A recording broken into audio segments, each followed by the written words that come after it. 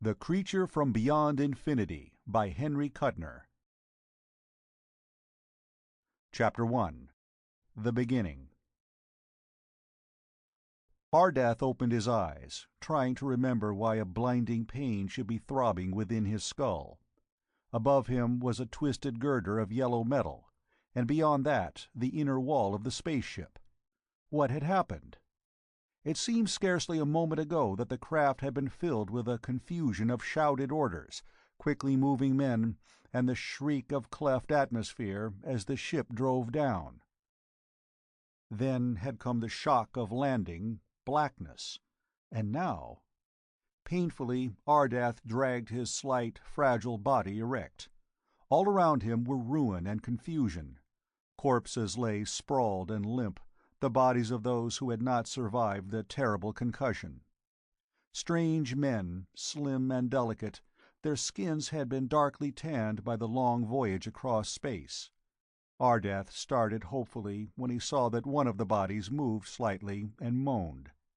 Theron the commander, highest in rank and wisdom, had survived. A wave of gratefulness swept through Ardath. He was not alone on this new, unknown world, as he had feared. Swiftly he found stimulants and bent over the reviving man. Theron's gray, beardless face grew contorted. His pallid blue eyes opened. He drew a lean hand over his bald head as he whispered, "Ardath." A rocking shudder shook the ship, then suddenly died. "Who else is alive?" Theron asked with painful effort. "I don't know, Theron," Ardath replied softly. "Find out." Ardath searched the huge golden ship. He came back with despair on his drawn, harrowed features. "You and I are the only ones left alive, Theron." The commander gnawed at his lips. "So, and I am dying." He smiled resignedly at Ardath's sudden protest. "It's true, Ardath. You do not realize how old I am. For years we have gone through space, and you are the youngest of us. Unshield a port. Let me see where we are." "The third planet of this system," Ardath said. He pressed a button that swung back a shutter from a nearby port in the golden wall. They saw nothing but darkness at first. Then their eyes became accustomed to the gloom. The ship lay beached on a dim shore. Blackly ominous, the strange world loomed through the gray murk of vague light that filtered through the cloudy sky. A slow drizzle of rain was falling. "Test the atmosphere," Theron commanded. Ardath obeyed. The spectroscopic analysis, made from outer space, had indicated that the air here was breathable. The chemical test confirmed this. At Theron's request, Ardath opened a space lock. Air surged in with a queerly choking sulphurous odor. The two men coughed rackingly until eventually they became accustomed to it. "Carry me out," the commander said quietly. His glance met and locked with Ardath's as the younger man hesitated. "I shall die soon," he insisted gently. "But first I must know that I have reached my goal." Silently, Ardath lifted the slight figure in his arms. He splashed through the warm waves and gently laid Theron down on the barren beach. The sun, hidden behind a cloud blanket, was rising in the first dawn Ardath had ever seen. A gray sky and sea, a dark shore— those were all he actually saw. Under Ardath's feet he felt the world shudder with the volcanic fires of creation. Rain and tide had not yet eroded the rocks into sand and soil. No vegetation grew anywhere. He did not know whether the land was an island or a continent. It rose abruptly from the beach and mounted to towering crags against the inland skyline. Theron sighed. His thin fingers groped blindly over the rocky surface on which he lay. "You are space-born, Ardath," he said painfully. "You cannot quite realize that only on a planet can a man find a home. But I am afraid—" His voice died away. Then it rose again, strengthened. "I'm dying, but there is something I must tell you first. Listen, Ardath. You never knew your mother planet, Kyria. It is light years away from this world, or it was. Centuries ago, we discovered that Kyria was doomed. A wandering planetoid came so close that it would inevitably collide with us and destroy our civilization utterly. Kyria was a lovely world, Ardath." "I know," Ardath breathed. "I have seen the films in our records." "You have seen our great cities, and the green forests and fields." An agonizing cough rocked the dying commander. He went on hastily. "We fled. A selected group of us made this spaceship and left Kyria in search of a new home. But of the hundreds of planets that we found, none was suitable. None would sustain human life. This, the third planet of this yellow sun, is our last hope. Our fuel is almost gone. It is your duty, Ardath, to see that the civilization of Kyria does not perish." "But this is a dead world," the younger man protested. "It is a young world," Theron corrected. He paused, and his hand lifted, pointing. Ardath stared at the slow, sullen tide that rippled drearily toward them. The gloomy wash of water receded, and there, on the rocky slope, lay something that made him nod understandingly. It was not large. A greasy, shining blob of slime, featureless and repulsive, it was unmistakably alive, undeniably sentient. The shimmering globule of protoplasm was drawn back with the next wave. When Ardath's eyes met Theron's, the dying man smiled triumphantly. "Life! There's sun here, Ardath, beyond the clouds. A sun that sends forth energy, cosmic rays, the rays of evolution. Immeasurable ages will pass before human beings exist here, but exist they will. Our study of countless other planets enables us to predict the course of evolution here. From the unicellular creatures will come sea beings with vertebrae, then amphibii and true reptiles. Then warm-blooded beasts will evolve from the flying reptiles and the dinosaurs. Finally, there will be ape-like men, who will yield the planet to true men. But it will take millennia." "You must remain here," Theron stated. "How many of us survived the voyage from Kyria? You must wait, Ardath, even 1,000,000 years if it is necessary. Our stasis ray kept us in suspended animation while we came across space. Take the ship beyond the atmosphere. Adjust it to a regular orbit, like a second satellite around this world. Set the controls so you will awaken eventually, and be able to investigate the evolutionary progress of this planet. You will wait a long time, I admit, but finally you will find men." "Men like us?" Theron shook his head regretfully. "No. Supermentality is a matter of eugenically controlled breeding. Occasionally a mental giant will be born, but not often. On Kyria we bred and mated these mental giants, till eventually their progeny peopled the planet. You must do the same with this world." "I will," Ardath consented. "But how? Go through the ages.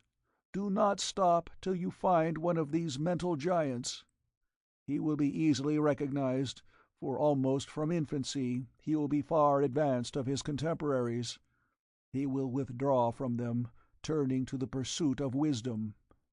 He will be responsible for many of the great inventions of his time. Take this man, or woman perhaps, and go on into time, until you have found a mental giant of the opposite sex. You could never mate with a female of this world, Ardath. Since you are from another system, it would be biologically impossible. The union would be sterile. This is your duty. Find a supermentality.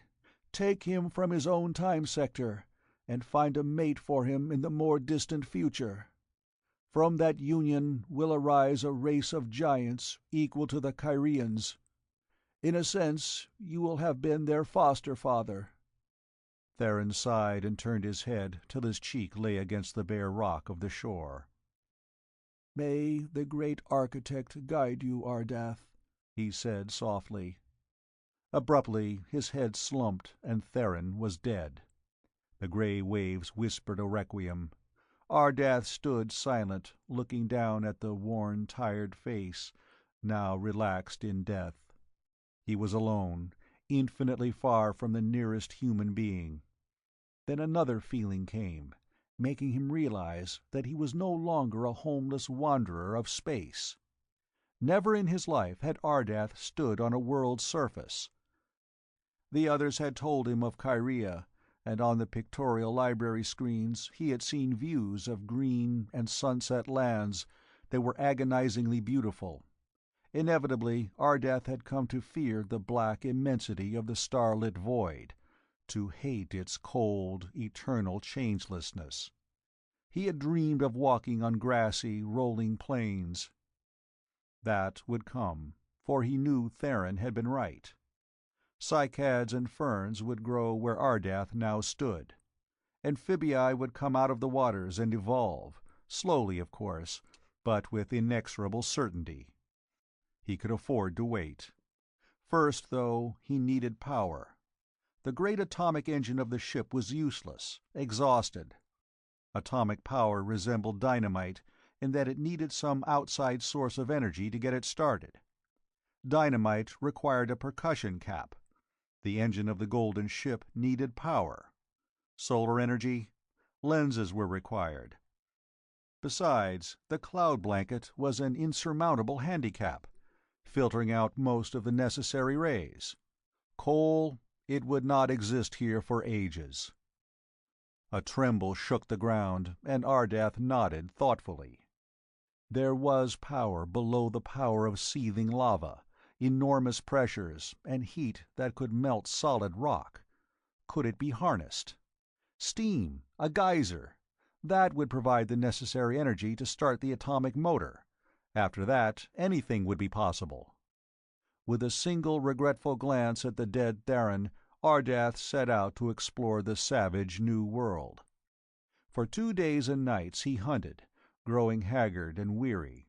At last he found an area of lava streams, shuddering rock, and geysers. Steam feathered up into the humid air, and to the north a red glow brightened the grey sky. Ardath stood for a while watching. His quest was ended. Long weeks of arduous work still lay ahead, but now he had no doubt of ultimate success. The steam demons would set the atomic motor into operation. After that, he could rip ores from the ground and find chemicals. But after that, the ship must be made spaceworthy again, though not for another long voyage. Such a course would be fruitless. Of all the planets the Kyrians had visited, only this world was capable of supporting life. As yet, mere cells of blind, insensate protoplasm swarmed in the sullen seas, but those cells would develop. Evolution would work upon them. Perhaps in 1,000,000 years human beings, intelligent creatures, would walk this world. Then, one day, a super-mentality would be born, and Ardath would find that kindred mind. He would take that mental giant into the future, in search of a suitable mate. After dozens of generations there would arise a civilization that would rival that of Kyria, his home planet, now utterly destroyed without trace. Time passed as Ardath worked. He blasted out a grave for Theron on the shore where the old Kyrian had died. He repaired the golden craft. Tirelessly he toiled. 5 months later the repaired spaceship rose, carrying its single passenger. Through the atmosphere it fled. It settled into an orbit, became a second, infinitesimal moon revolving around the mother planet. Within it, Ardath's robot machinery began to operate. A ray beamed out, touching and bathing the man's form, which was stretched on a low couch. Slowly, consciousness left Ardath. The atomic structure of his body was subtly altered. Electrons slowed in their orbits. Since they emitted no quanta, Ardath's energy was frozen in the utter motionlessness of stasis. Neither alive nor dead, he slept. The ray clicked off. When Ardath awakened, he would see a different world, older and stranger. Perhaps it would even be peopled by intelligent beings. Silently, the spaceship swept on. Far beneath it a planet shuddered in the titanic grip of dying fires. The rains poured down, eroding, endless.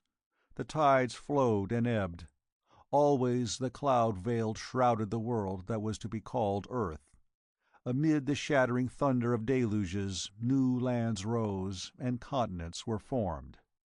Life, blind, hungry, and groping, crawled up on the beaches, where it basked for a time in the dim sunlight. Chapter 2. Youth. On August 7, 1924, an 8-year-old boy caused a panic in a Des Moines theater. His name was Stephen Court. He had been born to a theatrical family of mediocre talent, the crazy Courts they were billed. The act was a combination of gags, dances, and humorous songs. Stephen traveled with his parents on tour when they played one-night stands and small vaudeville circuits. In 1924, vaudeville had not yet been killed by the films. It was the beginning of the Jazz Age. Stephen was so remarkably intelligent even as a child that he was soon incorporated into the act as a mental wizard. He wore a miniature cap and gown, and was introduced by his parents at the end of their turn. "Any date. Ask him any historical date, my friends, and he will answer. The gentleman in the third row, what do you want to know?" And Stephen would answer accurately. When did Columbus discover America? When was the Magna Carta signed? When was the Battle of Hastings? When was Lafayette born? "Mathematical questions. You there." Stephen would answer. Mathematics was no riddle for him, nor algebra. The value of pi, he knew it. Formulas and equations slipped glibly from his tongue. He stood on the stage in the spotlight, his small face impassive, a small, dark-haired child with curiously luminous brown eyes, and answered all questions. He read omnivorously every book he could manage to obtain. He was coldly unemotional, which distressed his mother, and he hid his thoughts well. Then, on that August night, his me suddenly changed. The act was almost over. The audience was applauding wildly. The Courts stood on each side of the boy, bowing, and Stephen stood motionless, his strange, glowing eyes staring out into the gloom of the theater. "Take your bows, kid," Court hissed from the side of his mouth. But the boy didn't answer. There was an odd tensity in his rigid posture. His expressionless face seemed strained. Only in his eyes was there life, and a terrible fire. In the theater a whisper grew to a murmur, and the applause died. Then the murmur swelled to a restrained roar until someone screamed, "Fire!" Court glanced around quickly. He could see no signs of smoke or flame, but he made a quick gesture and the orchestra leader struck up a tune. Hastily, the man and woman went into a routine tap dance. "Steve," Court said urgently, "join in." But Stephen just stood there, and through the theater the roar rose to individual screams of panic. The audience no longer watched the stage. They sprang up and fought their way to the exits, cursing, pushing, crowding. Nothing could stop it. By sheer luck, no one was killed.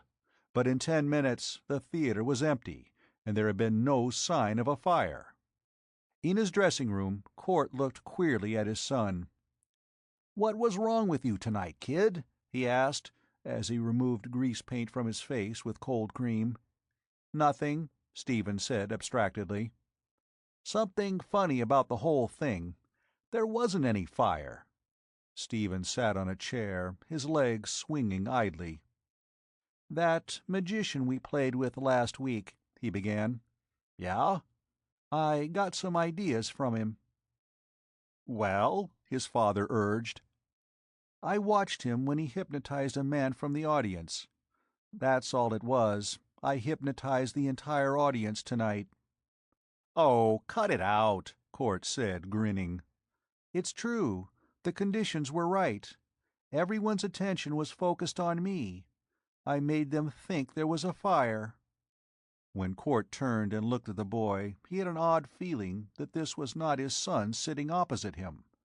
The round face was childish, but the eyes were not. They were cold, watchful, direct. Court laughed without much conviction. "You're crazy," he said, turning back to the light-rimmed mirror. "Maybe I am," Stephen said lightly. "I want to go to school. Will you send me?" "I can't afford it. Anyway, you're too big an attraction. Maybe we can manage later." Stephen did not argue. He rose and went toward his mother's dressing room, but he did not enter. Instead, he turned and left the theater. He had determined to run away. Stephen already knew that his brain was far superior to the average. It was as yet unformed, requiring knowledge and capable training. Those he could never get through his parents. He felt no sorrow or pity on leaving them. His cool intellect combined with the natural cruelty of childhood to make him unemotional, passionlessly logical. But Stephen needed money, and his youth was a handicap. No one would employ a child, he knew, except perhaps as a newsboy. Moreover, he had to outwit his parents, who would certainly search for their son. Strangely, there was nothing pathetic about Stephen's small figure as he trudged along the dark street. His iron singleness of purpose and his ruthless will gave him a certain incongruous dignity. He walked swiftly to the railroad station. On the way he passed a speakeasy. A man was lying in the gutter before the door, an unshaved derelict, grizzled of hair and with worn, dissolute features. He was mumbling drunkenly and striving helplessly to rise. Stephen paused to watch. Attracted by the silent gaze, the man looked up. As the two glances met, inflexible purpose grew in the boy's pale face. "Want a drink," the derelict mumbled. "Gotta. They won't give old Sammy a drink." Stephen's eyes again grew luminous. They seemed to bore into the watery eyes of the hobo, probing, commanding. "Eh?" the drunkard asked blankly. Sammy's voice died off uncertainly as he staggered erect. Stephen gripped his arm, and the two went down the street. In a dark doorway, they paused. The foggy, half-wrecked brain of the tramp was no match for Stephen's hypnotic powers. Sammy listened as the boy talked. "You're catching a freight out of town. You're taking me with you. Do you understand?" "Eh?" Sammy asked vaguely. In a monotonous voice, the boy repeated his commands. When the drunkard finally understood, the two headed for the railway station. Stephen's plans were made. To all appearance, he was a mere child. He could not possibly have fulfilled his desires alone. The authorities would have returned him to his parents, or he would have been sent to a school as a public charge. What man could recognize in a young boy an already blossoming genius? Stephen's super-mentality was seriously handicapped by his immaturity. He needed a guardian, purely nominal, to satisfy the prejudices of the world. Through Sammy, he could act. Sammy would be his tongue, his hands, his legal representative. Men would be willing to deal with Sammy, where they would have laughed at a child. But first, the tramp would have to be metamorphosed into a useful citizen. That night they rode in a chilly boxcar, headed east. Hour after hour, Stephen worked on the brain of his captive. Sammy must be his eyes, his hands, his provider. The train rolled on through the darkness, the wheels beating a clicking melody toward the east. It was not easy, for the habits of years had weakened Sammy's body and mind. He was a convinced tramp, lazy and content to follow his wanderlust. But always Stephen drove him on, arguing, commanding, convincing. Hypnosis played a large part in the boy's ultimate success. Sammy got a job, much against his will, and washed dishes in a cheap restaurant for a few weeks. He shaved daily and consistently drank less. Meanwhile, Stephen waited, but he did not wait in idleness. He spent his days visiting automobile agencies and studying the machines. At night, he crouched in a cheap tenement room, sketching and designing. Finally, he spoke to Sammy. "I want you to get another job. You will be a mechanic in an automobile factory." He watched Sammy's reaction. "Aw, I can't, Steve," the man protested. "They wouldn't even look at me. Let's hit the road again, huh?" "Show them these," Stephen ordered, extending a sheaf of closely written papers and drawings. "They'll give you a job." At first, the foreman told Sammy to get out, after a glance at his red-rimmed eyes and weak, worn face. But the papers were a magic password. The foreman pondered over them, bewilderingly scrutinized Sammy, and went off to confer with one of the managers. "The man's good," he blurted. "He doesn't look it, but he's an expert mechanic, just the kind of man we need. Look at these improvements he's worked out. This wiring change will save us thousands annually. And this gear ratio. It's new, but it might work. I think—" "Send him in," the manager said hastily. Thus Sammy got his job. Actually, he wasn't much good, but every month or two he would show up with some new improvement, some unexpected invention that got him raises instead of dismissal. Of course, Stephen was responsible for all this. He had adopted Sammy. Stephen saw to it that they moved to a more convenient apartment, and now he went to school. Needing surprisingly little sleep, he spent most of his time studying. There was so much to learn, and so little time. To acquire the knowledge he wanted, he needed more and more money to pay for tutoring and equipment. The years passed with a peaceful lack of haste. Sammy drank little now, and took a great deal of interest in his work. But he was still a tramp at heart, eternally longing for the open road. Sometimes he would try to slip away, but Stephen was always too watchful. At last, the boy was ready for the next step. It was then early in 1927. After months of arduous toil, he had completed several inventions which he thought valuable. He had Sammy patent them, and then market them to the highest bidders. The result was more money than Stephen had expected. He made Sammy resign his job, and the two of them retired to a country house. He brought along several tutors, and had a compact, modern laboratory set up. When more money was required, the boy would potter around for a while. Inevitably, he emerged with a new formula that increased the already large annual income.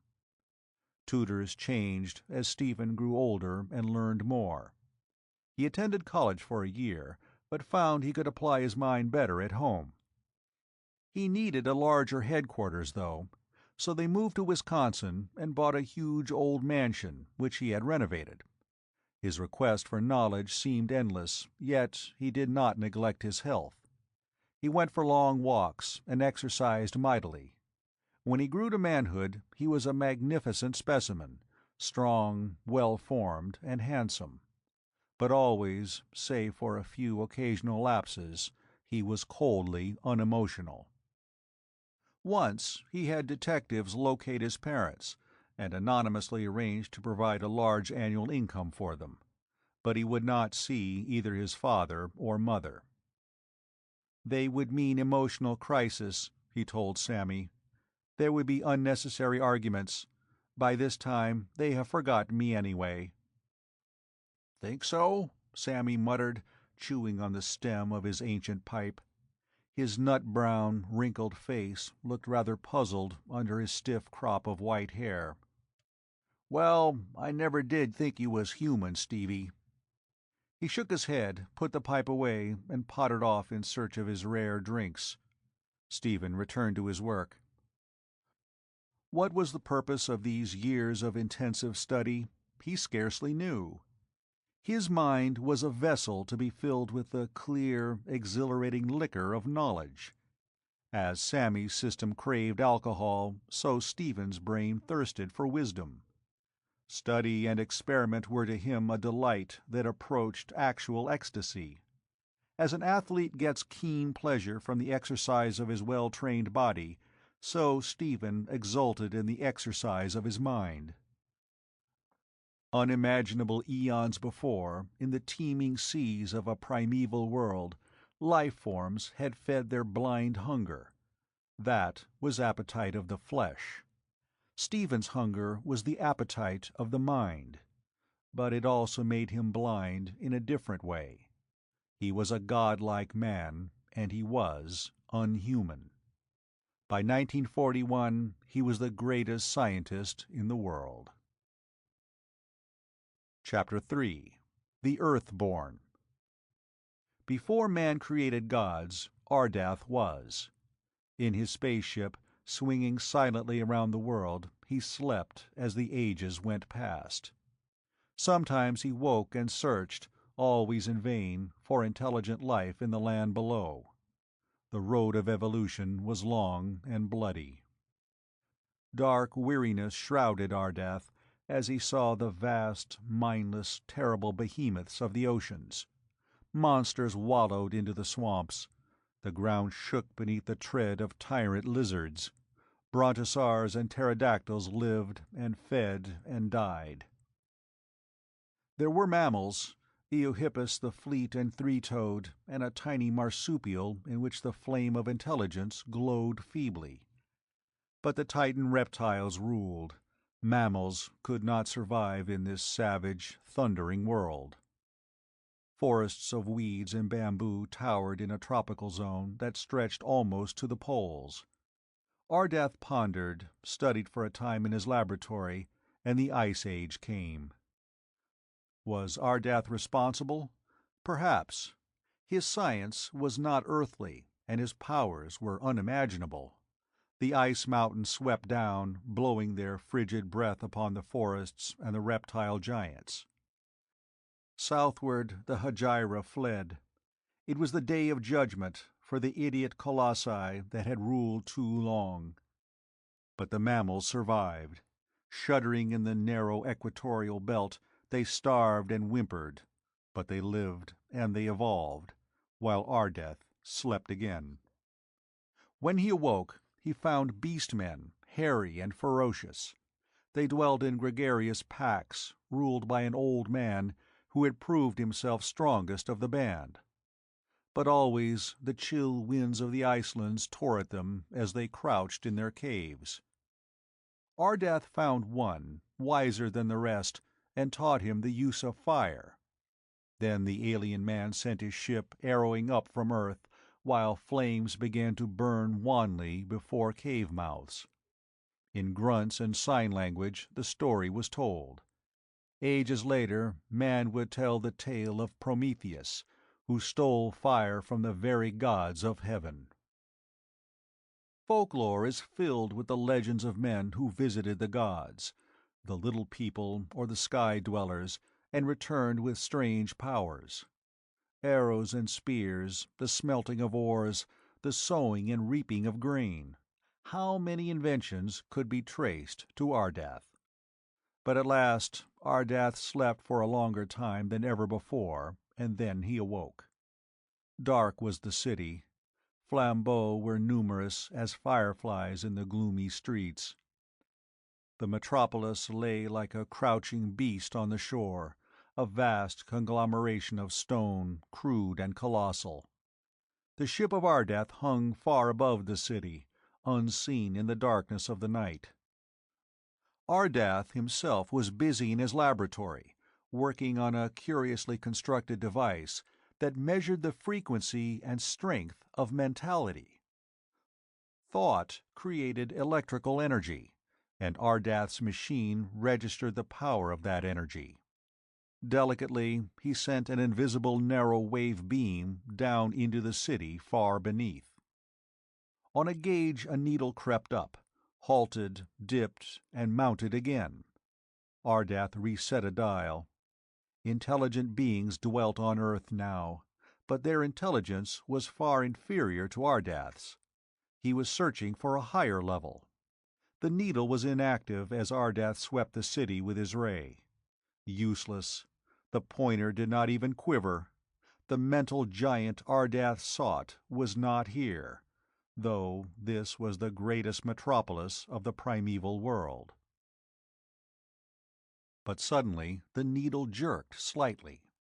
Ardath halted the ray and turned to a television screen. Using the beam as a carrier, he focused upon a scene that sprang into instant visibility. He saw a throne of black stone upon which a woman sat. Tall and majestic, an Amazon of 40 or more, she had lean, rugged features and wore plain garments of leather. Guards flanked her, gigantic, stolid, armed with spears. Before the throne a man stood, and it was at this man that Ardath stared. For months the Kyrian ship had scoured the skies, searching jungles and deserts. Few cities existed. On the northern steppes, shaggy beast-men still dwelt in caves, fighting the mammoth. But the half-men and the hairy elephants were rapidly degenerating. In mountain lakes were villages built on stilts and piers, sunken into the mud, but these clans were barbarous. Only on this island were there civilization and intelligence, though lamentably lower than Ardath's own level. The man from space watched the wisest human on this primitive Earth. In chains, the Earthman stood before the black stone. He was huge, massively thewed, with a bronzed, hairy skin showing through the rags he wore. His face resembled that of a beast, ferocious with hatred. Amber cat's eyes glared from beneath the beetling brows. The jutting jaw was hidden by a wiry beard that tangled around the nose that was little more than a snout. Yet in that brute body, Ardath knew, dwelt amazing intelligence. Shrewdness and cunning were well masked by the hideous face and form. What of the Queen? Curious to know, Ardath tested her with his ray. She, too, was more intelligent than most of the savages. These two are enemies, Ardath thought, and I imagine that the man faces danger or death. Well, what is that to me? I cannot live in a time where all are barbarians. It is best that I sleep again. Yet he hesitated, one hand resting lightly on the controls that would send the ship racing up into space. The barren loneliness of the void, the slow centuries of his dark vigil, crept with icy tentacles into his mind. He thought of the equally long, miserably lonely future. Suppose I sleep again and wake in a dead world. It could happen, for my own home planet was destroyed. How could I face another search through space? Theron and the rest had each other. He turned back again to watch the two people on the screen. They are intelligent, after a fashion, and they would be companions. If I took them with me, and we woke in a lifeless time, they could bring forth a new race which I could train eugenically into the right pattern. The decision was made. Ardath would sleep again in his ship, but this time not alone. He glanced at the screen, and his eyes widened. A new factor had entered the problem. Hastily, he turned to a complicated machine at his side. As Thordred the usurper stood before the throne of his queen, his savage face was immobile. Weaponless, fettered, he nevertheless glared with implacable fury at the woman who had spoiled his plans. Zaina met his gaze coldly. Her harsh features were darkly somber. "Well," she asked, "have you anything to say to me?" "Nothing," Thordred grunted. "I have failed, that is all." The huge, almost empty throne room echoed his words eerily. "Aye, you have failed," the Queen said. "And there is but one fate for losers who revolt. You tried to force me from my throne, and instead you stand in chains before me.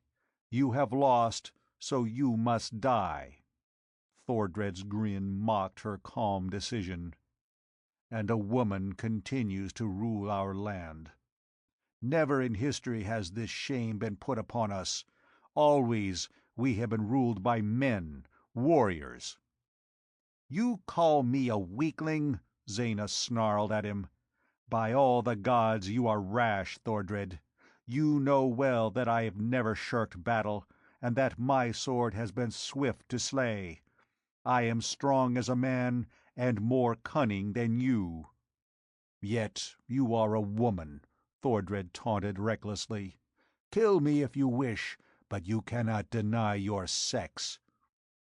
A shadow darkened Zaina's face as she glared venomously at her mocker. "Aye, I shall kill you," she said, "so slowly that you will beg for a merciful death. Then the vultures will pick your carcass clean on the mountain of the gods." Thordred suddenly shouted with laughter. "Save your words, wench. It is just like a woman to threaten with words. A man's vengeance is with spear, swift and sudden." He paused, and a curious light grew in his amber eyes. His great body tensed as Thordred listened. In the distance a tumult grew louder and louder, like the beating of the sea. Suddenly it was thundering through the throne room. Zaina sprang to her feet, her lips parted in astonishment. The vast doors at the end of the room burst inward. Through the portal poured a yelling mob. "Thordred!" they roared. "Ho! Thordred!" The giant grinned victoriously at Zaina. "Some are still faithful to me, it seems. They would rather see a man on the throne." A blistering curse burst from Zaina's lips. She snatched a spear from a guard and savagely drove its point at the prisoner.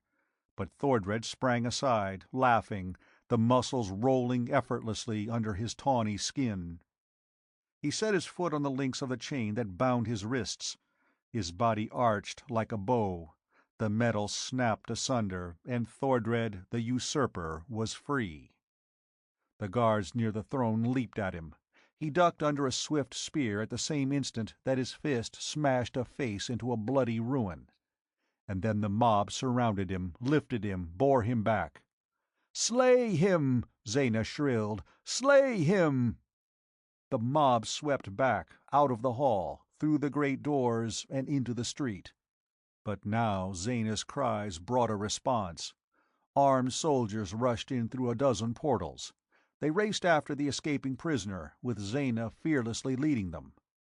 It was sunset. The western sky flamed blood-red. Down the street the crowd seethed, to halt in an open plaza. Grimly menacing, they turned at bay, Thordred at their head. He towered above the others with his chains dangling from his wrists and ankles. Zaina's men formed into a sizable army, filling the street from side to side. Arrows flew, hissing at the angry, triumphant mob. Over the city the low, thunderous muttering grew louder. "Revolt! Revolt!" It was civil war. But the conflict was not yet in contact. A space still lay between the two forces. Only spears and arrows had crossed it. "Charge!" Zaina shouted. "Slay them all!" Grinning, Thordred raised high his lance and shook it defiantly. The Queen's soldiers drew erect, and like a thundercloud they began to move. Abruptly they were sweeping forward, irresistible, a tidal wave bristling with steel barbs. The pounding of thin-shod feet hammered loud on the stones. In the forefront raced Zaina, her harsh face twisted with fury. Thordred let fly his spear. It missed its mark. At the last moment the giant had hesitated, and his gaze went up to the western sky. His jaw dropped in awe. For the first time Thordred was afraid. A scream rose, thin and wailing. "Demons!" someone cried. "Demons!" The soldiers slowed involuntarily in their charge, then one by one they halted. Struck motionless with fearful wonder, every man stood gaping toward the west. Against the blood-red sunset loomed actual demons. Giants, scores of feet tall they were, titans whose heads towered above the city's walls. A whole army of the monsters loomed black against the scarlet sky. These were not men. Shaggy, hump-shouldered, dreadful beings, more human than apes, but unmistakably beasts, they came thundering down upon the city. The frightful masks twisted in ferocious hunger. They swept forward. No one noticed that their advance made not the slightest sound. Panic struck the mobs. Both sides dropped their weapons to flee. From the sky a great shining globe dropped. It hovered above the plaza. Two beams of light flashed down from it. One struck Thordred, bathing him in crawling radiance. The other caught Zaina. The man and the woman alike were held motionless. Frozen, paralyzed, they were swept up, lifted into the air. When they reached the huge globe, they seemed to disappear. The sphere then rose, dwindled quickly to a speck, and was gone. Surprisingly, the giants had also vanished. Ardath adjusted the controls. Sighing, he turned away. The ship was back in its orbit, circling the Earth. It would not deviate from that course for centuries, until the moment Ardath's hand moved its controls. He picked up a small metal box, stepped out of the laboratory, and closed the panel. On the floor at his feet lay the unconscious forms of Zaina and Thordred. Ardath set down the box. This would be a new experiment, one that he had never tried. He could not speak the language of these Earthlings, nor could they speak his. But knowledge could be transmitted from one brain to another. Thought patterns were a form of energy, and that could be transferred, just as a matrix may stamp out duplicates. First, the man.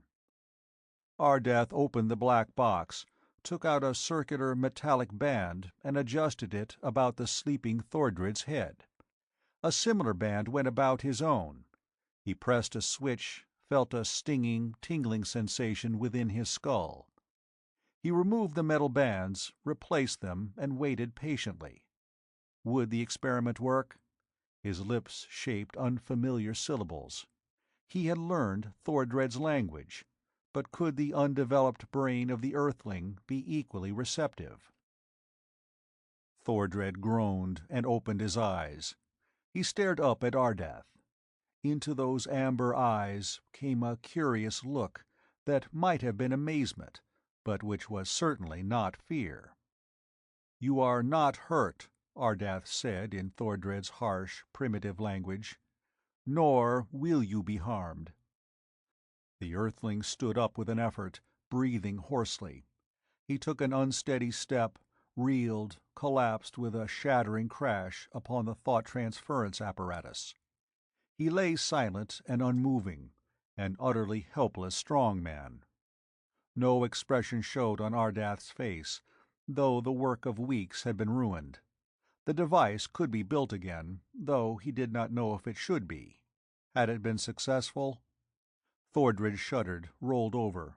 Painfully, he rose and leaned weakly against the wall.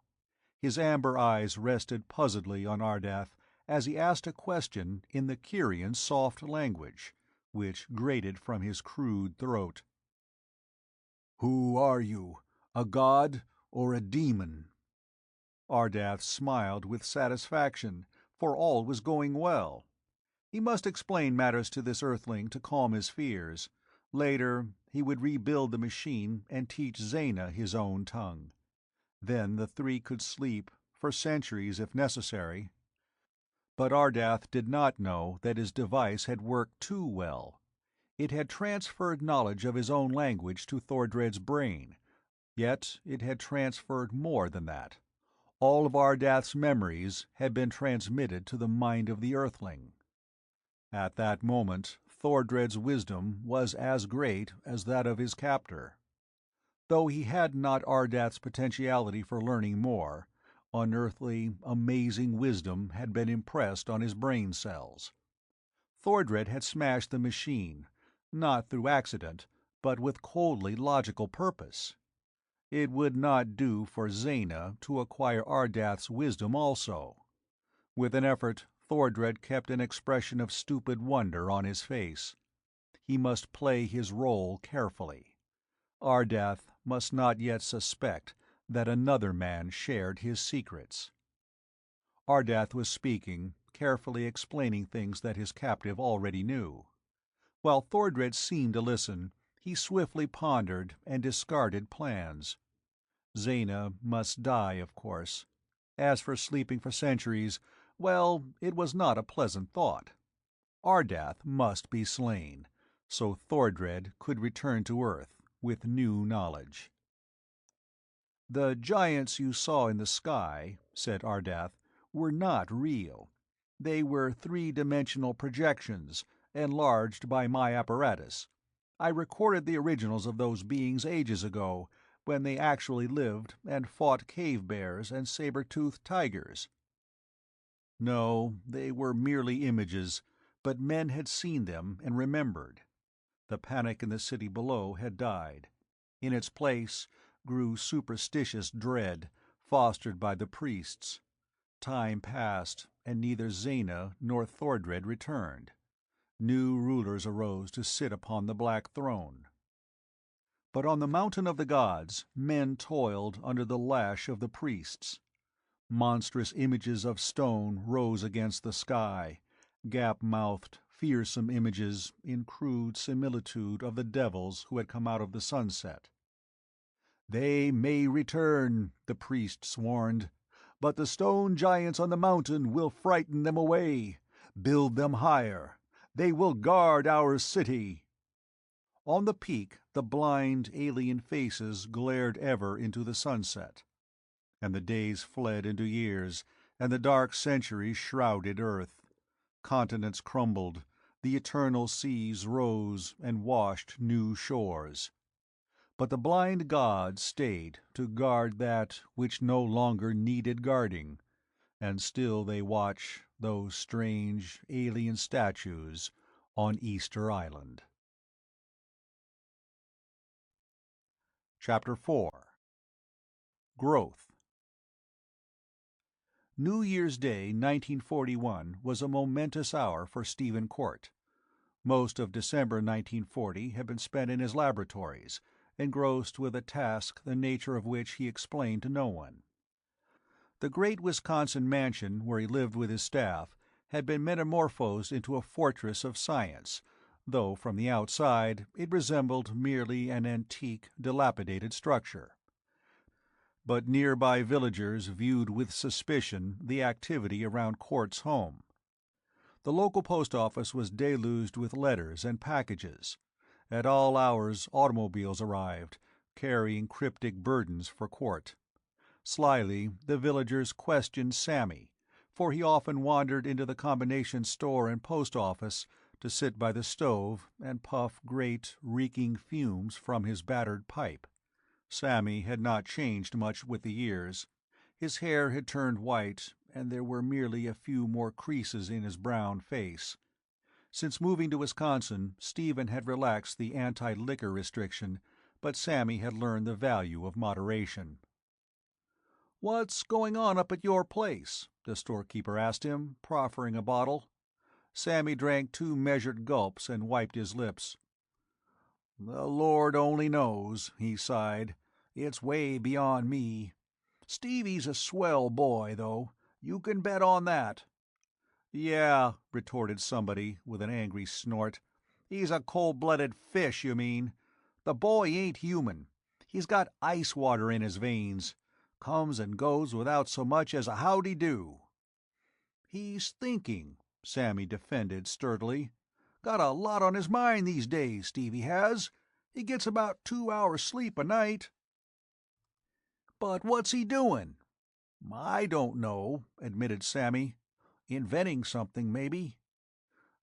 "More than likely he'll blow us all up one of these fine days," grunted the storekeeper. The loungers around the stove nodded in agreement. "Here's the tram coming in. Hear it?" Sammy settled himself more comfortably. "There ought to be a package for Stevie, then." There was. The old man took the parcel and left the station. He stood for a time, watching the train disappear into the distance. Its whistle sang a seductive song that aroused nostalgia in Sammy's bosom. He sighed, remembering the old days when he had been a hungry, carefree bindlestiff. Well, he was better off now, well fed and cared for, without any worries. But it was nice to hear a train whistle once in a while. He climbed into the roadster and zoomed off toward the mansion. 10 minutes later, he let himself into the hall, to be met by an anxious-eyed girl in a white uniform. "Did it come?" she asked. "Sure, Marion. Here it is." He gave her the parcel. Holding it tightly, she turned and hurried away. Since her arrival 3 years ago, Marion Barton had become a fixture in the house. She had been hired at first as a temporary laboratory assistant, during the absence of the regular one, but she had interested Court, who saw surprising capabilities in her. The fact that Marion was altogether lovely, slim, brown-eyed, dark-haired, with a peach complexion and remarkably kissable lips, meant nothing at all to Court. He merely catalogued her as a perfect physical specimen, thoroughly healthy and concentrated on the more interesting occupation of investigating her mind. What he found there pleased him. "She's intelligent," he told Sammy, "and she is meticulously careful. I have never seen her make a mistake. She's such a perfect assistant for me that we work in complete harmony. The girl seems to know exactly what I want, whether to hand me a scalpel or a lens, and she's completely unemotional. I shall keep her on, Sammy, and train her." "Uh-huh," said the old man, nodding wisely. "She does all that, and she's completely unemotional, eh? Well, maybe so. Sure she ain't in love with you, Stevie?" "Rot," Court snapped. But it made him think it was necessary to warn Marion. "I'll pay you well," he explained to her, "and give you an invaluable training, but I have no time for emotional unbalance. I cannot afford distractions. Do you understand me?" "Well," Marion observed with desperate levity, "I'll wear horn-rimmed glasses if you want, and hoop skirts if my legs distract you." "Not at all.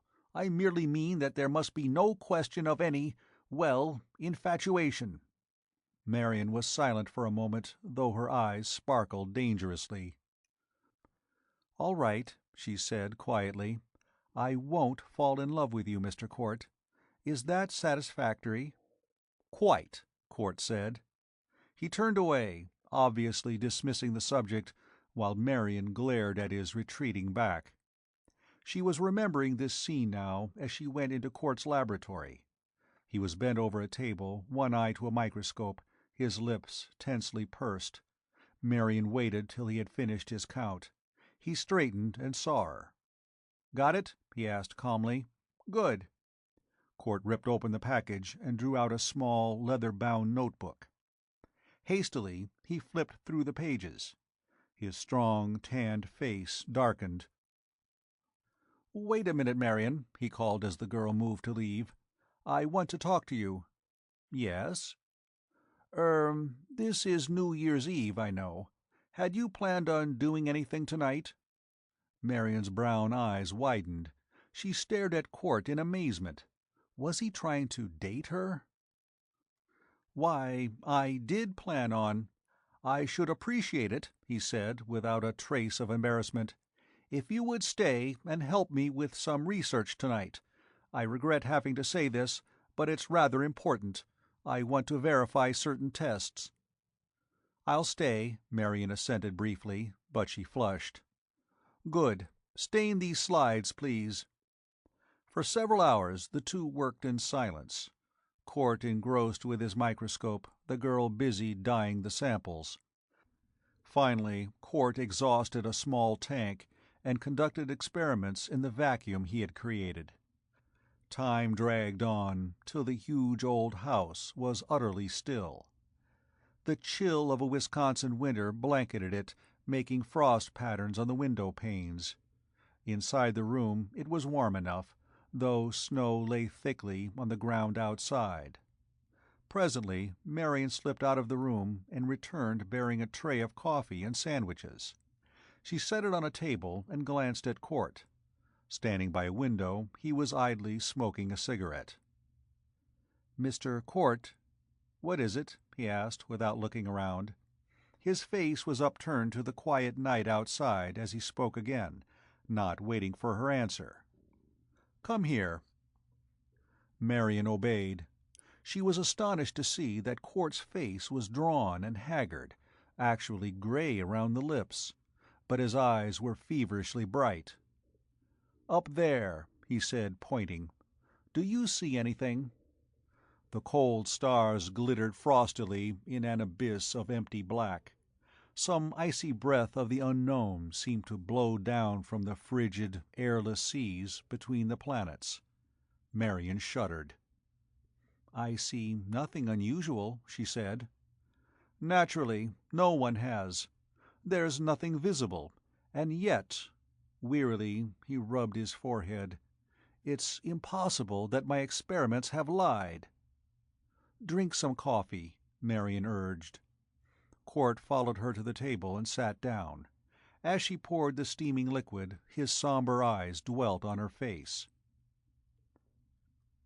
"Are you game for an airplane trip into Canada?" he asked abruptly.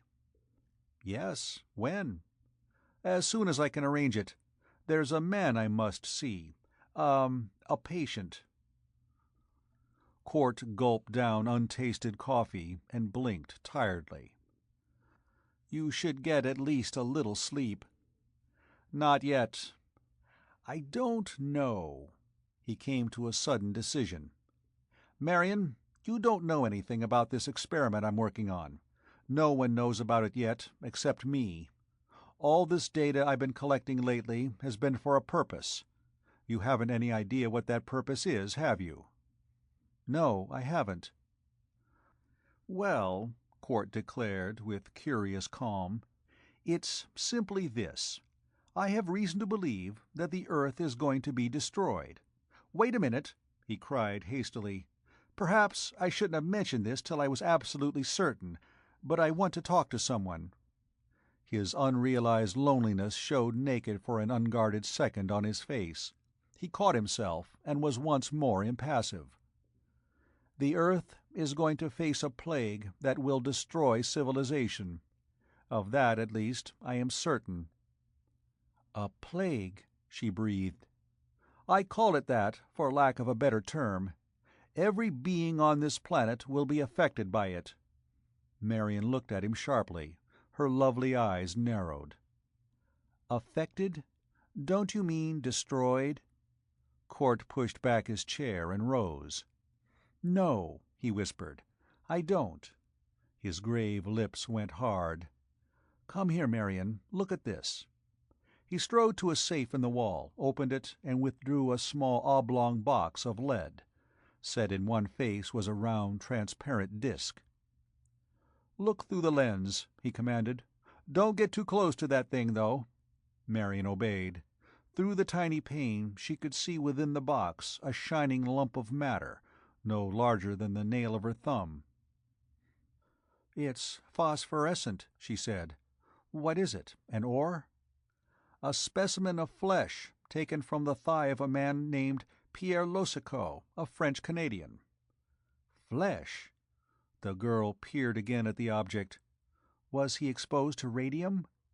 Court replaced the box in the safe. "No, nothing like that.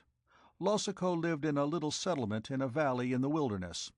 A month ago he staggered into the nearest town, emaciated and nearly dead. His story was just about unbelievable. He claimed that one day a heavy fog, abnormally heavy, blanketed his valley and affected the inhabitants peculiarly.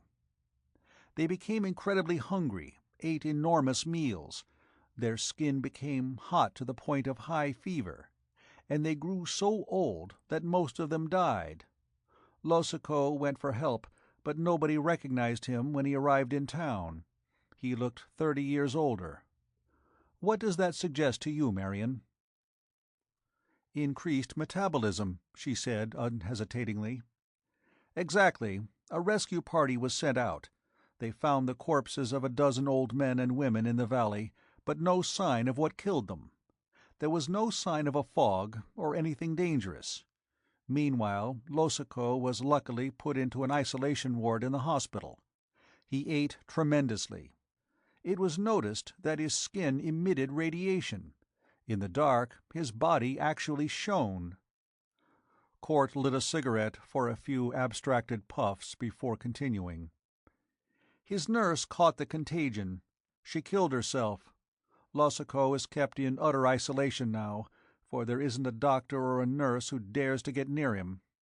When Dr. Granger wired me, I suggested lead insulation so he could obtain his specimen for me to study.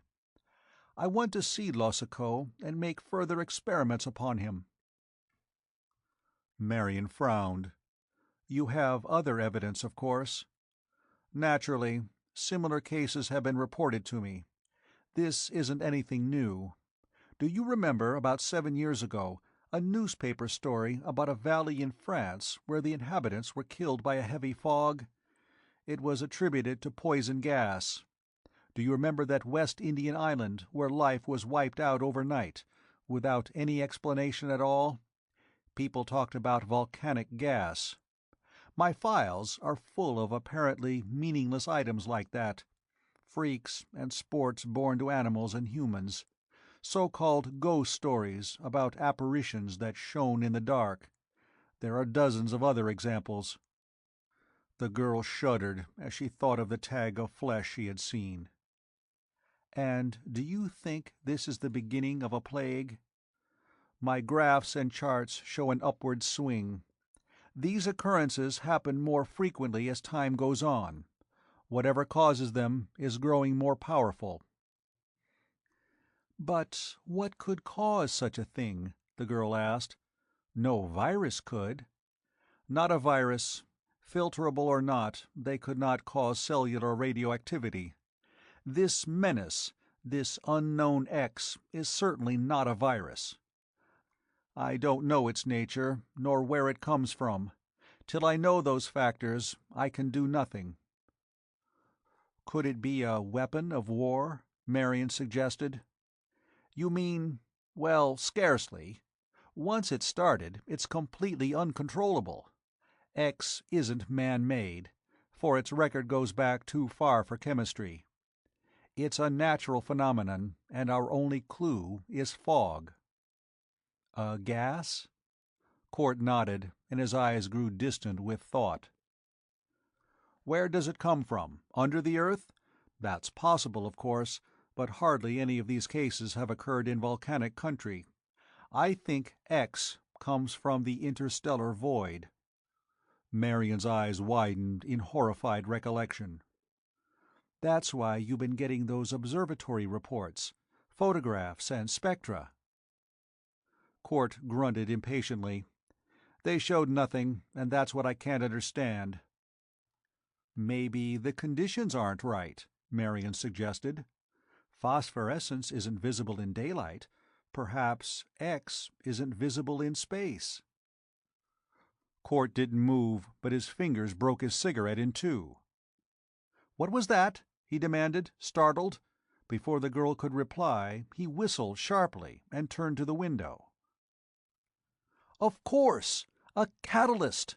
Some element in our atmosphere makes X visible, and perhaps dangerous as well.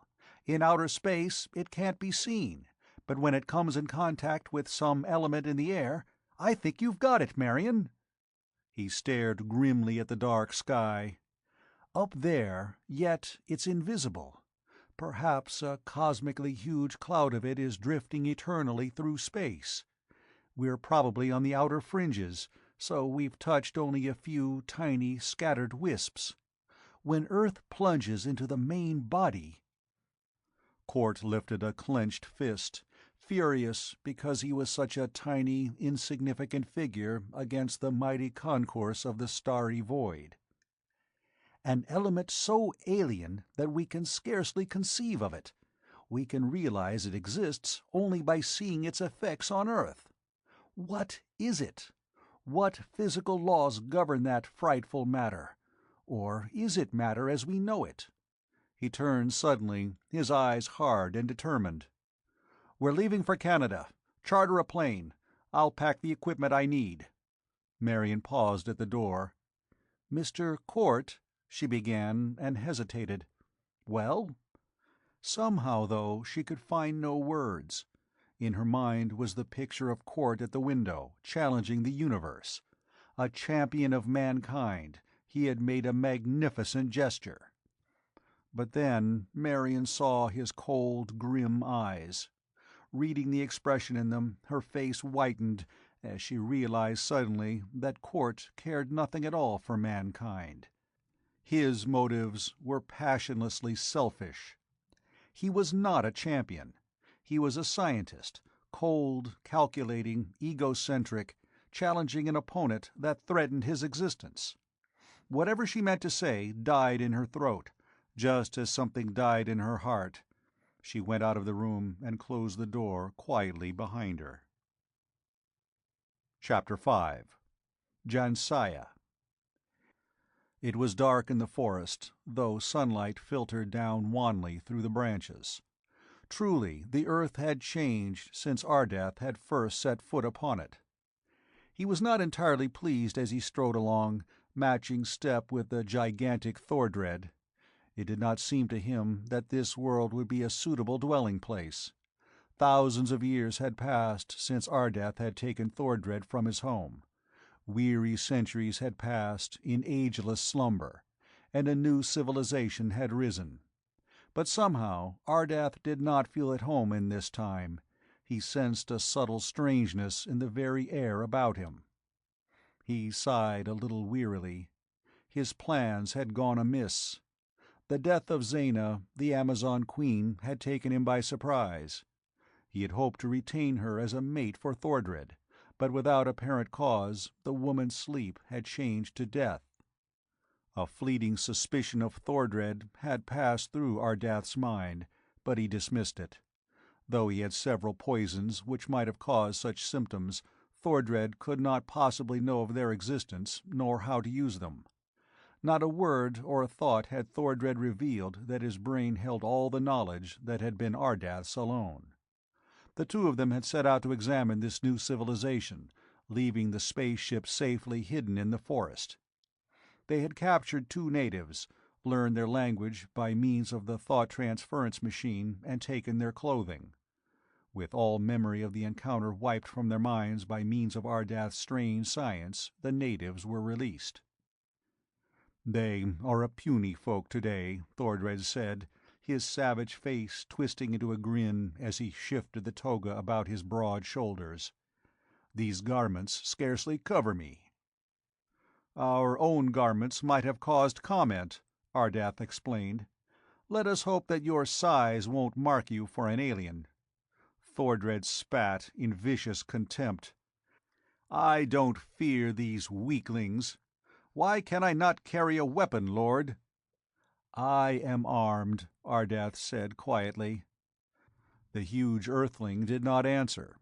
He had not wished to accompany Ardath on this expedition. If Thordred could have remained in the ship, he would have had free access to the laboratory.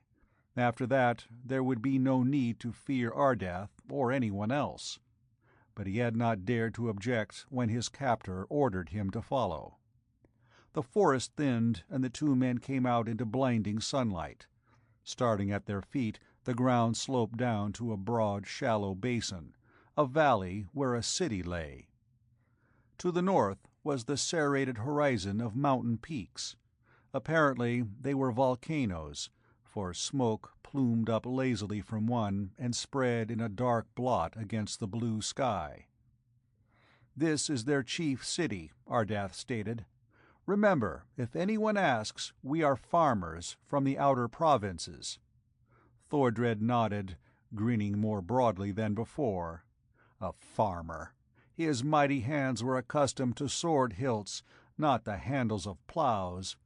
But he had good reason not to argue. The metropolis was unwalled.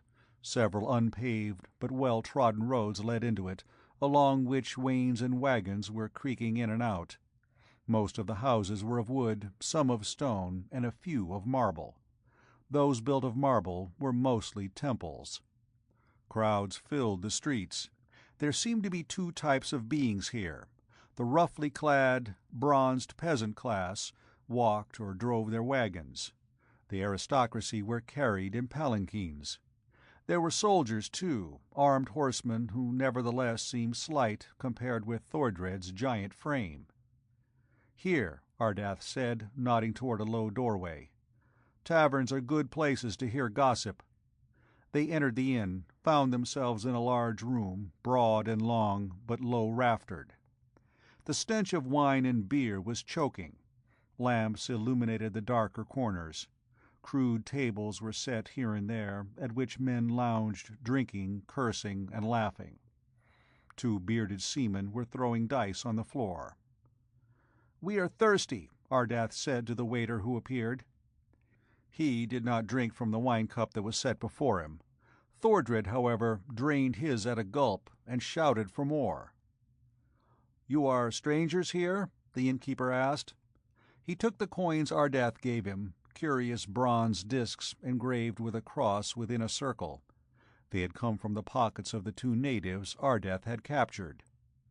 "Yes, it is our first visit." "You come to trade?" "No," Ardath replied. "We are here to catch a glimpse of the woman whose fame has traveled even to the outer provinces. Men say that her beauty is blinding." "So?" the landlord asked, his eyebrows lifting. "What is her name?" "That I do not know," Ardath said, "but I can draw her features." He took from his garments a stylus of his own devising and hastily sketched a face on the boards of the table. The likeness was so nearly photographic that the innkeeper instantly recognized it. "By the mountain, you are an artist! That's Jansaya, the priestess. She's beautiful enough, or so men say, only you can't see her. The priestesses of Dagon never leave their temple, and men can worship only during the sea festival. Once a year men gaze on Jansaya as she serves the god. You have 10 months to wait." "I see," Ardath said, his face falling unhappily.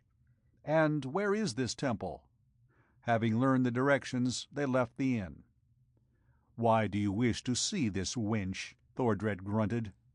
"She is the wisest in this time," Ardath said. "I learned that before we landed here." Hovering high over the land in his spaceship, he had located Jansaya with his ray device, and noted her high intelligence. The unexpected death of Zena the Amazon still rankled in him. He had determined to secure a substitute, and Jansaya was the logical one. She would accompany Ardath and Thordred into time, for he had decided not to remain in this civilization. It did not fulfill his requirements. The two men reached the outskirts of the temple. As yet, Ardath had not decided on any definite plan, knowing that first he must find the priestess. "Wait here," he said. "Do not move away till I return." The giant drew back in the shelter of a tree, watching Ardath cross the thoroughfare toward a gate, where a soldier lounged on his spear. The guard straightened, ready to challenge the Kyrian's entry into the city. Suddenly his eyes went blank and blind as they met Ardath's.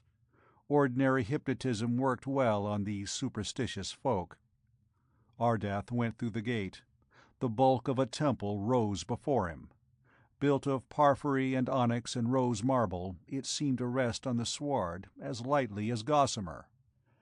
Despite its hugeness, it had been constructed with an eye for proportion, so that it was utterly lovely, a symphony in stone. A curving stairway rose toward bronze gates that stood ajar, with a soldier on guard at each side. Quietly, Ardath went on.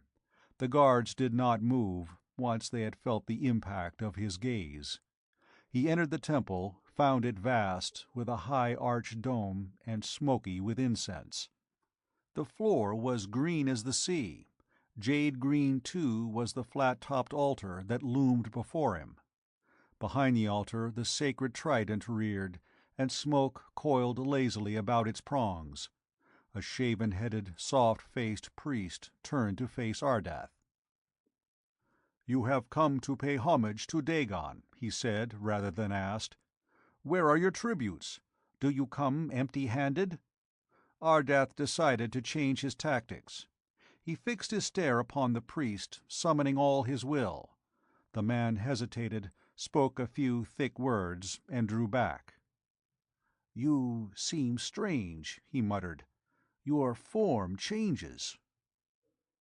To the hypnotized priest it seemed as though a light mist had gathered about Ardath's body. It thickened and swirled, and suddenly where had been the figure of a man was something entirely different. It was Dagon, the sea god, as the priest pictured him in his own imagination. The man went chalk white. He collapsed to the floor, so paralyzed with fright and amazement that for a moment Ardath feared he had fainted. "You know me," Ardath said softly. "Great Master, forgive your servant." The priest babbled frantic, incoherent prayers that sounded like gibberish. "Bring the priestess Jansaya to me," Ardath commanded. "At once! At once!" The man backed behind a tapestry and was gone. Ardath lifted ironic eyebrows, for this was altogether too easy. When he felt under his robe for certain weapons he had brought with him from the ship, he nodded. Hypnotism was a ticklish trick. It was undependable, whereas weapons were not. But the priest returned, leading a veiled, slight, feminine figure. Both bowed to the floor. Ardath lifted the girl to her feet. He pulled aside the veil, found that no deception had been practiced upon him. This was the priestess, the beautiful Jansaya. Chapter 6. Unforgettable Land. Wonderfully lovely she was, with elfin, childlike features that somehow held a certain sophistication, and even a suggestion of inherent, latent cruelty. Her hair was bright gold, her eyes sea-green. Though she was tiny as a nereid, her delicately symmetrical figure was not in the least childlike. She came closer to Ardath. Suddenly he felt a searing pain on his arm and drew away sharply. "This is no god!" Jansaya cried, her voice like tinkling silver bells. "Blood flows through his veins. He is human, and an impostor." She drew away, a small dagger still clenched in her hand. Ardath glanced wryly at the long scratch on his arm, yet he caught the quick stir of movement. As though by magic, the temple was full of shaven-headed priests. From behind the tapestried walls they came swiftly, forming a ring about Ardath. Their steel swords glittered no less coldly than their eyes. "We, too, know something of hypnotism," one of them rasped in contempt. "There are ways of testing even gods." Ardath thought quickly. His foes were at least 200. Hypnotism would be useless now, but he had other weapons. Under his gown was a projector that would have slain every priest in the temple if he had cared to use it. He did not. Ardath's alien philosophy forbade the unnecessary taking of me. Instead, his hand, hidden in a fold of the toga, moved almost imperceptibly. A tiny crystalline sphere dropped to the green tiles of the floor, and Ardath put put his sandaled foot over it. "Do you yield?" the leader of the priests asked. Ardath smashed the globe with his soul, at the same time holding his breath. Instantly, a colorless, odorless gas diffused through the temple. The priests no longer could move. Frozen, statue-like, they stood gripping their weapons and staring blindly straight ahead. The gas had a certain anesthetic quality which warped their time sense and slowed down their reactions tremendously. To their slowed vision it seemed as though Ardath vanished instantaneously when he stepped aside. Hastily he looked around, still holding his breath. The temple was silent. No new enemy had appeared. Ardath wrenched a sword from a motionless priest and held it lightly in his right hand. He strode quickly to the priestess and lifted her under one arm. Ardath was no giant, but his muscles were steel-strong, and Jansiah was tiny. Carrying his light captive, he hurried out of the temple. The two guards at the gate had not moved. They remained passive as Ardath descended the stairs and went through the outer portal into the street. The sentry there was also motionless and silent. But behind Ardath rose a clamor and an outcry. Nowhere could huge Thordred be seen. He had not waited. Perhaps he had been taken prisoner. Ardath's first step now was to return to the ship. After that, when the Kyrian gathered more resources, Thordred could be rescued. But at that moment there was no time for delay. Bending low, Ardath ran along the street. The noise of pursuit followed close behind him, abruptly swelling to a thunder of iron hoofs. Down upon the Kyrian rode a horseman in glittering armor, sword lifted in menace. The bearded soldier shouted a searing curse. Out of the temple gates the priests poured. "Slay him!" they yelled as they raced after Ardath. "Slay him!" Ardath had no time to employ any weapon but the sword that was bare in his hand. He threw Jansiah aside out of danger.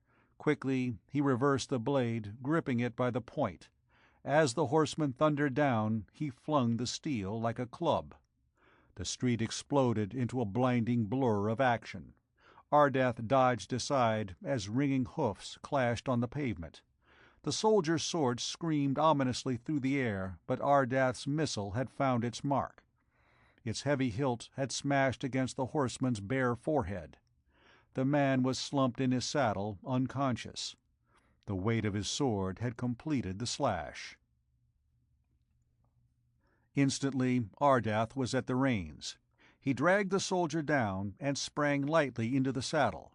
He wheeled the mount. Reaching low over the side, he picked up Jansiah and gently, though swiftly, put the limp figure across the saddle before him. The horse reared and charged down the street, scattering yelling priests before its thundering hoofs. Never before had Ardath ridden a horse, nor even seen one of its kind, but eons ago, in the Miocene age, he had studied the small, fleet Neo-Hipparion. He instantly recognized the similarity between the modern and the prehistoric desert horse. Animals had never feared nor distrusted Ardath, for he understood them too well.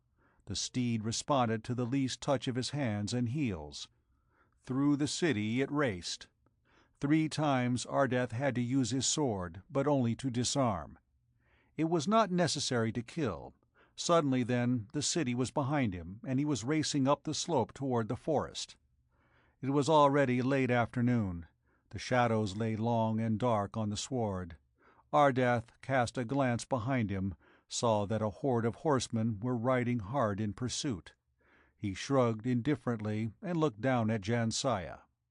Undisturbed, she still slept. He studied her face, realizing that it was lovely beyond imagination, though the perfect lips were somewhat arrogant, a little cruel. With his knowledge to combat those traits, he could make her a fit mate for any superior man. But what had happened to Thordred? Ardath was beginning to grow worried.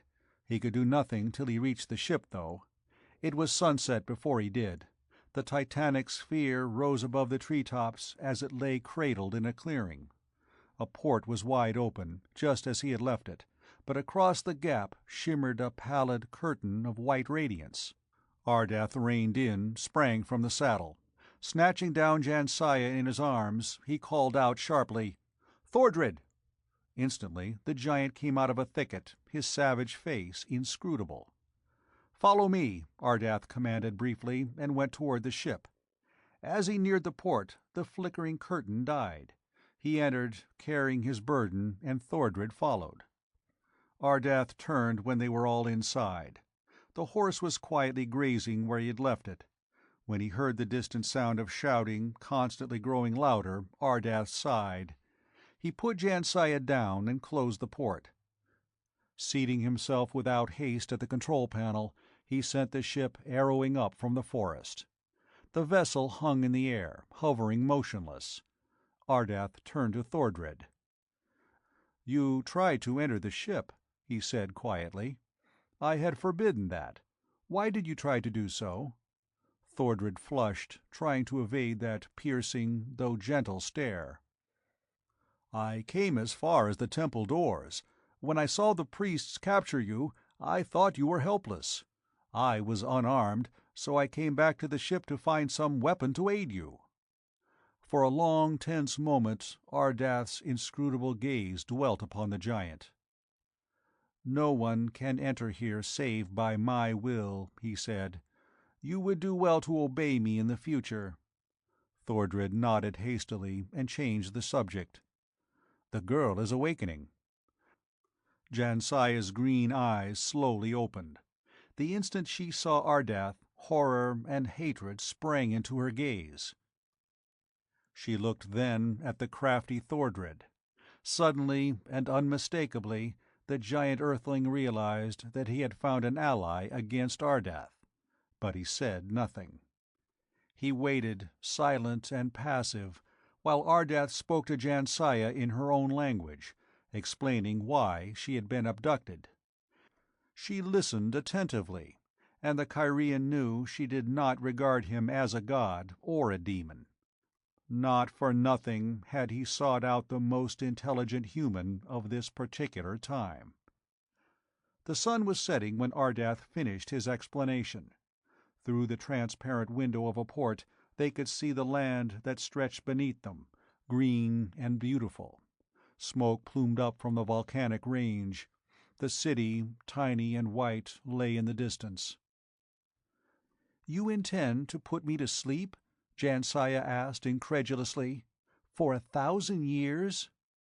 1,000 or more," Ardath said quietly. "Your civilization does not suit my needs. Do you love it so well that you would refuse?" "No," she responded. "Return to be imprisoned in Dagon's temple once more? No, I am glad to be free. But to have to leave my world forever—" "Kingdoms die," Ardath pointed out. "Civilizations pass like shadows. When we awake, perhaps no man will remember your land." Jansaya rose and went to the port. The red sun cast bloody light on her face. "You are wrong," she whispered. "I am your prisoner. I have no choice but to obey. Yet if we sleep for 100,000 years, men will not forget my kingdom. All over Earth our ships carry wondrous goods. Our civilization is the mightiest in the world. It cannot die or pass. It will go on, through the ages, growing mightier. Not even the gods can destroy this land. Not even Dagon, Lord of the Sea, can destroy Atlantis." Chapter 7. Doom. On the 2nd of January, 1941, Stephen Court left for Canada. His cabin plane contained 2 passengers and a good deal of equipment. Marion Barton went with him, and he had allowed Sammy to go along. The old man had been reformed in every other respect, but wanderlust can be removed from a man only by the surgery of death. "I won't be no trouble, Stevie," he had argued. "I get itchy feet this time of year, And besides, I never rode in an airplane. Anyhow," his watery eyes narrowed, cunning, "you'll need a handyman to do odd jobs. I can help you unpack and other things." To save argument that would waste time, Court had agreed. It was a clear, bitingly cold day when the plane took off from the Wisconsin flying field. Luckily, the weather reports were good. Though there was no danger of snow, Court flew at low altitude, fearing that ice would form on their wings. The excitement of hurtling the plane at high speed made him uncharacteristically talkative. His gaunt cheeks were flushed, and he chatted with the others with unusual animation and warmth. Sammy did not talk much, but he listened and occasionally asked a question. "Plague, eh?" he said once. "I was in the South once when a plague hit. It was pretty awful. Kids and women, we couldn't bury 'em fast enough. I sure hope it ain't like that." "We'll see," Court said. "I can't do much till I examine this fellow Losico. For that matter," he frowned, pondering, "I really haven't enough equipment with me. I've got to bring Losico back to my lab." "But you say it's contagious," Marion protested. "How can we travel?" "I've arranged that. I'm having an ambulance made ready. It'll be plated with several thicknesses of lead, which ought to be safe enough. They're sending the car after me as soon as it's ready." "Oh," Marion said. She fell silent, watching the mountains and lakes glide past below. "You know," Court observed after a time, "I came across an interesting angle, a completely unexpected one. I've been getting photographs from most of the observatories. While I found no trace of my X in space, I did notice something else, a satellite of some kind circling the Earth. No one's noticed it before, it's so small and travels so fast, but it seems to be made of homogeneous metal." "Iron?" "Smooth metal, Marion, not pitted and rough as an asteroid would be. It's made of pure gold, or some yellow metal that resembles gold." The girl looked sharply at Court. "A spaceship? Possibly. But why wouldn't it come down if it's a ship? Has it been circling the Earth for ages?" "But where could it have come from?" "Some ancient civilization might have mastered space travel, though I doubt that. If it is a spaceship, it probably came from some other planet." "There's nothing in history about it," Marion said. "If one spaceship could come here, probably so would a lot more." "Nothing in history? No, but there's a lot in mythology and folklore. I'm just guessing, of course. I'm anxious to find out more about that highly unnatural satellite." She was silent, fascinated by the thought. "How can you reach it?" she asked. "It looks impossible," he admitted. "Space travel is impossible to us today. That's one reason. You see, Marion, if it really is a spaceship, it may mean Earth's salvation. To be completely rational, we must consider that perhaps the plague can't be conquered. If it is a spaceship, we may be able to leave the Earth and go to another planet. If those worlds are also in danger, we could leave the system.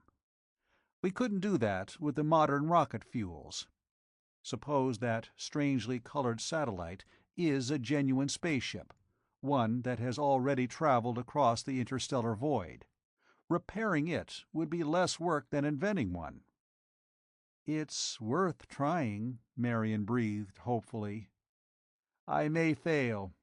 That's why I want to find out more about X. The spaceship's a dangerously long chance, and I don't want to gamble everything on one throw of the dice. When I see Losico—" Time wore on. Sammy asked innumerable questions about the plague, but when he exhausted his curiosity, he went to sleep. The plane sped over the border and into Canada. It was afternoon before they reached the landing field. An automobile met them and took them into town, another following with Sammy and the equipment. At the hospital they were greeted by Dr. Granger, a shriveled gnome of a man with one tuft of white hair standing straight up from his bald skull. "Court," he said in relief, "am I glad you're here. Are you hungry?" "No." Characteristically, Court did not bother to introduce anyone. "Where's the patient?" "In the left wing of the hospital. We've cleared out everyone else. You'll have to put on the lead suit. We have only one, unfortunately." Court seemed transformed into a swift, emotionless machine. He hastily donned the form-fitting suit of canvas, with leaden scales sewed closely over the surface. As he followed Granger to the door, the physician paused. "I'd better not go farther. I don't know exactly how far the radiation extends. It wilts gold leaf at quite some distance." Court nodded, got his directions, and clumped ponderously out the door. He went along the corridor until he found the patient's room. Any other man would have hesitated before entering, but Court was not like any other man. Without stopping, he pushed open the door. The bare, white-walled chamber was spotlessly sterile. A case of instruments lay open on a table, a hypodermic needle in view. On the bed, a man was sprawled. Peering through lead-infiltrated goggles, Court came closer. Lassicot was unconscious. No, he was asleep. His spare, wasted frame was barely fleshy enough to make a visible shape under the coverlets. On the pillow lay the withered, skull face of an incredibly old man. Lassicot was 23 years of age. His mouth was toothless. Hanging open helplessly, it revealed his ugly, blackened gums. His skull was hairless, with ears that were large and malformed, and his nose, too, was enlarged.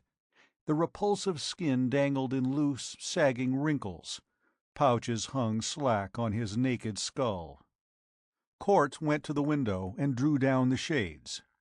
In the gloom, a queer, silvery light was visible at once. It came from the patient's face. Court stripped off the covers, exposing Lassicot's gaunt, nude body. Like the ghastly face, it gleamed with a silvery radiance that did not pulse or wane, but remained steady. "Lassicot!" Court called out sharply. When he gripped the thin shoulder, the man shuddered convulsively, and his eyes opened. They were not human eyes. They were pools of white radiance, like shining smoke in eye sockets. "Lassicot, can you hear me?" Court asked quietly. A cracked whisper came from the withered lips. "Yes, yes, monsieur." "Can you see me?" "I can. No, monsieur, not with my eyes. I am blind, but I can see you, somehow." Court frowned, puzzled, as he pondered the weird reply. "What do you see?" "You are covered with armor, I think. I do not know how I can tell this. I am blind." "I am a doctor," Court said. "If you can talk without pain, I'd want you to answer some questions." "Out, monsieur. Bien." "Are you in pain?" "No, yes. I am hungry. It is strange. I am hungry and thirsty, but I do not want food.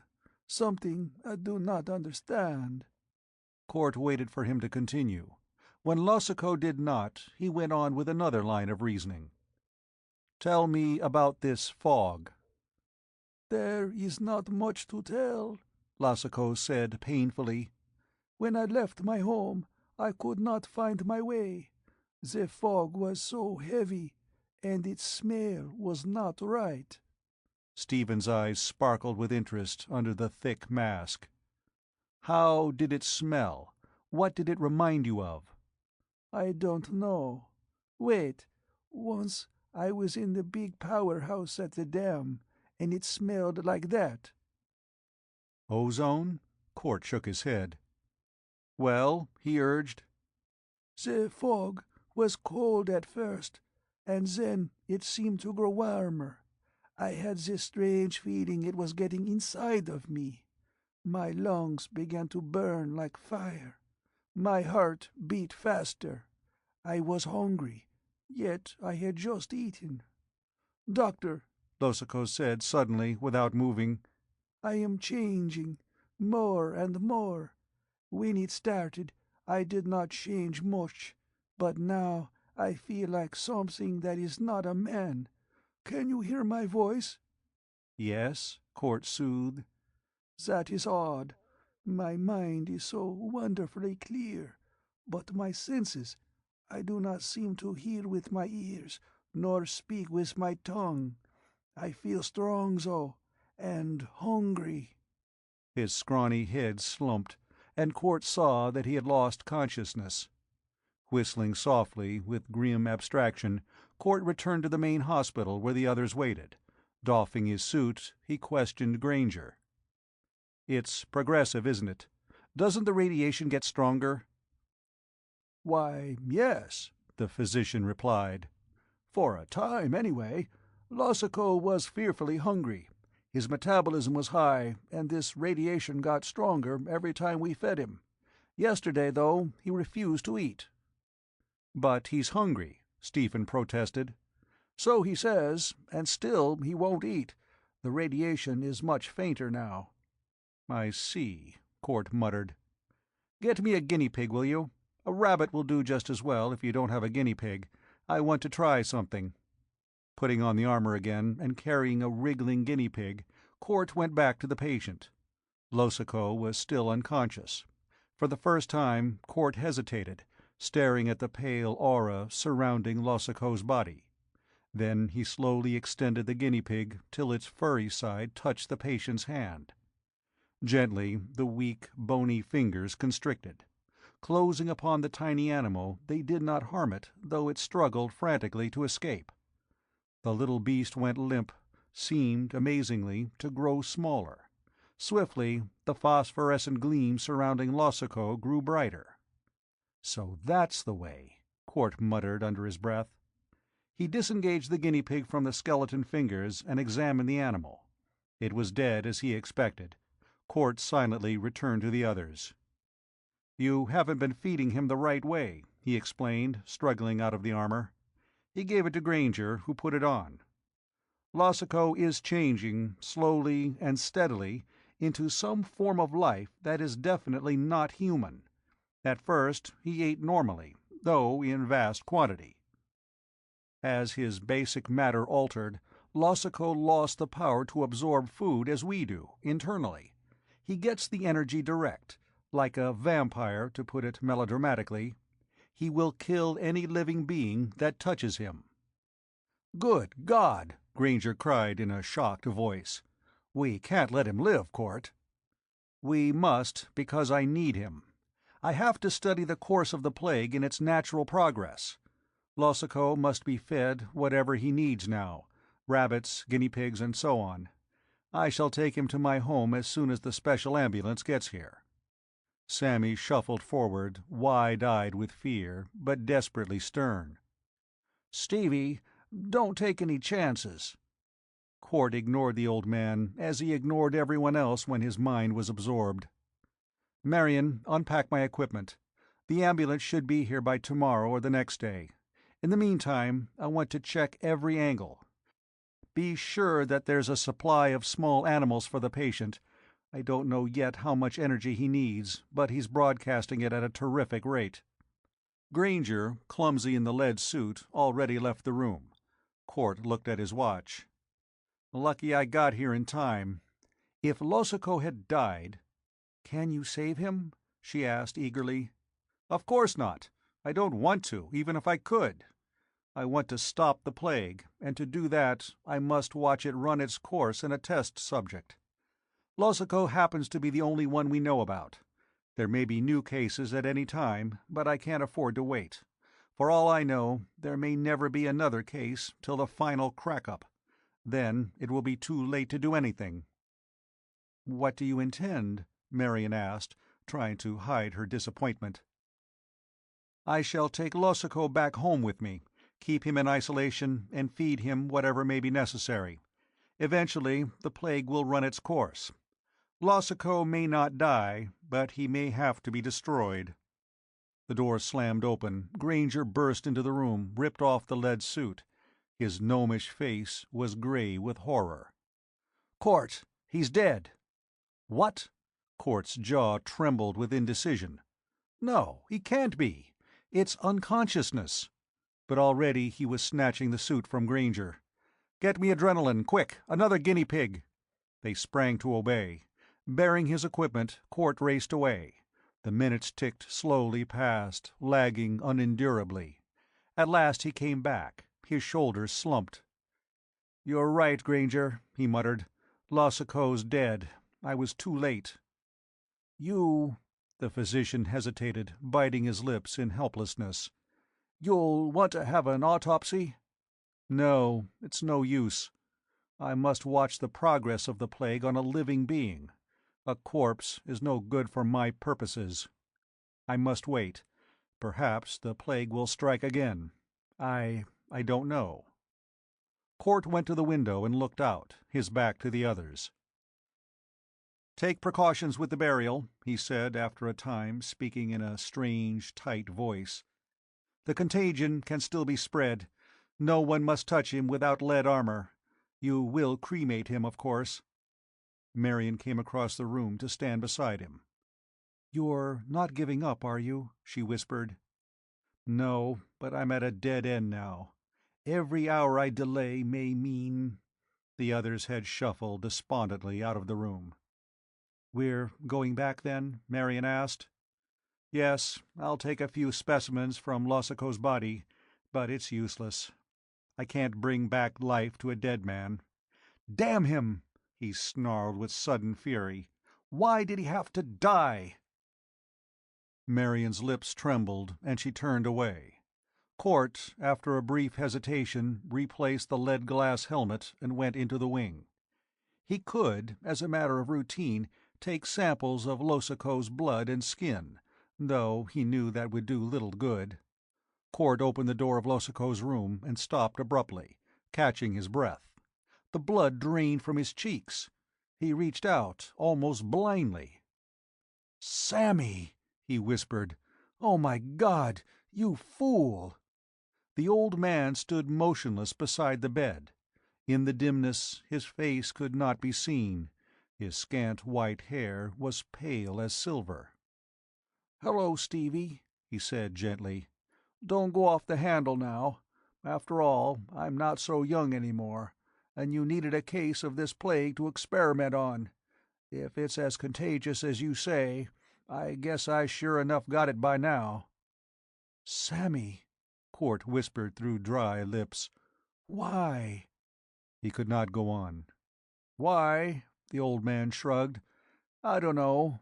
I told you about that plague down south, with women and kids dying like flies. I know what that's like. If I can help you save women and kids, Stevie, I figure I've done a pretty good job. So it's up to you now, boy. It's up to you." Chapter 8. The Mystery of Drogear.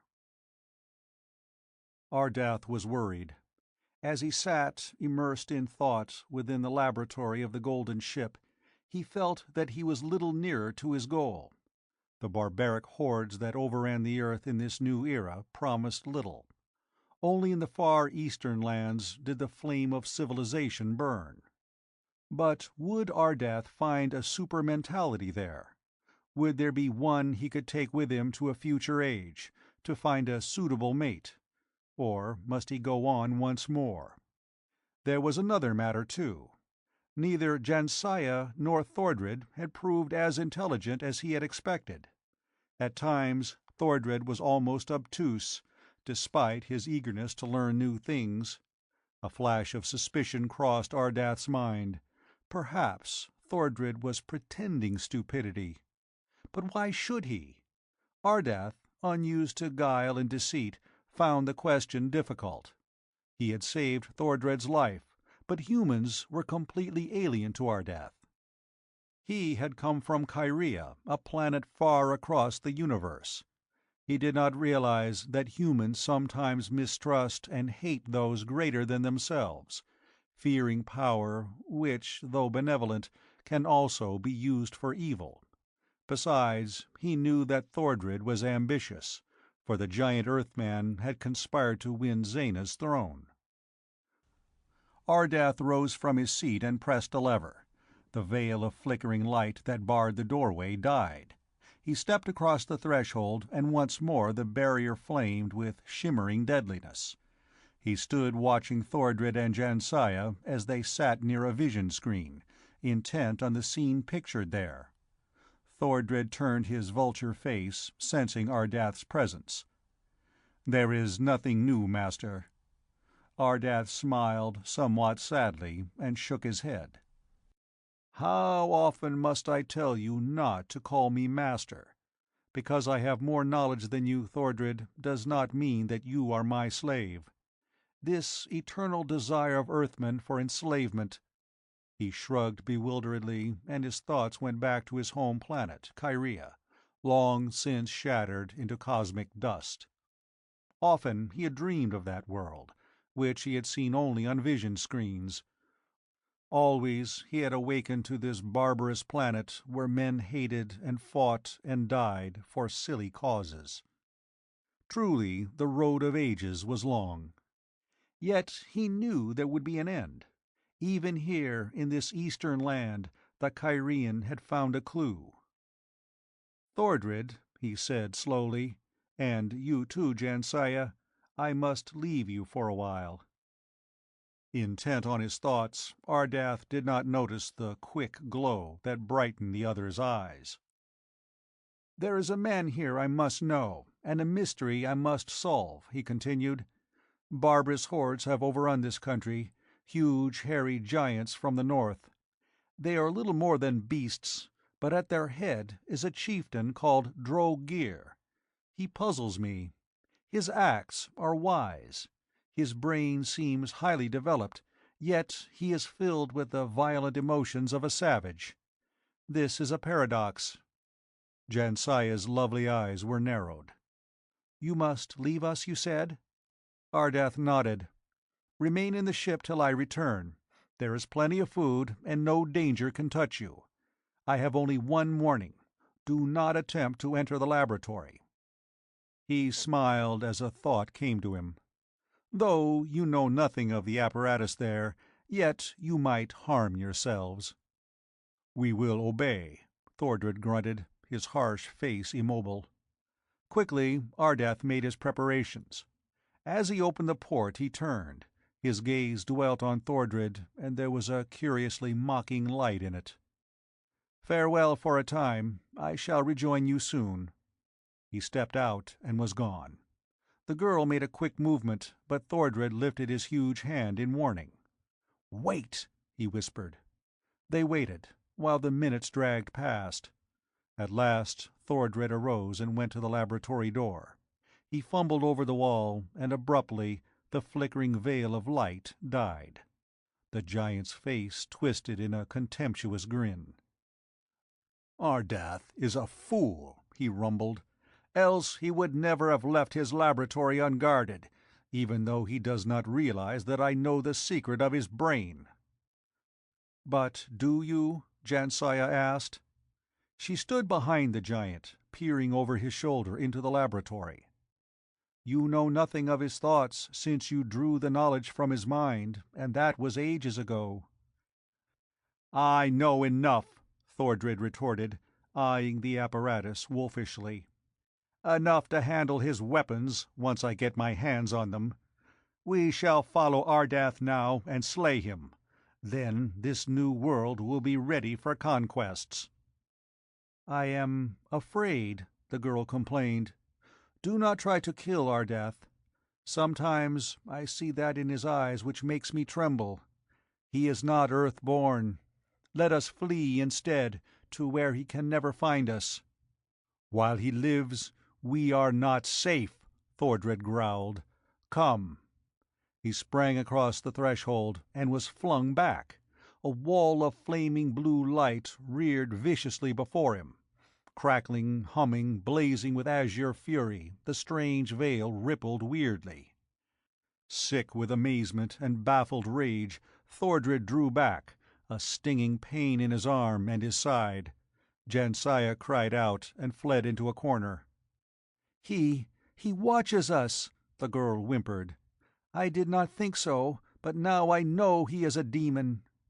Thordred was ashly gray under his brown, hairy skin. His jaw muscles bunched. Like a beast he crouched, great hands shaking, as he glared at the ominous portal. "Quiet! He does not watch. Ardath is clever, that is all." "I do not understand." "One lock on a door is good, but two are better. Ardath had put 2 locks on this one." Thordred growled deep in his throat. "Does he suspect me? If he does—" He shook his shaggy head. "No, it is a precaution anyone might take. Let me see." Thordred approached and gingerly tested the blue wall of light. It was as solid and resistant as metal. "It is a new thing. I know many of Ardath's secrets, though not this one. Perhaps I can learn how to destroy this barrier before he returns." Jansiah began trembling with a new fear. "If you do not, he may destroy us. Hurry, Thordred." "There is no need for haste. Let me see." The giant began testing the wall beside the door. Under his beetling brows the amber cat-eyes glowed as he worked. Presently sweat began to trickle down the swarthy face and run into the black beard. Could he find the secret of the barrier before Ardath returned? Meanwhile, Ardath walked swiftly through the forest, his thoughts busy. The Kyrian had already forgotten Thordred and Jansiah. He was pondering the mystery of the savage chief Drogear, whose actions were those of a genius, but who certainly did not resemble one in any way. In a far later age, Genghis Khan and Attila the Hun would ravage the earth as Drogear did now. Centuries later, the walled cities of China would again fall victim to the invader, as they had fallen before Drogear. Out of the northern steppes the hordes of this scourge had come, huge, hairy men on horseback. Their villages were crude collections of dome-shaped huts, yurts they were called. Eastward the ravagers had swept, and down the bleak coasts into Oriental lands. Westward they had been halted, for a time, by the vast mountain range that towered to the skies. To the south they had swarmed into a land of green, lush jungle and carved stone temples, where men worshipped Siva and Kali, the many-armed. Like an avalanche, the hoofs of the invaders thundered across the earth. "Slay!" they shouted. Their curved swords glittered, their horse-tail standards shook the chill winds that followed them from the north. Their spears drank deep, lifted, dripping red. Great, beast-faced giants who rode like centaurs and fought like devils, they bathed the east in rivers of blood. "Slay! Show no mercy! Prisoners mutter and revolt, therefore take no prisoners, only slay!" Over these barbarians Drogear ruled. Ardath's vision screen had showed him that Drogear camped with a group of his men not far away. But night had fallen before he reached the outposts and was accosted by a wary sentry. In the moonlight the guard's face was like that of a gargoyle. He lifted his spear and held it rigid as Ardath's gaze met and locked with his. A silent conflict flared without words or actions between the two men. As the stronger will mastered, the sentry turned and led the Kyrian into the midst of a group of goatskin tents. Before the largest he paused. A few soldiers were sitting here and there by the fires. They looked up curiously, but none offered to interfere. The sentry lifted the tent flap, and Ardath entered. He felt an involuntary tension as he faced the baffling Drogear. A few lamps of pottery, with wicks protruding from reeking animal oil, cast a flickering yellowish gleam on the tented walls. There were some beast skins scattered around haphazardly, but nothing more. A man reclined at length on a greasy fur, and he looked up sharply as the intruder entered. Drogear was a giant as huge as Thordred. He wore nothing but a loose robe, which left his shaggy breast bare. His thick black beard was shiny with oil. His long, thick mustache had been twisted into 2 short braids and tied with golden wire. A fur cap covered his head. His face was that of a blindly ferocious beast. The low brow slanted back. The thick lips revealed yellow, broken tusks. In the shallow eyes was little sign of intelligence. Ardath frowned in wonder. Was this the genius he sought? Chapter 9. Li Yang. Drogear surged up in one swift motion. His hand brought out a short throwing spear, which he leveled at Ardath. "Li Yang!" he roared. "Come here!" Ardath had already taken pains to learn the language of the barbarian hordes. "I mean no harm," he began.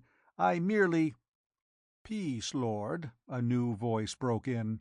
"He comes unarmed. Wait." Someone was crouching in the shadows. Ardath peered intently into the darkness. He saw a gross lump of a man, an absurdly fat Oriental who sat cross-legged in the gloom. Sharp black eyes, almost hidden in the sagging pads of the bland round face, stared back at Ardath. The tiny red lips were childlike, and the dome-like skull was bald and shining. Li Yang wore a loose robe, girt about his bulging waist by a golden cord. Drogear had also swiveled to peer at the Oriental. "Hear his words," Li Yang counseled, and picked up a lute-like instrument at his side. Idly he strummed the strings as he gave his advice. "There is no harm in words." But Drogear did not release his grip on the spear. He stood with legs wide apart, watching Ardath. "Well?" he demanded. The Kyrian spread his hands in appeal. "I come in peace." "How did you get through the lines?" "That does not matter. I have a message for you." Drogear growled a savage threat deep in his throat. "Let him speak, Lord," Li Yang whispered. "Then speak, but swiftly." Swiftly Ardath told his story. He was still puzzled, and he grew more bewildered as he searched the dull, ferocious eyes of the chieftain. No understanding woke in them, yet Ardath plunged on, explaining his purpose, asking Drogear to come with him into time. Finally he finished. There was tense silence as the lamp sputtered and flickered eerily. At last the soft twang of the lute murmured vaguely. "What is your answer?" Ardath asked. Drogear tugged at his beard, while his hand was still clenched about the spear. Abruptly the Oriental broke in. "Lord, I think this foreigner has strange powers. It would be well to make him welcome." The Oriental heaved to his feet, a flabby behemoth from the furs, and the pudgy hand made a swift motion to Drogear. The chieftain hesitated. Then his face broke into a wolfish grin. "Good. We are not enemies, you and I. Break bread with me." Li Yang shuffled ponderously forward, thrust a cake of mealy, unleavened bread into Drogear's paw. The chieftain broke the cake into halves and handed Ardath one, stuffing the other into his capacious mouth. The crumbs that fell were caught in his filthy beard. Warily the Kyrian ate. Something was amiss here, though what it was he did not know. "You will come with me?" he asked. "I am tired of using force. If you refuse, I shall merely leave you and continue my search." "Drink!" Drogear roared. He seized a hollowed horn from Li Yang and thrust it at Ardath. The Oriental gave Drogear another cup. The wine was hotly spiced and steaming. "In friendship, drink!"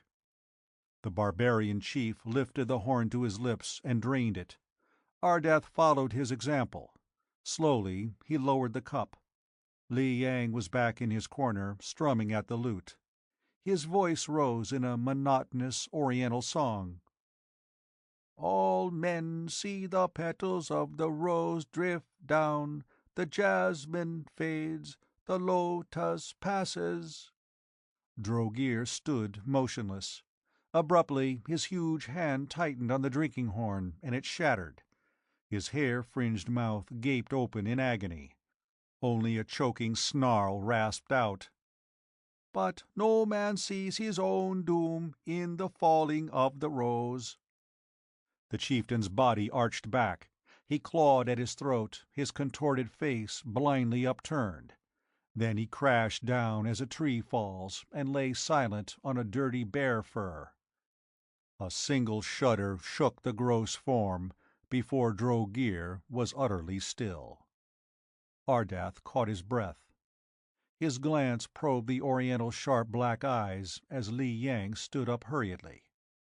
"We must go before Drogear's body is found. Most of the men are in a drunken stupor, as always after a victory. Hurry!" "Wait," Ardath protested. "I do not understand." The Oriental's bland face was immobile, but his black eyes twinkled with malicious amusement. "Drogear signaled me to give you the poisoned cup. I gave him the deadly wine instead. Listen, Ardath, that is your name, I think. Your words were not for this barbarian chief. Ever since Drogear captured me, years ago, I have served him with my wisdom. He spared me because I gave him good counsel." Ardath's eyes widened, startled by the simple explanation. Li Yang had been the power behind Drogear's throne. The Oriental was the genius who had inspired the invader. "I am tired of being a slave," said Li Yang frankly. "Eventually, Drogear would have doubted my wisdom and would have slain me. Also, I do not like this savage world. Let me go with you, Ardath, into the future." He glanced at the grease-stained furs. "Where, at least, there may be more comfortable couches." Involuntarily, Ardath's solemn face relaxed in a gentle smile. He could not help liking this blandly frank Oriental, who played soft music with one hand while he administered poison with the other. "Very well," he agreed. "Let us go. What of the guards? Can we pass through their lines?" "Unless Drogear's body is discovered. In that case, not even I will be above suspicion, so we must hurry." The two slipped quietly from the tent, and under a swollen red moon they walked through the encampment. Only when the fires had grown dim behind them did they breathe freely once more. Li Yang pointed up to the smoke from the camp that drifted across Earth's satellite. "Barbarian flames darken the moon lantern," he said softly. "In future ages the smoke may have drifted away. Not for many centuries, though, I think." Ardath did not answer, for he was concentrating on the brain of the man who walked beside him. Presently he sighed with an emotion that was close to despair. His quest was not over.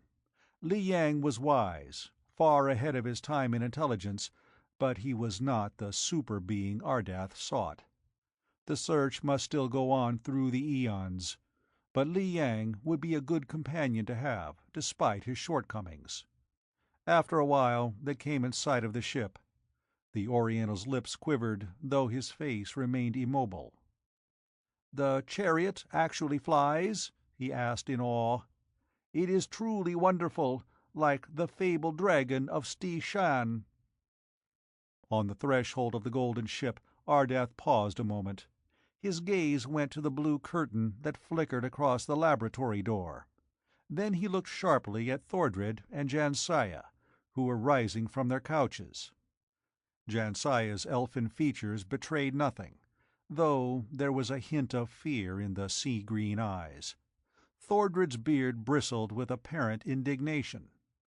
"It is time you returned," he growled. "Look!" He pointed toward the laboratory. Silently, Ardath entered, Li Yang at his heels. Ignoring their apparent interest in the Oriental, he lifted his brows in a question. "Enemies!"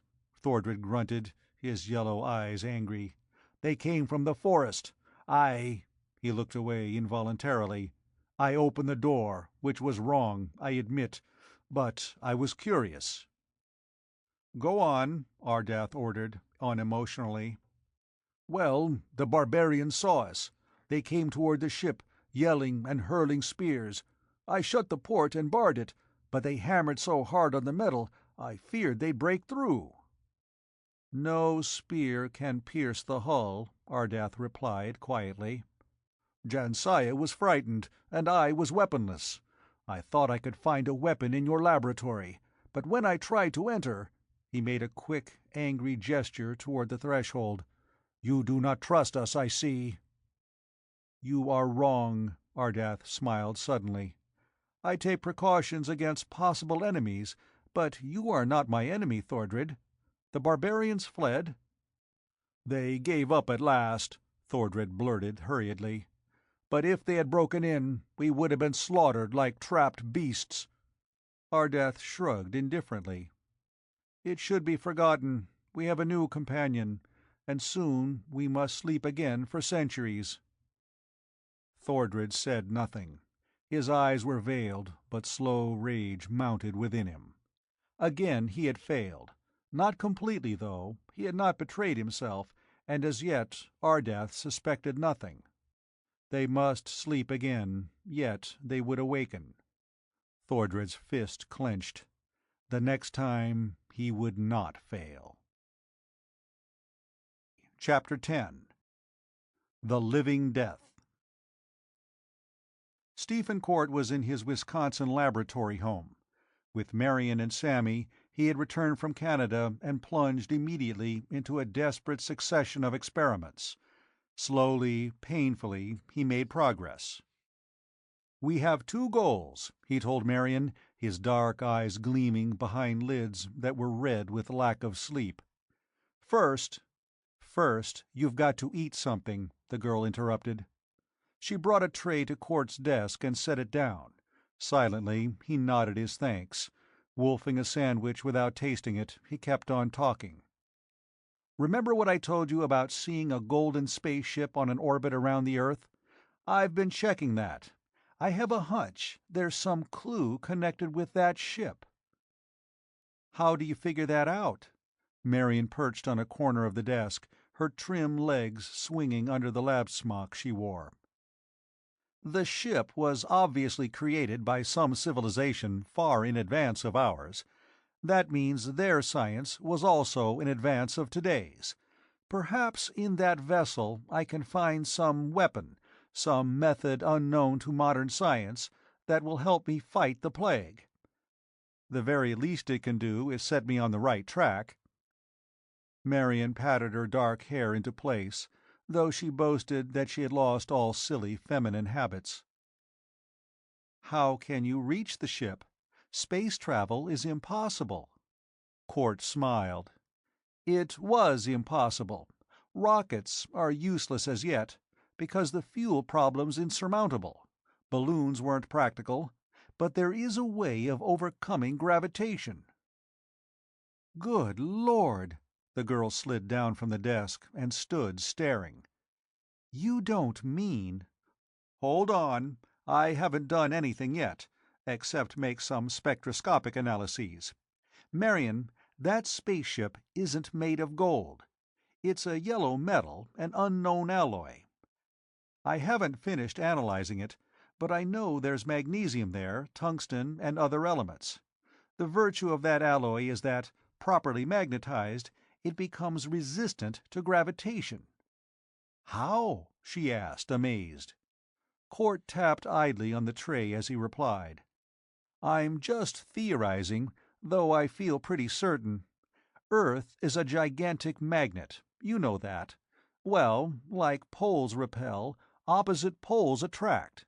If we could set up a magnetic force absolutely identical to Earth's, we could utilize that principle. So far, it hasn't been done, except by the unknowns who built that golden ship. If I can duplicate the alloy, which I think I can do, and shoot the right sort of energy into it, we'll have a spaceship." Phew, Marion breathed, and she blinked. Then you'll go out after the golden vessel? Yes. It may be a wild goose chase for all I know, but the chance is worth taking. I may find scientific knowledge that will be just what I need. The girl turned away with such haste that Court looked at her sharply. "What is it?" he demanded. She shook her head speechlessly. Court got up swiftly and swung her around to face him. There were tears in her lovely brown eyes. "Tell me what it is," he commanded. "What's wrong?" She bit her lip. "You'll think I'm foolish." "I said, tell me what it is." "I'm just superstitious," Marion burst out. "It isn't scientific at all. But for a minute I had the queerest feeling that— "Well?" he said impatiently, frowning and gripping her shoulders. "That there's danger in that ship," she whispered. "Danger to you, Stephen. As though that golden ship had been waiting for ages, perhaps just for the moment when you'd enter it." He grinned ironically and sat down again. Gulping milk, he watched Marion laughingly over the rim of the glass. "A sort of ancient rendezvous," he teased. "You're under a nervous tension, Marion. We all are," he admitted, sobering. "And there's reason enough, I'm afraid." They fell painfully silent. Both were thinking of the man who lay alone in a lead-plated room upstairs. Sammy was already being ravaged by the frightful plague from outer space. Court got up, squaring his shoulders with decision. "He didn't back down, you know, and I certainly won't run from a shadow. Get my suit, Marion. It's time to check up on Sammy again." Nervously, she helped Court don the armor. "There's something going on at the village," she said. "Not a shadow, either. Since the plague has hit the newspapers, the villagers are frightened." "Why?" Court asked, slipping on his gloves. "There's been only one case in this country as yet, and that was in Georgia. Europe, Africa, China, sure, but somebody's been talking. They know about Sammy. They claim that you're exposing the whole village to deadly danger by keeping Sammy here." "Damned idiots!" He made an impatient gesture with his lead-gauntleted hand. "Sammy's completely isolated. There's no danger at all." "They're not scientists," she argued. "Just ordinary people, most of them fairly uneducated. But they've got families, and, well, I'm afraid." "The police can't touch me." "It's not that." Marion bit her lip and paused. Then she shrugged. "It doesn't matter, I suppose, but I hope nothing happens." "Nothing will," he assured her. He went out, hurrying through a long corridor to a lead-plated door. When he knocked, there was no response. Making sure there were no gaps in his armor, Court entered the experimental room. It was large, yet amazingly cluttered with apparatus. The lead walls dully reflected the dim light. On white-topped tables by the hospital bed lay gauges, indicators, and enigmatic-looking devices. The figure on the bed was completely unrecognizable. The metamorphosis had come so swiftly that Sammy was horribly inhuman in appearance. His skin emitted a silvery radiance. His face was a mere bag of loosely wrinkled skin hanging repulsively about the jutting nose. His mouth was invisible below eyes that were gleaming but blind. Court fought down the sick horror that tore at his stomach. He dared not give way to sentiment, nor even admit its existence. Before him was a test case, a laboratory subject, that was all. He must forget that he had ever known the old man, that the faithful, regenerated tramp had been his only friend, his entire family. "Hello, Sammy," he said in a voice that would not lose its choked quality. "How do you feel?" There was no motion perceptible in the shrunken body on the bed, but a remarkably clear voice murmured a reply. "Hello, Stevie." "Any change?" "None. I'm just hungry." Court took a rabbit from a lead-lined box beside the bed and placed it gently in the malformed talons that once had been Sammy's hand. Instantly there was a change. The small beast kicked convulsively and was still. The glow emanating from Sammy's skin brightened slightly. "That better?" "Yes, thanks, Stevie." Court drew up a chair and clumsily sat down in it. Through the lead-infiltrated goggles his eyes probed. With gloved fingers he made adjustments on the apparatus, and carefully checked the readings on certain gauges.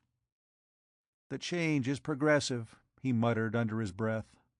Drawing a microscope toward him, he took a sample of the patient's skin cells and prepared a slide. "Yes, entropy. Incredible. I still can't understand." "What is it, Steve?" Sammy asked weakly. "Nothing new, but I'll find a cure yet. You can depend on me, Sammy." The hideous folds of wrinkles twitched in a ghastly semblance of amusement. "Your cure won't help me. I'm hungry again." Court gave the old man another rabbit. Then he took pencil and paper, set a stopwatch on the table, and began the usual word association test. Though simple, it had proved surprisingly effective in checking on the patient's mental metamorphosis. But now Court was due for a surprise. The test proceeded normally, Sammy responding without much hesitation, though over two words, man and we, he paused perceptibly. Then Court said food, and immediately Sammy responded human. Court had made a great effort to control himself. He read the next word and the next, but he did not even hear Sammy's responses. He was battling down the gorge that rose in his throat, yet this should have been expected. Sammy was absorbing life energy from living beings, and the human brain contained the highest form of such energy. But what would be the result? Sammy's replies lagged as he seemed to grow weaker. Court left him at last, with a few encouraging words, but when he hurried out, he was feeling worried and depressed. It was past sunset, and he switched on the light in his lab. Removing the lead armor, he sat down to think matters over. Sammy was no longer entirely human, for the change was progressing rapidly. His basal metabolism was tremendously increased. As Court had discovered, the very matter of his body was changed. "Entropy," he whispered, nervously folding and unfolding his hands. "That's the answer, of course, but what it means—" Entropy, the rate of the universe's running down. A human body is composed of atoms and electrons, like a universe. If the entropic value of a life organism is increased, what is the result? Court was angry with himself because he did not know. He should have been grateful for not being able to see the future. Sammy's changing into another form of life, that's certain, and he absorbs energy directly through contact. I must take more precautions.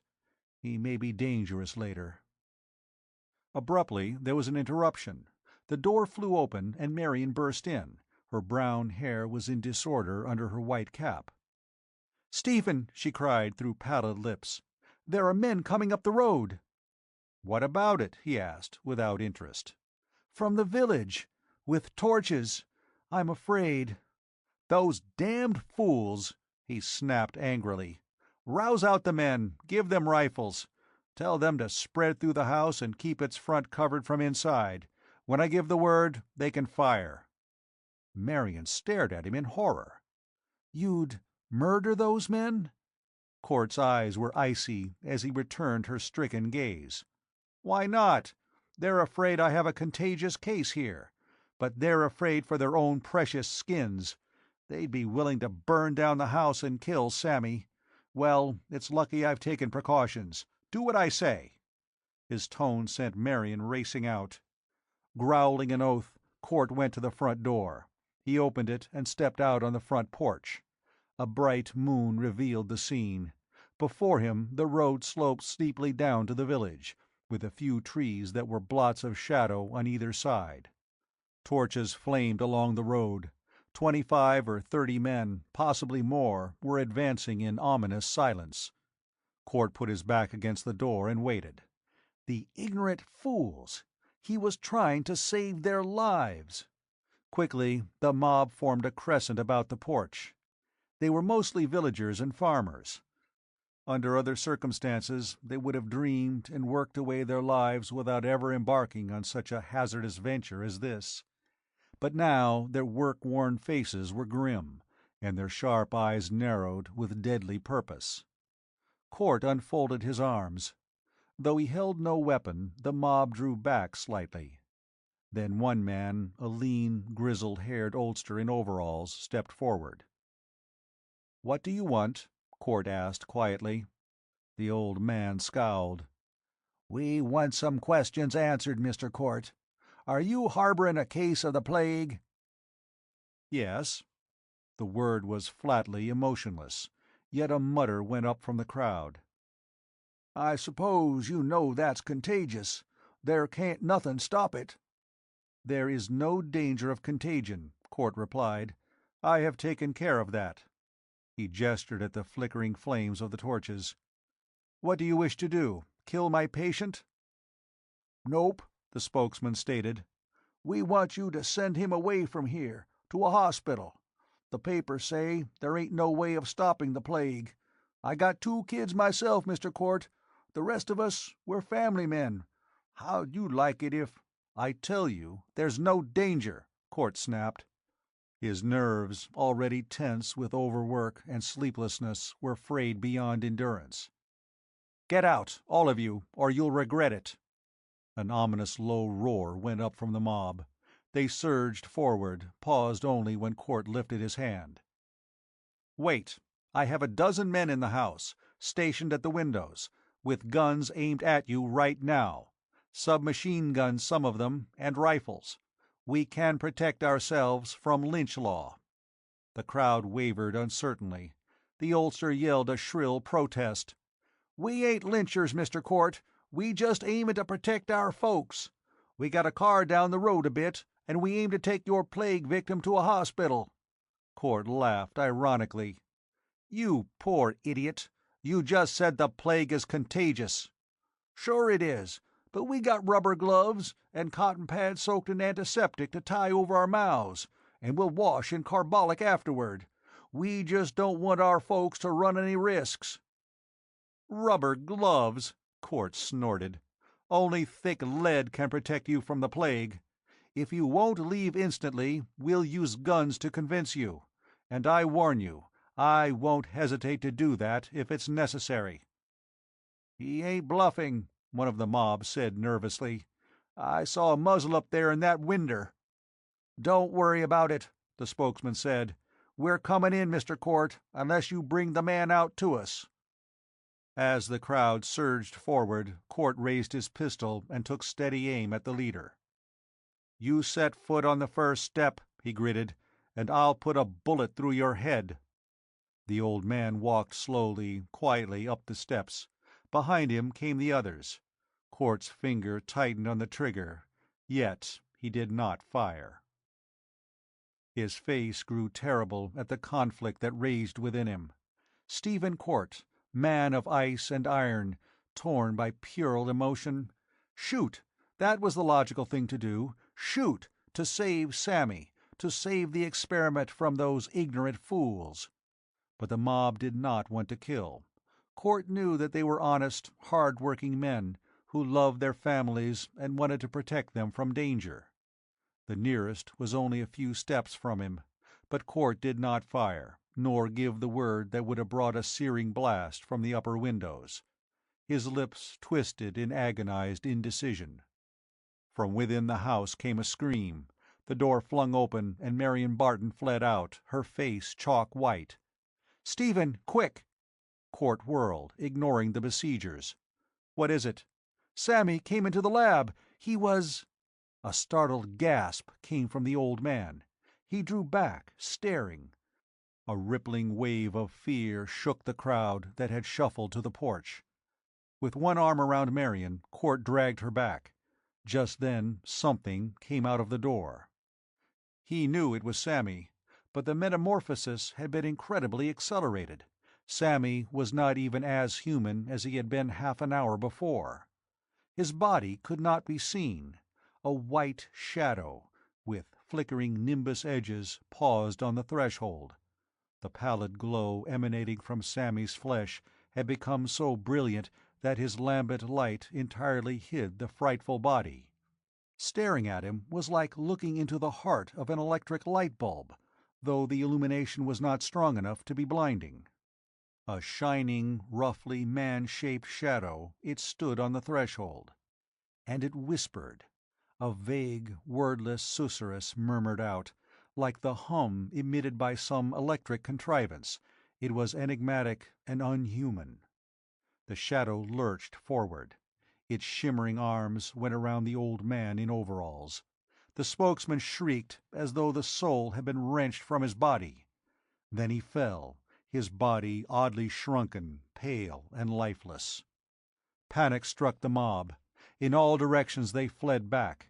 The thing that had been Sammy seemed to glide down the steps in pursuit. "Oh my God," Court whispered. His face was drawn with pain as he slowly took aim with his pistol. "Sammy—" He did not finish. The shot snarled out in the night. The glowing bulk was unharmed. With his breath catching in his throat, Court pumped bullet after bullet at it. It stumbled down the lawn, while the mob vanished along the slope. "No use," Court gritted between his teeth. "It absorbs every kind of energy, including kinetic." He let out a shout. Glancing up, he pointed. From the windows above him came a burst of sound. Submachine guns and rifles rattled lethally, concentrating their fire on the shining horror that moved into the night. It vanished behind a tree and was gone. Marion gripped Court's arm. "Poor Sammy! Can't we go after him?" "That isn't Sammy," Court said grimly. "Not now. It's a horror. An alien thing out of another universe, perhaps. Yes, I'm going after it, Marion, but not till I've put on my lead suit. I'm not sure I can capture it, even then." He blew across the smoking muzzle of his gun. "A creature whose touch means instant death is loose in the countryside. And I don't even know if it can be killed." Chapter 11. The Man from Carthage. Scipio Agricola Africanus sat in a dungeon beneath the circus arena. Through a barred grating he watched one gladiator disembowel another. The stroke, he thought, was clean and good, for the men from Gaul were like wolves, dark, feral, and quick. Scipio rather hoped he would be matched against them, rather than against lions or an elephant. There was something about the feel of steel matched against your own sword that put heart into a man. An armored guard, coming along the corridor, pushed open the door of Scipio's cell. His hawk-faced peered in. "Your turn soon," he said. "Good," replied Scipio, with a pleasant oath. "I grow tired of battling fleas." The soldier chuckled as he bent to adjust a greave. "By my Lares, you have courage. Too bad your dream failed. I would not have objected to serving under such a man as you." "I failed because none of my men had the courage of a rabbit," Scipio spat in disgust. "Faith, we could have taken Carthage almost without bloodshed." "Had your army not fled, leaving you to face the Imperial Guard alone." The soldier shook his head, grinning wryly. "Nothing but trouble since you came to Africa, Scipio. It was bad enough with those damned Romans yelling that Carthage must be destroyed, but at least they had not tried to destroy it. And what did you do?" Scipio's eyes lighted. He was a huge, swarthy man, with the scarred face of a gargoyle. His nose had been broken so often that it sprawled shapelessly awry. Atop that monstrous face, the ringlets of short, curly black hair were incongruous. "What did I do?" the adventurer asked. "Faith, I tried to serve your king, but he would not let me." The guard choked and spluttered his outrage. "Jupiter! You got drunk and dragged the king off to some low gambling hell. No wonder you had to flee to the mountains after that. Then you got some insane idea about creating an independent city of your own. That might have worked if you had gone far enough into the Nubian country with your followers. But you decided to take Carthage. Carthage!" The soldier made an infuriating roar of merriment. "Come within the reach of my manacled hands," Scipio invited pleasantly, "and I'll tear off your head with considerable joy." "Save that for the arena," said the soldier, moving back slightly. "Tonight the cries will announce that the Carthaginian Scipio is no more. Only you are not a man of Carthage, come to think of it, are you?" "Why not?" the giant captive shrugged. "Rome is a melting pot. The blood of a dozen races mix in my veins. I am a citizen of Carthage now, at least for a while. By the way, how do I die?" "Elephant. They have a huge tusker whom they've driven must with rage and hunger. You are to face him on equal terms, both of you unarmed." He glanced cautiously over his shoulder. "I am to accompany you to the arena gate, and if you happen to seize my sword and take it with you, well, such things have happened." Scipio nodded. "Too bad you're not carrying a lance. However, a sword must do. I can spill the behemoth's blood before it tramples me. Thanks, soldier. If you let me escape now, I'll make you a prince of the nation I intend to establish." "Listen to the lunatic," the guard said, with rapt admiration. "In chains, penniless, and offering to make me a prince of dreams, mayhap. Anyway, my vows are to Caesar, and not the Roman Imperator anyway. So you must remain a captive." The filthy straw rustled under Scipio as he shrugged. A death cry drifted in from the arena, then the triumphant roar of some ferocious beast. "Well," said the soldier, "your time has come. I wonder—" There was a curious look in Scipio's deep-set eyes. "Lately I have had a queer feeling, as though the gods were watching me. Perhaps—" He did not finish. More guards came, and the Carthaginian was unfettered and escorted along an underground corridor. Almost naked, his brawny body gleamed like mahogany in the sharp contrasts of light and shadow that filtered in through bars. Then the arena opened before them. Scipio was thrust forward. He saw at his side the friendly soldier, turned so that his sword hilt was exposed. With a grin and a quick movement, Scipio clutched the weapon and whipped it out. Before the startled guards could move, he ran forward into the hot sands of the arena.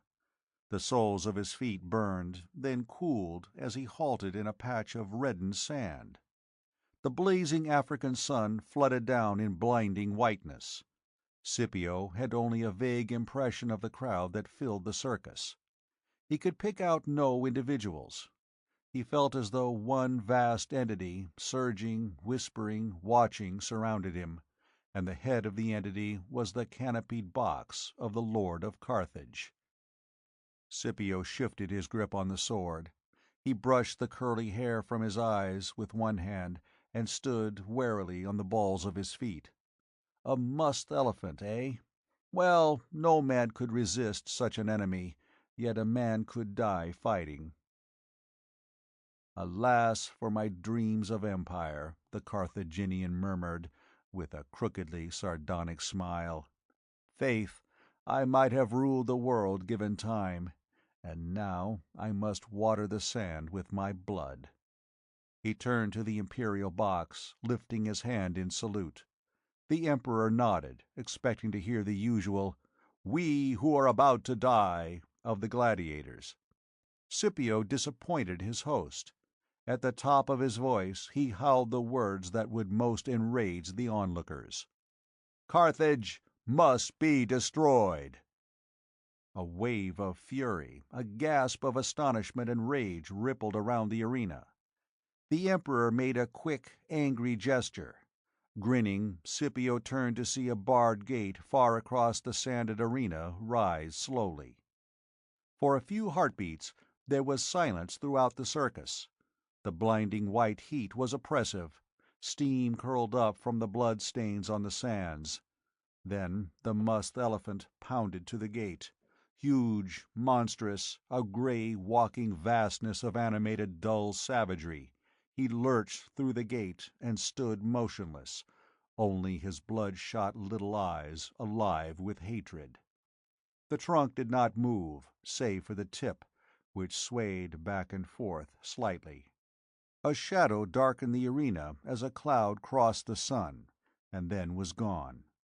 Scipio hefted the sword he held. It was a short-bladed weapon, useless unless he could hurl it like a javelin. It was even too broad to pierce an elephant's eye, the most vulnerable spot of the monster. Briefly, Scipio thought of slicing off the elephant's trunk, as far up as he could reach, but that would still leave the tusks and mighty tree-trunk limbs that could squash a man into red pulp. "Well," Scipio said with grim amusement, "at least they had to use their biggest elephant to kill me." His gargoyle face twisted into a fearless grin. In the glaring light he resembled a teakwood statue, thewed like a colossus. The elephant came forward slowly, its red eyes questing viciously until it saw Scipio. It paused, and the trunk lifted, waving snake-like in the air. It snorted angrily. Again the shadow darkened the sun, and this time it did not pass. The Carthaginian had no time to look up. He bent slightly from the knees, holding the sword high like a javelin. The elephant broke into a lumbering trot. Its speed increased. Like the juggernaut, it bore down on him. Scipio had a flashing glimpse of the monster. Flapping ears, murderously upheld trunk, gleaming tusks. The thunder of its approach was growing louder, booming in his ears. It loomed above him. From the skies sprang a thunderbolt. Flaming with pale brilliance, the crackling beam raved down. It caught the behemoth in mid-stride, bathing it in shining radiance. And the monster vanished. It was gone without a trace.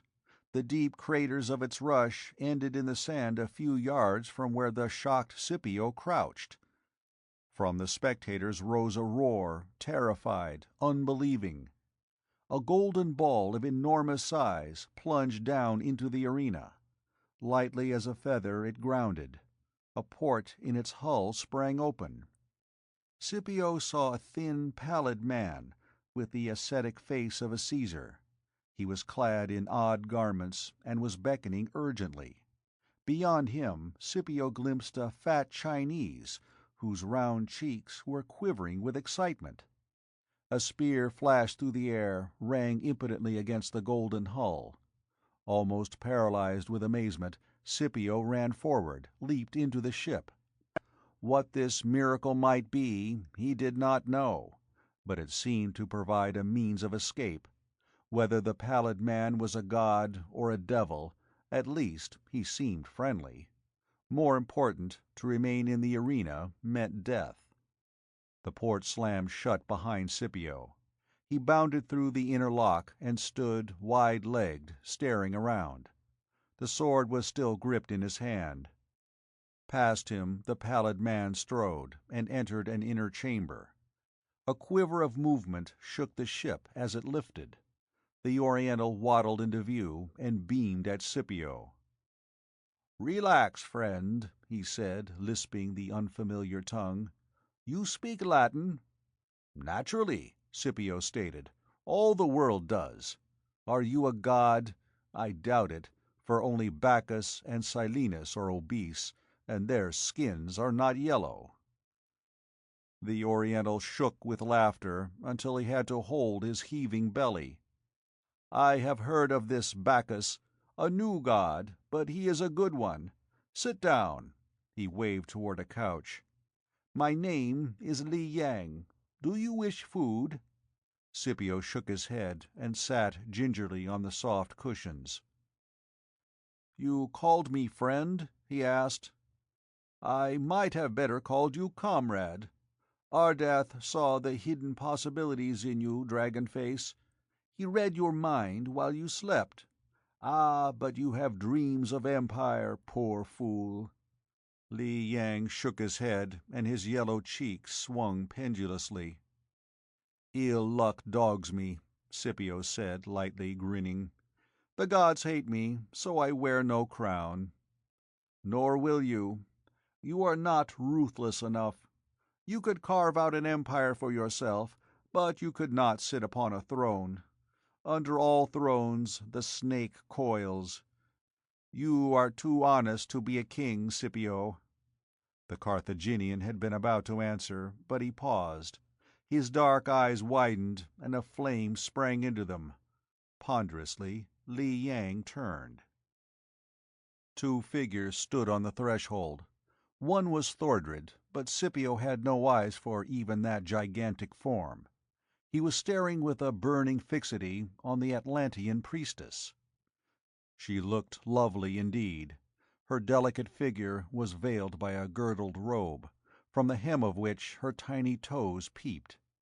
Her golden hair hung loosely about her shoulders, and framed the elfin features that showed interested admiration. "Jove's thunderbolt!" Scipio gasped. "Nay, but this is a goddess. This is Venus herself." Jansaya preened herself. Under her lashes the sea-green eyes watched Scipio slumberously. She basked in the frank, open gaze. "This is Scipio?" the priestess asked. She came forward and put a small, shapely hand on the Carthaginian's brawny arm. He looked down at her, his gargoyle face alight with wonder. "You know me? But who are you?" "Jansaya." The girl glanced over her shoulder. "And this is Thordred." Scipio saw the giant for the first time, apparently.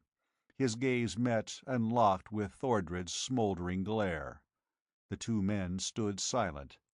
Scipio did not notice when Jansaya took her hand from his arm. Li Yang's red lips pursed as he glanced from one to the other. It was a sight worth seeing. Thordred was huge, elephant-thewed, hairy as a beast, with jutting beard and aquiline, handsome features. Scipio, though slightly shorter, was almost as huge. His gargoyle face grew stone-hard. Thordred's cat eyes glittered. A silent enmity flamed in those glares that met without speech. Ardath broke the deadlock by coming out of the laboratory. "We are moving out toward our orbit," he said, smiling. "Soon it will be time to sleep again. Perhaps next time," he sighed. "Meanwhile, though Scipio is not the super-mentality I need, he is a genius in his way. Let me explain, warrior." Scipio nodded from time to time as Ardath told his story. The Carthaginian's quick brain grasped the situation without difficulty. "You will come with us?" Ardath asked at last. "Why not?" Scipio replied, shrugging. "The world is not ready for such a man as I. In later ages, countries will recognize my worth and kneel at my feet." The granite face cracked into a grin, and he glanced at Jansaya. "Besides, I shall be in good company. To how many men is it given to know a goddess?" Thordred growled under his breath, while Li Yang chuckled. The fat Oriental picked up his lute and strummed softly upon it. His voice raised mellowly. "My love has come down from the moon-lantern. In the heart of the lotus she dwells." "And now," Ardath turned toward the laboratory, "I must adjust my controls. We shall automatically fall into orbit. For 2,000 years we shall sleep, and then revisit the earth." He vanished into the next room. "Fragrant are her hands as petals," Li Yang sang. "In her hair the stars dance." Jan Saya smiled. Scipio grinned a silent, confident reply to Thordred's dark scowl. Humming power throbbed through the ship, swiftly grew louder. Li Yang clambered awkwardly on a couch, gesturing for Scipio to follow his example. Sleep poured from the monotonous sound. Idly, Li Yang touched the strings of his lute. "Give me sweet dreams, dear goddess," he murmured. Jan Saya reclined on a couch. When Scipio turned his head to watch her, her green eyes met his. Thordred moved stiffly forward. His hand was hidden from view behind him as he stood beside the laboratory door. The languorous humming grew louder, more compelling. Jan Saya slept. Li Yang's pudgy hand fell from the lute. Scipio's eyelids drooped. Footsteps sounded softly. Through the doorway came Ardath, smiling his gentle smile. Perhaps he was dreaming that, when he awoke, he would find his quest at an end. Not noticing Thordred beside him, he turned and fumbled over the wall with rapidly slowing fingers. The skin around Thordred's eyes wrinkled as he fought to remain awake. His hand came up with the slow motion of encroaching torpor, and he gripped a heavy metal bludgeon. He crashed it down on Ardath's head. Without a sound, the Kyrian crumpled and fell, lay utterly motionless. Blood seeped slowly through his dark hair. Instantly, Thordred lunged through the doorway and reeled toward an instrument panel. If he could throw a single switch, the sleep-inducing apparatus would be shut off. Louder the humming grew. Its vibration shuddered through every atom of Thordred's body. In the next room was absolute silence. Thordred fell without feeling that he was doing so. The shock awakened him. He dragged himself to his knees and crawled on, his hand clawing desperately. One finger touched the switch and helplessly slipped down.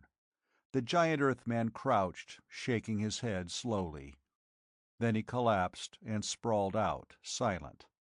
The yellow eyes were filmed with cataleptic sleep. The humming rose to a peak that gradually began to die away. Inside the golden ship, nothing stirred when it reached its orbit and robot controls made swift adjustments. Around the Earth, the vessel hurtled. The lute fell from Li Yang's couch. A string snapped. Chapter 12. The Man from Earth. Stephen Court raced his roadster along a Wisconsin road as he peered through sunglasses at the lonely countryside. Beside him, Marion Barton huddled like a kitten in the seat, the collar of her white blouse open for coolness. "How long?" she asked. "Couple of hours," Court grunted. "We passed through Madison first. The drome's 50 miles south of there." Marion drew a notebook from her purse and thumbed through it rapidly. "Everything's checked, I think," she reported absently. "Except the test flight. I don't believe the Terra was thoroughly inspected." "Damn silly name the papers gave the ship," Court said wryly. "It didn't need a name. It'll make the flight all right." "And if it doesn't?" He shrugged indifferently without glancing at her. "Nothing much lost. For more than a month now, I've been working on the plague, since Sammy got away, and I'm still at sea. Earth science just isn't advanced enough. But perhaps I can find some more advanced alien science in that golden ship. Anyhow, we'll see." "Why must you go alone?" she insisted, her voice not quite steady. "Because there's only room for one. We can't take chances. There will be little enough air and supplies as it is. I'm the best man for the job. So I'm the one to go." "But suppose something happens?" "I can't stop the plague by myself. X is still unknown as far as I'm concerned. The only real clue so far is entropy. I know that X is catalyzed by some element in Earth's atmosphere. It speeds up the entropy of a living organism, changes it into some form of life that might exist, normally, 1 billion years from now. But it's so alien. He switched on the radio. A news commentator was talking excitedly. Around Pittsburgh, martial law has been declared. WPA workers are blasting out a deep trench around the city and pouring deadly acids into it. Whether this will form an effective barrier, no one knows. The rivers are filling with floating corpses. The contagion is spreading with great speed. Nearly 100 of the carriers have been seen in Pittsburgh, and the bridges are choked with refugees. So there was still more of the shining monsters. Sammy had been one of the first, and he was still wandering at large, since nothing could capture or destroy him. The carriers kill instantly by touching their victims. Lead-plated suits are being issued to the guardsmen, but these do not always work. It depends on the quantity of energy emitted by a carrier. Dynamite has been placed at the New York bridges and tubes. The mayor is ready to isolate Manhattan, if necessary, for protection. The war is at a standstill. Troops are mutinying by the thousands. Every metropolis is being vacated. We estimate about 3,000 carriers now exist, widely scattered over the earth, from Buenos Aires. With an impatient gesture, Court shut off the radio. "No hope," he said. "The plague is steadily on the increase. I must get to the Golden Ship and back as soon as possible." They sat in silent despair as the car swept along the deserted highways. The landscape was incongruously peaceful. The green rolling hills of Wisconsin stretched around them. A broad, lazy river flowed quietly beside the road. The only sound in the stillness was the humming of the motor. Marion leaned her head back and stared up at the cloudless blue sky. All she could do now was let her thoughts drift. Suppose the plague had never come to Earth. She and Stephen might be driving along together under this same sky, and perhaps— She blinked out of her reverie and lit a cigarette with unsteady fingers. "Thanks," Court said, and took it gently from her. She lit another for herself. "Funny," she said. Court nodded grimly, staring ahead. "Yes, I know. All this changing, giving place to the new. But God knows what the new order will be. A world peopled by beings of pure energy, eventually consuming all then natural food and dying off. Then there will be only a dead planet." "Will it still be as lovely?" she asked softly. "Lovely?" Court frowned, seemed to notice the landscape for the first time. His gaze swept out over the rolling hills and the placid river. "Yes," he said finally, in a curious voice. "It is rather lovely. I wasn't aware of it before." "I didn't think you ever would be," she said. He flushed. "I have had so little time." "It wasn't that. You never looked at the world, or at human beings. You looked through microscopes and telescopes." He glanced at the girl, and his hand went out in a gesture that was somehow pathetic. Then his lips tightened. He drew back, again clutching the wheel firmly. He looked ahead grimly without speaking, not seeing the tears that hung on Marion's lashes. They reached the airfield soon after. The Terra had been wheeled out, a shining golden cylinder 8 feet in diameter and 20 feet long. Its ends were slightly tapered and bluntly rounded.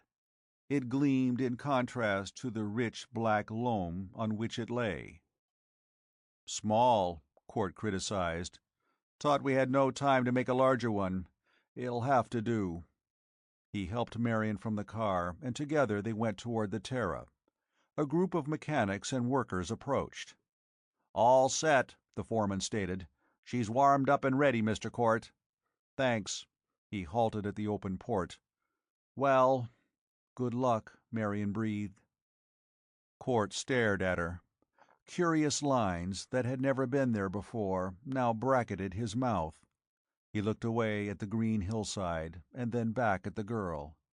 His lips parted involuntarily, but with an effort he controlled himself. "Thanks," he said. "Goodbye, Marion. I'll see you soon." He entered the ship and closed the port behind him.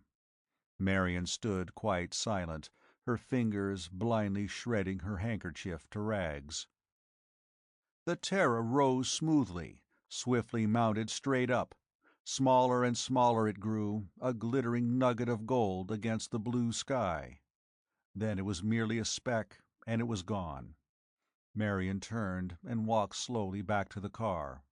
Her lips were bravely scarlet, yet they quivered against the pallor of her face. Court sat before the control panel, peering ahead through a porthole. "Wonder what effect radiation in space will have," he murmured. "It's leaded Polaroid glass, of course, but the other ship had no portholes at all. They probably use some sort of televisor equipment that's beyond our contemporary science." He could see nothing but the blue of the sky. It grew darker, shading to a deep purple.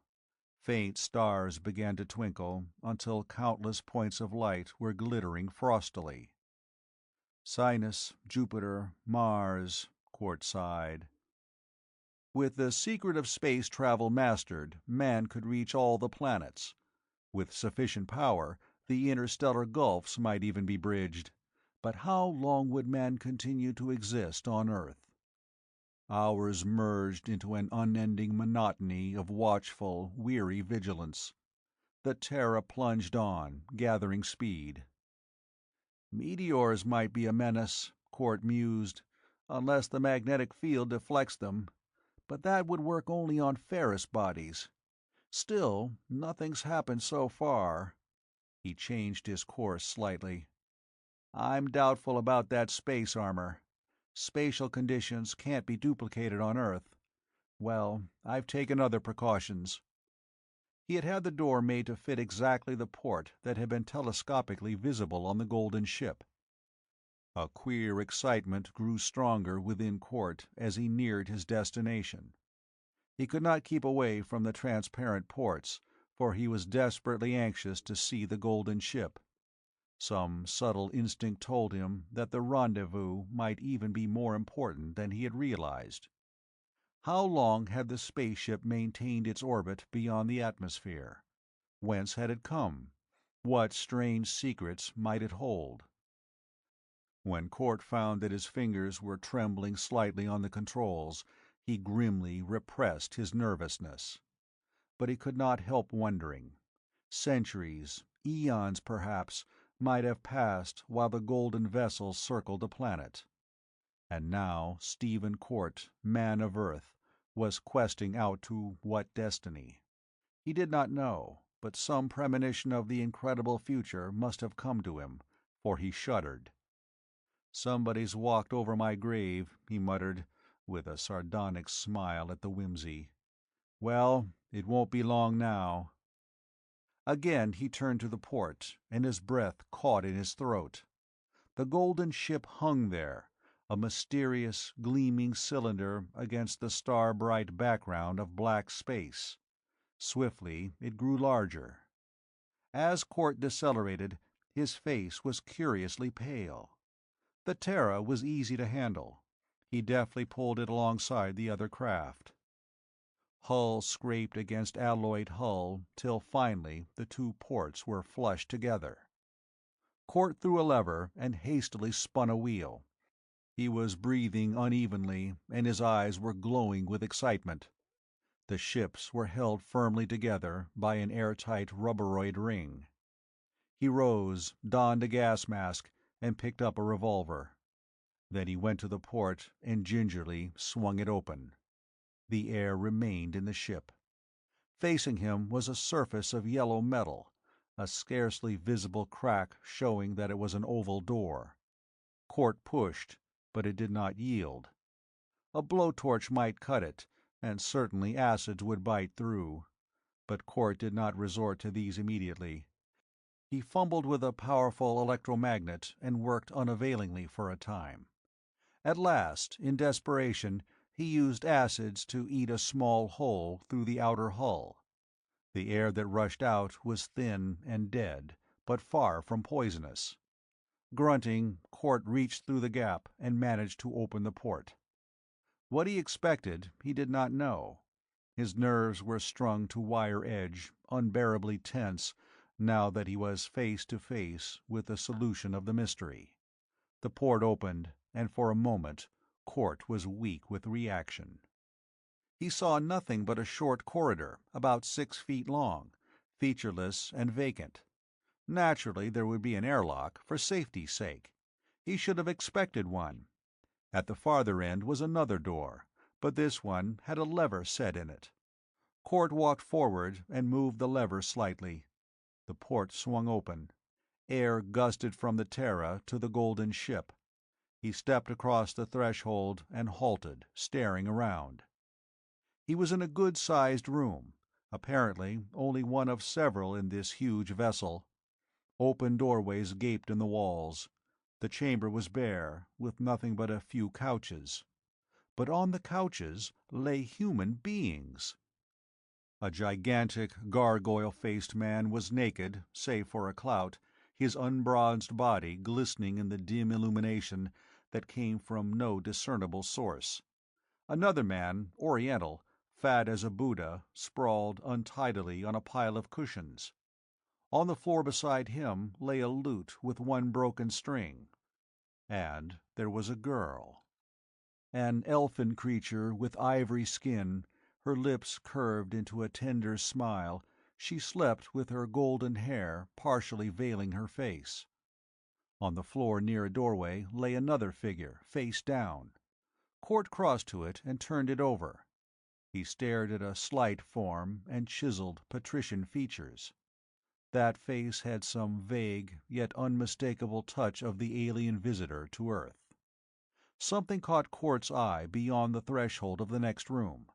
A huge body sprawled there, one hand outstretched toward an instrument panel. Cort strode toward it. He halted, realizing that he was in a laboratory, but no earthly one. He blinked in astonishment at sight of the apparatus surrounding him. Then, forcing down his curiosity, he knelt beside the prone figure and turned it on its back. The man's face was handsome in an arrogantly ferocious way, though a black spade beard jutted from his pugnacious chin. The giant lay motionless, and Cort saw that no breath lifted the hairy barrel chest. Nevertheless, he made careful tests, only to realize that the man was pulseless, apparently dead. For some reason, Cort was not convinced. Could corpses remain in such a perfect state of preservation? Was there not such a thing as catalepsy? He returned to the others and found that they were equally lifeless, equally well preserved. There was the long chance of a wild hunch. Cort returned to his own ship and came back with heating pads and stimulants. He paused to consider. Which one should he attempt to revive first? The girl? The Chinese? Why not the bearded man? His presence in the laboratory, the heart of the ship, indicated that he was probably a scientist.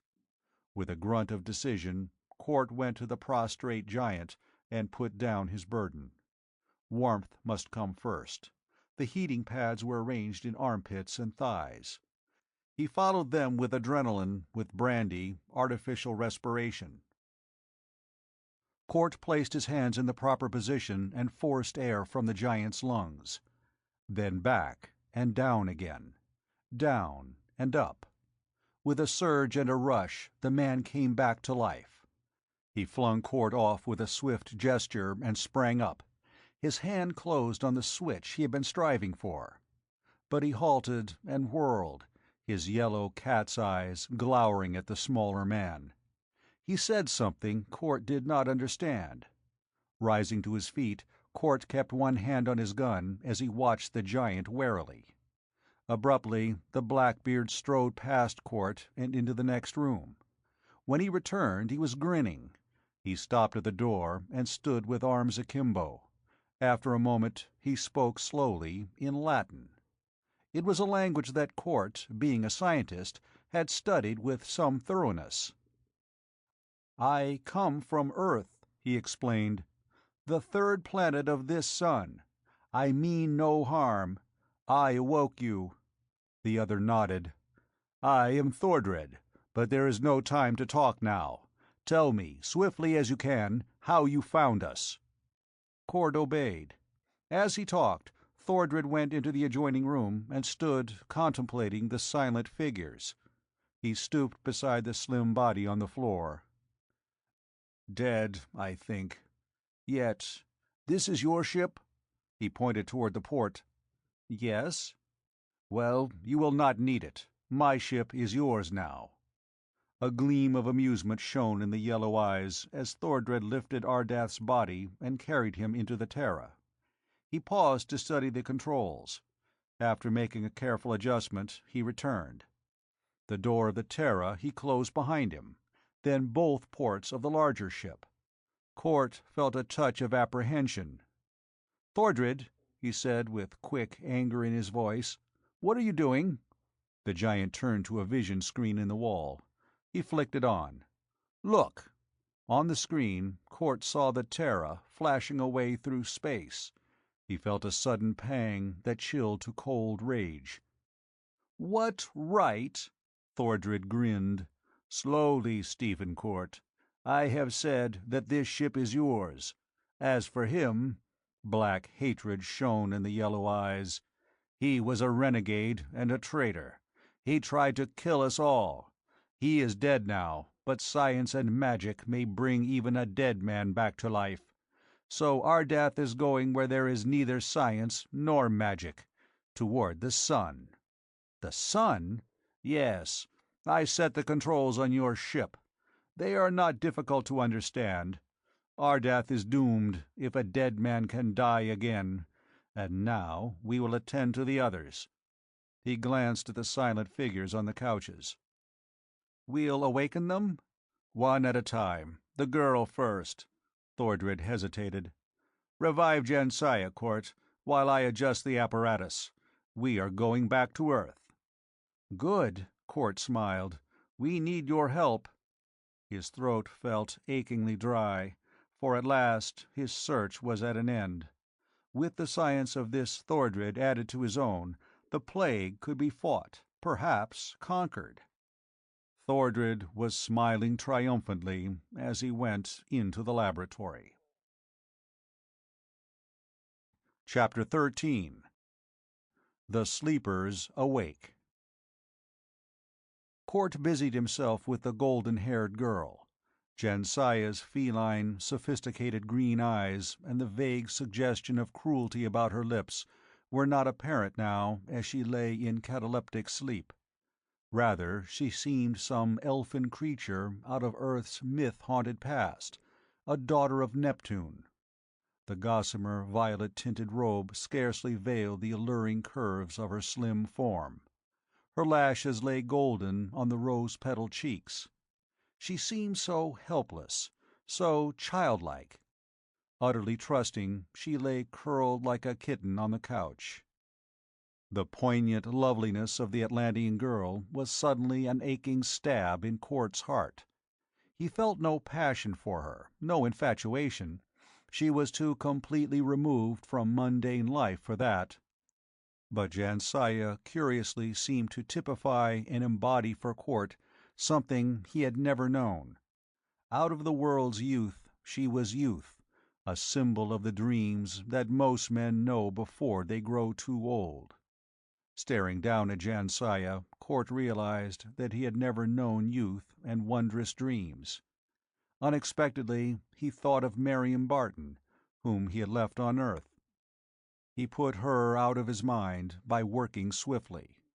Occasionally Thordred came to the door of the laboratory to watch, but as time wore on the giant appeared less often.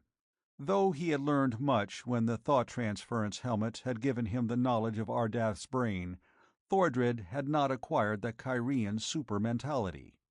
Guiding the ship back to Earth was a difficult task. Besides, he was busy making certain adjustments on the thought helmet.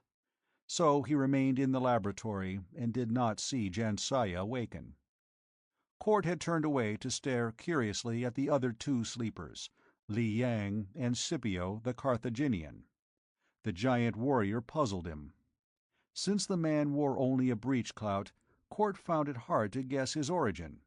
The color of his skin was negroid, but the thin, firm, harsh lips and the hair certainly were not. Li Yang, though, was obviously an Oriental. What did that mean? Had his spaceship actually come from another world? The golden-haired girl might have been born on an alien planet, perhaps even Thordred and the sleeping naked giant. But the Oriental? Court frowned, and then glanced at Jensaya as she stirred. She had been breathing regularly for some time. Now her lashes fluttered and her green eyes opened.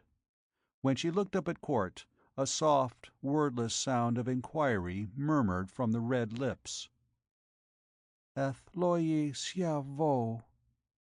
Court matched the girl's language, which he did not know was Atlantean, with Latin. "Don't try to talk yet. You are safe." The brows wrinkled in puzzlement as the cruel gaze scrutinized him. "Am I safe? Of course. But where is Ardath?" "Dead. Thordred—" Court paused, startled at the look on Jensaya's face. He saw fear and incredulous amazement, and a soft smile of evil triumph that repelled him. "Dead?" She turned her head and looked across the room. "Li Yang, yes, and Scipio. But Thordred, is he dead also?" "No. Shall I get him?" Court rose, but halted as a slim hand touched him. "Wait. Who are you?" Before he could reply, Thordred's harsh voice broke in. "Jensaya, you are awake. Good." The giant strode into the room, his amber eyes intent on the girl. Briefly, they flickered toward Court. "We are in the atmosphere now. There is not much time. Come with me." Thordred made a quick, stealthy signal to Jensaya, which Court failed to understand. The Atlantean girl pursed her lips, but said nothing.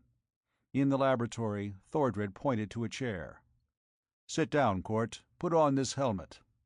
He picked up a bulky headpiece crowned with helical wires and extended it. Court hesitated. "What is it?" he asked cautiously. "Nothing dangerous. It will teach you my language, and teach me yours. Certain memory patterns, knowledge of our native tongue, will be transferred from my brain to yours, and vice versa. Come." Thordred placed a duplicate helmet on his own head and sat down. Some inexplicable impulse made Court resist. "I'm not sure—" The giant grinned suddenly. "I told you I mean you no harm. If I had wanted to kill you, I could have done it long ago. I need your knowledge, and you need mine." Thordred chuckled at some secret thought. "And it is best that we know each other's language." "All right." Court nodded and slipped the helmet on his head. Simultaneously, Thordred leaned forward and touched a keyboard. There was a whining crackle of released energy. Court felt the momentary agony of intolerable stricture about his skull, then it was gone. The scene before him was blotted out by a curtain of darkness. He lost consciousness. It seemed scarcely a second later when he awoke. Painfully opening his eyes, he saw that the laboratory was empty. His head ached fearfully. The helmet, however, was gone, as he discovered by investigating with his hands. "Awake, eh?" The words were unmistakably in English. Thordred stood on the threshold. He went to a shelf, took a flask from it, and gave it to Court. "Drink this. It's a stimulant. Not like your—what was it? Brandy, but equally potent." Court gulped the fluid, which was tasteless and incredibly cold. Immediately his headache was gone. He glanced up at the giant. "You learned English, I see. That helmet's a handy gadget. But I didn't learn your language." "No," Thordred admitted. The adjustment wasn't quite accurate, but it doesn't matter, there's plenty of time. Meanwhile, as you say, I can talk English. Only that was necessary for us to be able to discuss scientific principles. Stephen saw the common sense of that. There were no ancient Latin terms for modern scientific theories and devices. "Where are we now?" he asked. "On Earth." Thordred glanced searchingly at him. "Court, I'll be frank with you. I learned more than merely your language from your mind. The plague that worries you, for example. I acquired your memory of that." "You did?" Court's dark face twisted in a scowl as he felt the premonition of danger. Just how much had Thordred learned from him? He shrugged, knowing that it did not matter. The bearded giant was a friend, the only strong ally on Earth. Why look for trouble where none existed? "I've decided what's best to be done," Thordred said. "This plague, I know no more about it than you do. I don't know its origin or its nature, nor any way of defeating it." Court leaped to his feet, a sick emptiness in his stomach. "Thordred, with your science and mine, we should be able to find some way of conquering it." "There's only one way. Earth is doomed. Anyone who remains will eventually be destroyed. But this is a spaceship, Court, and it isn't necessary for us to wait for destruction." With a lifted hand, Thordred forestalled interruption. "Wait. There are other planets where life is possible, where the plague doesn't exist. We can carry from 50 to 70 passengers, men and women. That will be enough to start a new race and civilization on another world." "No!" Court scarcely knew he spoke. "You mean go off and leave the world to doom?" "What good would it be to stay? We'd merely guarantee our own destruction. You're a strong, intelligent man, Court, the sort of person I want in the civilization I shall build. That's why I did not kill you." Court's eyes narrowed. There was a dead silence. Thordred's chill glance did not falter. "I can kill you even now quite easily," he went on slowly. "But the choice is yours. Join me, serve me with your fine brain and muscles, and you need not die. What's your answer?" Court was silent, trying to analyze his feelings. Of course, his anxiety to defeat the plague was purely scientific. How could he, a super-intellect, feel any sympathy for ordinary men and women? What did it matter if Earth died, as long as a new civilization would be built on a distant, safer world? A bell rang sharply through the ship. When Thordred flicked on a vision screen, Court stared at it. The spaceship had landed in what seemed to be a park. Suddenly, he recognized it as Central Park in New York. About the ship, a cordon of police was keeping back a surging crowd. A small group of uniformed men huddled close to the hull, using an acetylene torch to burn through the metal. Thordred grinned. "Perhaps I could have landed in a less populated spot, but I'm impregnable, with the weapons at my command. One flash of a certain ray, and that crowd will be burned to cinders." "You don't intend to," Court heard himself saying. "But I do. The sooner Earth learns my power, the better." Thordred turned and went to a control board. Stephen Court stared at him. The emotions he had rigidly subdued all his were flooding up into that cold brain of his. But it was not cold now. Burning in Court's mind was the face of Marion Barton, tender with humanity. He saw the face of old Sammy, brown and wrinkled. Sammy had sacrificed himself for an ideal in which Court did not believe. He had not believed in it till now. Court's heritage, the basic humanity in him, suddenly flooded through the artificial barriers of restraint. He had fought the plague to save men and women from horrible death, though he had not realized his true motive till now. Falsely, he had told himself that he was a scientific machine. He had almost hypnotized himself into believing it, but all along, Court realized now, His motives had been those of common humanity. A super mentality, perhaps, but first of all, he was a man. He would instinctively fight to protect those weaker than himself, even against insuperable odds. Cort's breath caught in his throat as he saw Thordred push a lever in the control board. With silent desperation, he hurled himself at the bearded giant. He was hurled back by a paralyzing shock. Thordred whirled, his mouth gaping. As Cort tensed himself for another leap, the giant halted him with a lifted hand. "You fool! You can't penetrate this force screen around my body. Stay where you are." Cort did not move, but his lean figure quivered with suppressed fury. "You have your science, Thordred, but so have I." "Your science!" Thordred bellowed. He thrust out a huge hand, gripped Cort. "Listen to me. I told you I learned more from you than your language. That was true. I drained your brain of all the knowledge it held. Your memory is mine now." Cort went sick as the import of the words struck home. His gaze went from Thordred's face, moved swiftly about the laboratory for some weapon.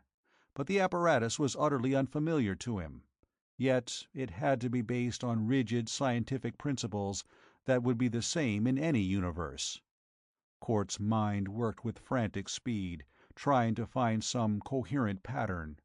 Levers, buttons, wiring, transparent tubes, each one had its definite part. On one panel, several red lights were flashing on and off. Below each light, Cort recognized what must have been push-buttons. There were two possible answers. Either the switchboard had some connection with Thordred's death ray, of which he had spoken, or else it was part of an alarm system. It was probably an alarm system, since Thordred was busy at another instrument panel. The police outside the ship were trying to burn through a port, and the red light was flashing. The button beneath that light, Cort decided, probably opened the door. His face was immobile as he shrugged, deliberately letting his shoulders droop despairingly. Thordred's mouth twisted into a triumphant grin. He half turned from his prisoner, and his hand touched the lever again. And then Cort sprang. Not at Thordred. He leaped toward the panel where the red light glowed. His finger stabbed out and depressed the button. Chapter 14. The Plague Strikes. Thordred's roar came too late. A burst of sound welled into the ship. Men were shouting, and footsteps tramped loudly on the metal floor of the airlock. Cort sped to meet them. His hands lifted above his head, he was shouting warning. The skin of his back crawled with expectation of an attack. But Thordred did not pursue. Instead, there came a sizzling crackle from behind Cort. Strong hands caught him, and he found himself in the midst of a group of police. He turned. Across the door of the laboratory, a veil of wavering light flickered. Cort seized the arm of an officer to prevent him from moving toward the hazy glow. "Wait! That's dangerous!" "What do you mean? Who are you?"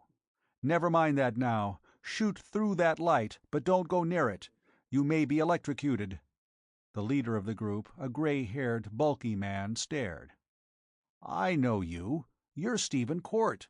I've seen your pictures in the paper. What is all this about, anyhow?" Cort swiftly noted the insignia of rank on the man's blue sleeve. "There's no time now, Sergeant. There's a killer beyond that light barrier. He's got to be stopped." "But we can't shoot down a man on your word."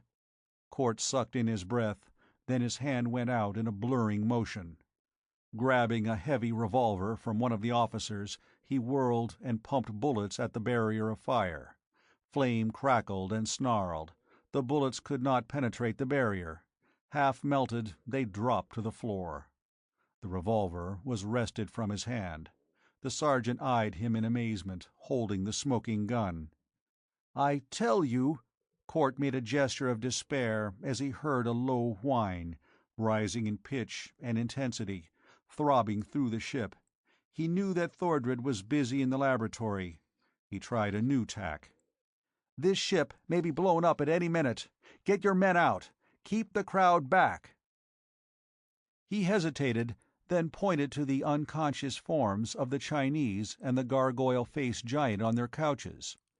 "Get them out, too." Jansaya, the Atlantean girl, was nowhere in sight, and there was not time to search for her. The menace of explosion the sergeant could understand. He issued swift orders. His men swarmed out of the ship, carrying the cataleptic men. Court followed. He could not guess what Thordred would do now, but he suspected that the killer might loose his death rays on the mob. Orders ran from one officer to another. The crowd was pushed back, milling, asking questions, shuffling unwillingly. Standing at the sergeant's side, Court bit his lip in indecision. What now? Thordred was impregnable behind his force screen. Without equipment, Court could do nothing. With the right apparatus, he knew, he could find the vibration rate of the screen and neutralize it. But there was no equipment here. "This got anything to do with the plague?" the sergeant said. "We're evacuating New York, you know." "What? Evacuating New York?" "Yeah, the plague's hit us. The city's a death trap, with 8 million people here. Martial law's been declared, though, and everything's under control. The whole city's moving out before the plague spreads." Cord nodded, staring at the ship. "Well, clear the park, and get some planes to bomb our friend here. I don't know if explosives will harm him, but it's worth trying while there's still time. As for those 2 unconscious men you took out of the ship, get them to a hospital. We'll—" There was a sudden interruption. From the golden hull a ray of cold green brilliance probed. As it shot toward Court, he felt a wave of icy chill. All the strength was abruptly drained from his body. He felt himself falling. The ray flamed brighter, turned to yellow, then to white. It splashed in pale radiance over the sergeant.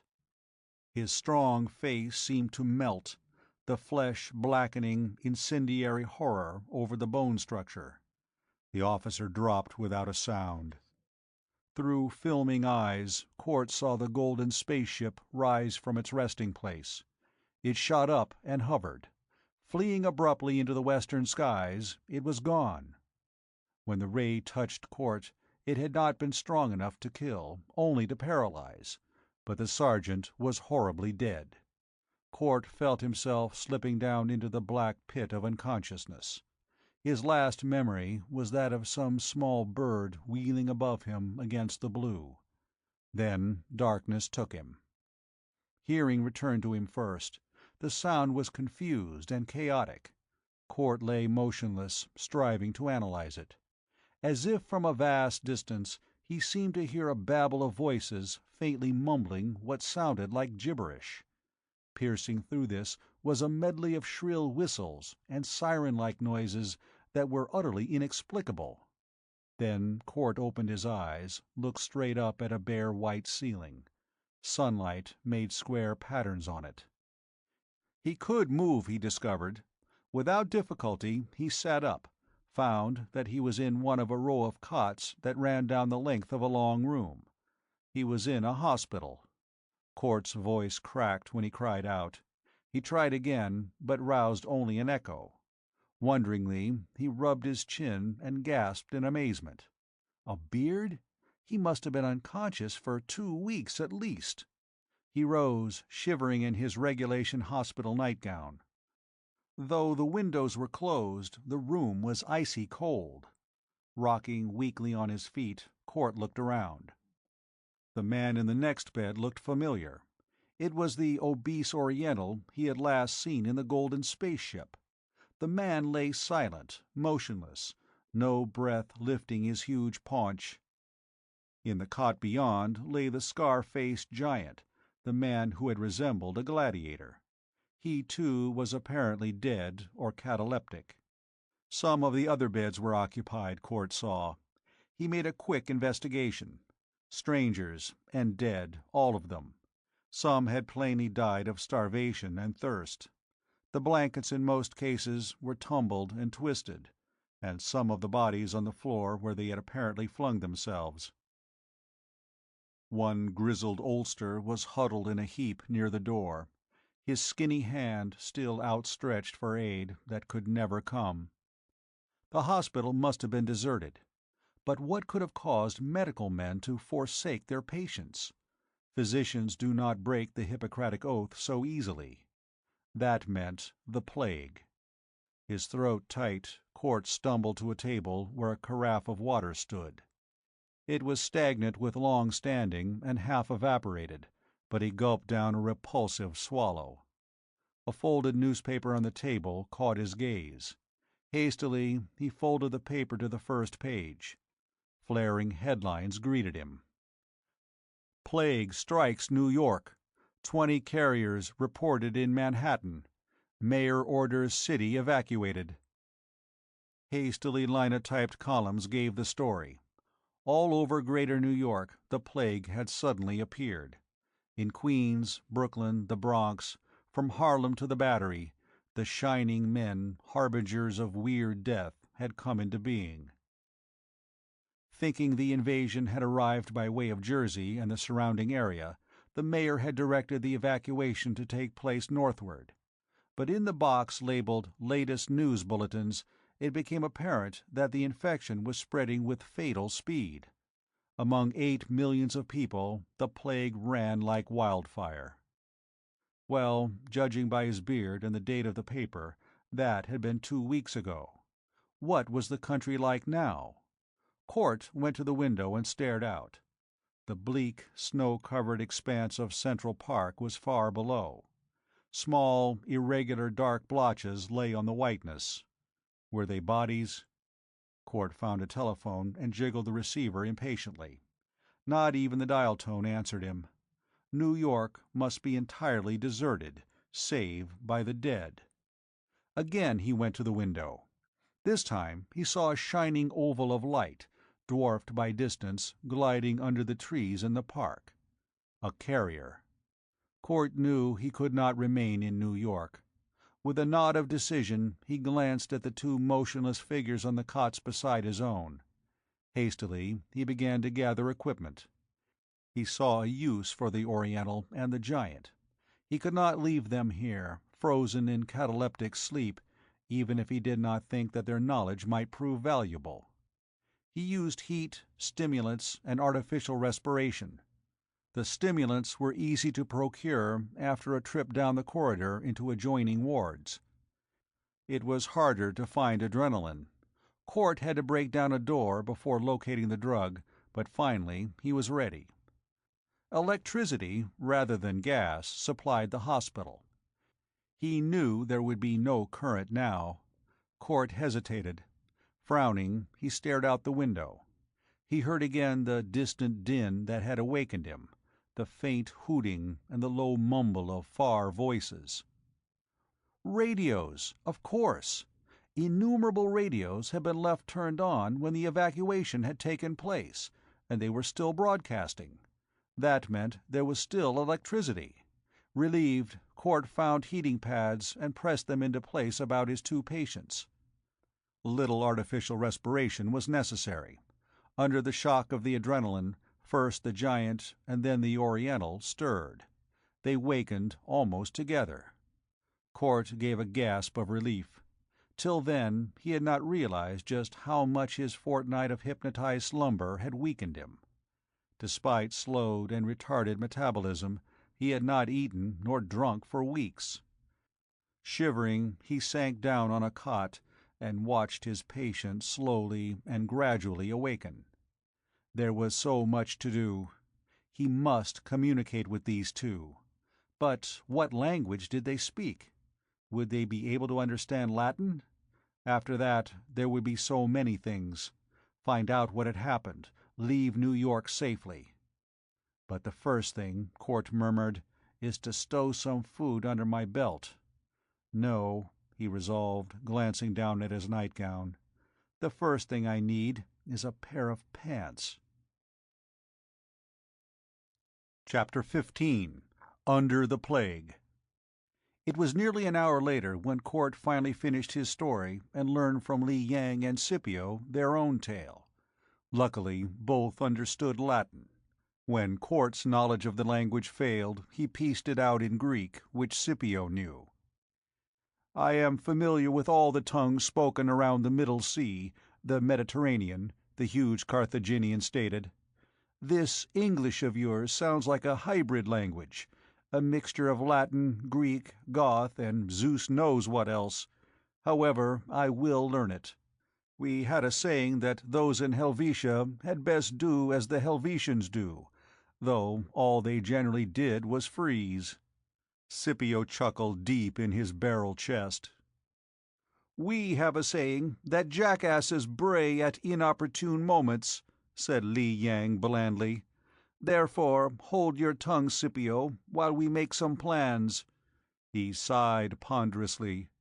"So Ardath is dead, eh? Eheu, he was a wise man, and a good one. Also, I have lost my lute, so I grieve." "I scarcely knew Ardath," Scipio confessed, "though he saved my life, of course. But the nymph girl, Jansaya, I needed only a glimpse of her to lose my heart and soul." The gargoyle face twisted in pained memory. "What can we best do, Court?" "Get out of New York. After that, we can make our plans. I want to get back to my laboratory. But first, well, come along." Court rose and led the others into the corridor. Li Yang shivered as the chill wind rustled under his scanty gown. "The world has grown colder," he mourned. "Not even on the northern steppes did I feel such a knife-like blast." Court was unavailingly pressing the elevator buttons. "Guess they're not working," he said wryly. "That means we'll have to walk all the way down. It'll keep us warm anyway. Watch out for any carriers." Scipio shook his head as the three hurried down the stairs. "I do not understand this plague. Civilizations change, of course. New gods and new magics spring up. But what you tell me of this plague smacks of the Vrykra the vampire." The others had no breath for talking. Scipio continued to muse aloud as they descended. When they reached the street, though, he was the only one who was not panting. "Zeus, Apollo, Kronos, and Neptune!" he roared, staring up at the skyscrapers. "Surely the gods must have reared these buildings." "Did gods build the Nilotic pyramids?" Li Yan asked with breathless irony. "Men learn always, and always they build higher. But my poor toes will be frozen." He danced about grotesquely in the slush. "You are a hardy race, Court, to walk about in these skimpy togas." Court was glancing about swiftly. "Come in here," he said. He hurried toward a nearby shop. He had seen that the window was broken and a burglar alarm was clanging loudly from within. That explained the medley of noises he had heard from the hospital. Hundreds of burglar alarms, all over New York, were screaming. The mobs must have looted during their flight. This men's clothing shop had certainly been looted, judging by its appearance. Court could understand why property rights didn't mean much just now. He guided Li Yang and Scipio to the various departments and helped them outfit themselves with suitable clothing. "Breeches and boots will be best, I think," he suggested. "We may have hard going. Pick out large-sized boots, or you'll blister your feet in an hour." It was difficult to find clothing that fitted the gigantic Carthaginian, and even harder to equip Li Yang, but at last the task was finished. Completely clothed, even to fleece-lined gloves, the three returned to the street. Now they needed food and drink.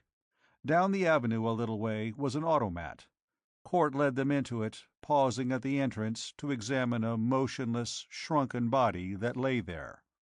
It was the corpse of a man, emaciated and pallid, frozen rigid. It was oddly shriveled, which Court recognized as the stigmata of plague victims. Though the man had certainly been dead since the evacuation of New York, there was no sign of decomposition. "Draining of vital energy means absolute sterility. No germs or microbes. That's logical," Court muttered. At least there would be no danger of a pestilence. He smiled crookedly. Pestilence. There was nobody to be harmed by it anyway. A radio in the automat was humming noisily. Cort hesitated, still inhibited by a lifetime of conditioning. But he went to the change desk and appropriated a handful of nickels. Supplying the others with trays, he carefully selected foods that appeared still edible. The coffee spigot ran a tar-colored, icy fluid, but it was somewhat better than the sour milk and stale water. Cort went to the radio and adjusted it. Then he joined the others at one of the round little tables. "News," he said, nodding at the box that was strange to them. "I'll translate." "Static is becoming increasingly troublesome as the plague grows," the radio blared. "The electrical energy emitted by she-carriers interferes with broadcasting. European shortwave transmission is impossible. The transoceanic cables have failed. From Washington, D.C. comes the latest European news, brought by Clipper across the Atlantic. The plague seems to have concentrated its force so far in the Western Hemisphere, though its strength is increasing gradually in Europe. Ports are crowded as mobs try to storm their way onto ships outward bound. There is a feeling that on the high seas is safety. This is untrue. The Hozima Maru, a passenger ship, was today washed upon the coast at Point Reyes above San Francisco. Spectators reported that the only living beings aboard were several carriers." In grim undertones, Cort translated. "The eastern seaboard is still being evacuated," the voice went on. "The United States is under martial law. As yet, the plague remains a mystery, though all over the world scientists are working night and day to check it. A scientific congress has been called at The Hague to convene tomorrow at noon. We are still receiving reports about the mysterious golden airship which first appeared in Central Park, New York, 2 weeks ago. Since then it has landed 8 times, always in a sparsely populated area.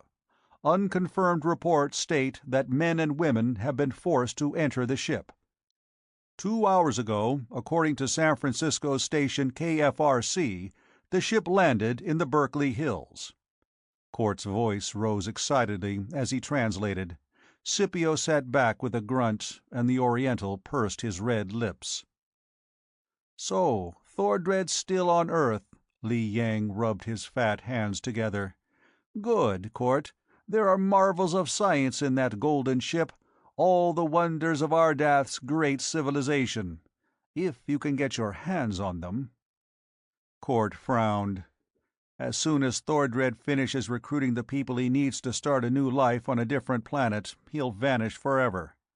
The worst of it is, he's drained my mind, taken all my knowledge. Everything I know, I share with him now. But I've got to get back to my Wisconsin lab. I have apparatus there that will enable me to construct a weapon or two that might give me a chance against Thordred. But till I get to the lab, I can't even locate the golden ship." "Then why do we wait here?" Scipio thrust back his chair and stood up, towering incongruously in the gleaming shininess of the automat. "Let us hurry."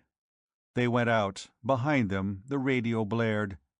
"Shall keep broadcasting as long as we are able. The city is entirely evacuated. We are barricaded in this station and shall remain here until our power fails, or until— This is WOR, Newark, New Jersey.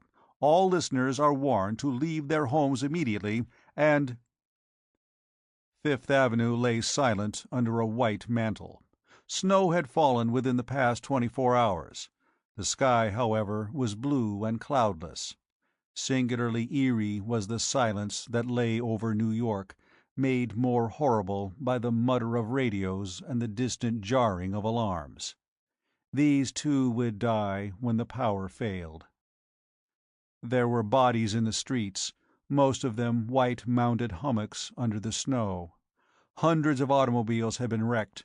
A huge bus lay on its side beside an overturned garbage truck. Twice they saw carriers, shining pallid ovals of glowing radiance floating toward them.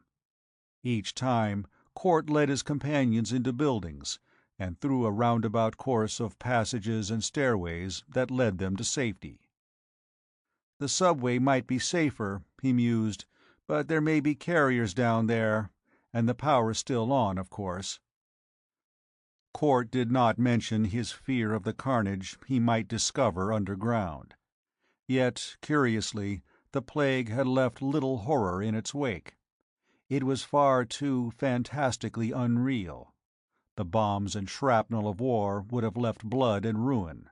But this, there was only white silence, and bodies that were less like corpses than cold statues of marble. "Here." Court halted by a parked automobile. "No, there's no gas." He frowned, after a glance at the dashboard gauge. "Come on." Scipio was peering into a window. Abruptly, he kicked nigh, and the glass fell in clattering shards. The Carthaginian reached through the gap and brought out a cavalry saber in its scabbard. "It's light enough," he grunted, balancing the weapon in his hand. "But it's sharp.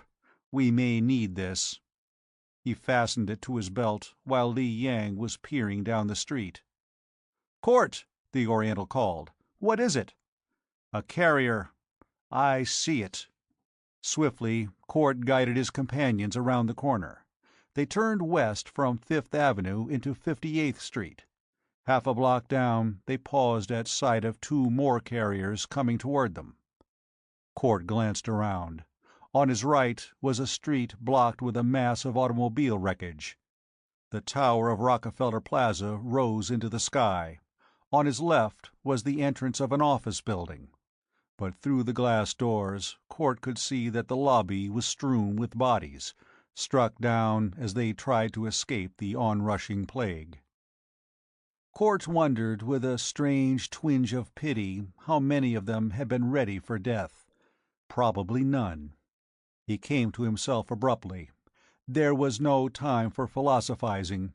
The carriers were closing in upon them from both sides. Scipio pointed to the side street. "There, we can climb over." "Wait!" Court's sharp command halted the others on the curb. "Here's a car." A large black sedan was parked a few feet away. Two bodies lay near it, a man's and a woman's. The girl, scarcely more than a child, lay in a pitiful little huddle on the running board, her blonde hair whitened with snow. The man, a bulky, dark young fellow, lay with his face in the gutter, a cigar still drooping from one corner of his mouth. But the keys were in the ignition. Hastily, Court sprang into the car, turned the key, and pressed the starter. He really expected no response.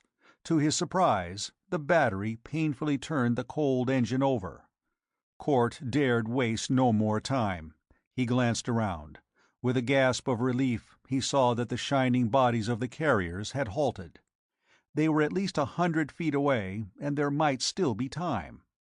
He kept his foot down on the starter. The motor caught and abruptly died. Viciously, he manipulated the choke. "Get ready to run," he warned. But again the motor caught, and Court gunned it with great care. The echoes boomed out thunderously in the canyon of the street. Li Yang and Scipio sat tensely beside Court, more afraid of this noisy invention than the incomprehensible carriers. "They are coming toward us," Scipio reported in an undertone, feeling for his saber. "I shall get out and hold them back till—" "No!" Court let out the clutch. "Stay where you are!" The car jerked into motion. There was a sickening moment when the motor sputtered, coughed, and almost stopped. Court jammed down the gas, heard the exhaust pipe crack open with a deafening roar. Then they were plunging forward. But the carriers were ominously close. Into Court's mind came a weird, illogical thought. Pillars of fire and smoke. Was that it? It didn't matter, for two of them, directly ahead, were gliding toward the car. He spun the wheel, skidded on the slushy pavement. He shot between the two monsters, missing them by a hair's breadth. The sedan rocketed on, gathering speed. Court swallowed hard and wiped the perspiration from his forehead with the back of his hand. "Narrow squeak. This is a one-way street," he added with wry humor, "and we're going the wrong way. But I doubt if we'll get a ticket." They crossed 6th Avenue, then 7th, and turned left on Broadway. Court headed for the Holland Tunnel. Before he reached the tube, he sighted a tangle of wreckage which told him that the route was closed. Hastily, he turned north along the Hudson, hoping he could get through at the George Washington Bridge. The ice-bordered river flowed past silently, unruffled now by any boats. In the distance, the Jersey Palisades were traceries of frost. No smoke at all rose on the skyline. "Gods!" Scipio observed. "This is a world of wonders, Court. What is that?" "Grant's tomb," said Court. "Let's see what the radio says." He switched it on, but got only static. He turned the switch off, for he did not know the battery's strength. He had almost a tank full of gas, he saw, and was grateful for that. Yet it would not take him to Wisconsin. He would take the straight western route toward Chicago, and then cut northwest, unless he could find an airplane. But in this disorganized area, Court doubted whether one would be available. They all must have been commandeered. The bridge was open. They shot across, disregarding the glaring speed limit signs. Court found the highway he wanted. He sped on, seeing no sign of me. He was reminded of the last time he had driven across the Wisconsin hills, with Marion at his side. It almost seemed as though nothing had happened since then, for the landscape was still incongruously peaceful. Only one thing betrayed the existence of the plague: the occasional wrecks seen beside the highway, and the absence of traffic. An airplane startlingly roared overhead against the blue. But Marion was not here. Court realized that he missed her. She was the perfect complement for his mind, the ideal assistant. There was something else, too, but Court subconsciously steered away from the thought, refusing to let himself realize why he missed Marion so profoundly. He could see her clearly, a slim, brown-eyed girl. Rot! Such thoughts wasted time, and there was no time to waste. Sitting beside Court now, crowded uncomfortably in the front seat, Scipio and the huge Li Yang writhed uneasily. They typified the whole new set of factors which Court must integrate into the problem facing him. His mind began to work at lightning speed, analyzing, probing, discarding. Swiftly he went over the problem as he drove the car instinctively through New Jersey. Scipio crawled over into the back seat and went to sleep. Li Yang stretched luxuriously, holding out his plump fingers to the car heater. "Great magic," he said with satisfaction. "Not that I believe in magic, but the word is a handy one." The sedan thundered westward. Chapter 16. Thordred Strikes. During the 2 weeks of Court's unconsciousness, a great deal had happened. Many large cities, like Manhattan, had been evacuated. If many carriers had appeared at once, chaos might have been the result. But the plague came with comparative slowness at first. Martial law, of course, had been declared, resulting in less indirect mortality than might have been expected. The refugees faced neither starvation nor epidemic. With well-oiled speed, the federal government had swung into action. All over the country, the evacuated populations of such cities as New York, Chicago, San Francisco, and New Orleans were billeted in hospitable homes. But the danger remained. More and more of the carriers appeared. Shining, nebulous clouds of glowing fog, they slew by touch alone. There was no possible protection, for even lead armor was not always certain. Moreover, nobody knew the nature of these dread beings. Court racked his brain as he furiously drove on. Parts of the pattern were falling into place. Entropy, he thought, was the clue.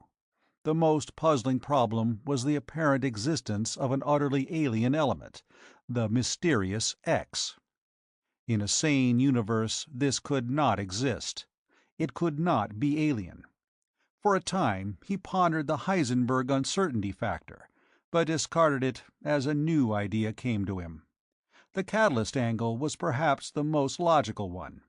Absently, he reached into the dashboard compartment, expecting to find cigarettes. There was a pack in it, nearly full.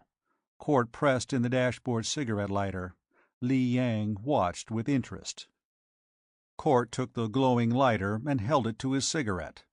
Abruptly, he paused, staring at the lighter. He whistled startledly under his breath. The Oriental blinked in astonishment. What? An idea. Just an idea. A parallel, like conduction. Listen, Li Yang, if you take a red-hot chunk of steel and put it next to a cold piece, what'll happen? The cold piece will be warmed. Yes, the heat will be transmitted. Only it isn't heat in this case. It's X. X is being transmitted to living beings. Court rubbed his forehead. What is X? Energy? Sure, but... I've got it. He almost lost his grip on the wheel in his excitement. I've got it, Li Yang. Entropy, life, energy, cosmic evolution.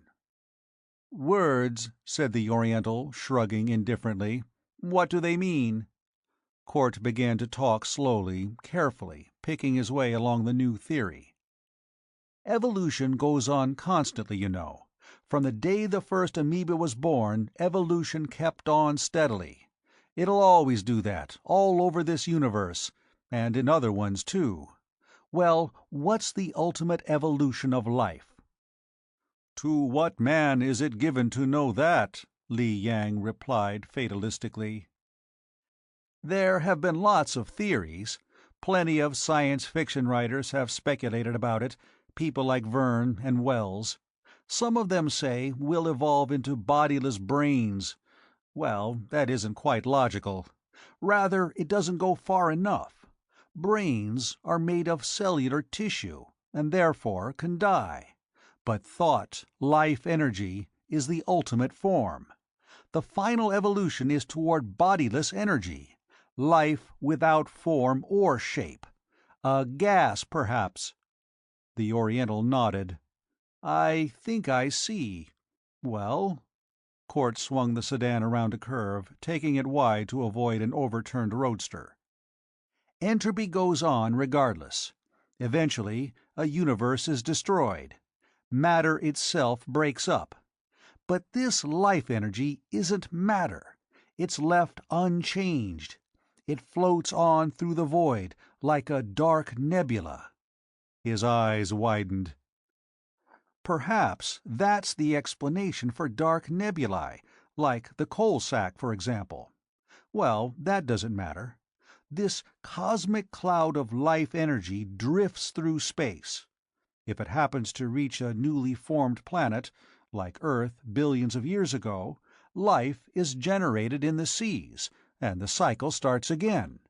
But if we already exists, as on Earth now, yes, the chunk of hot steel warms the cold one.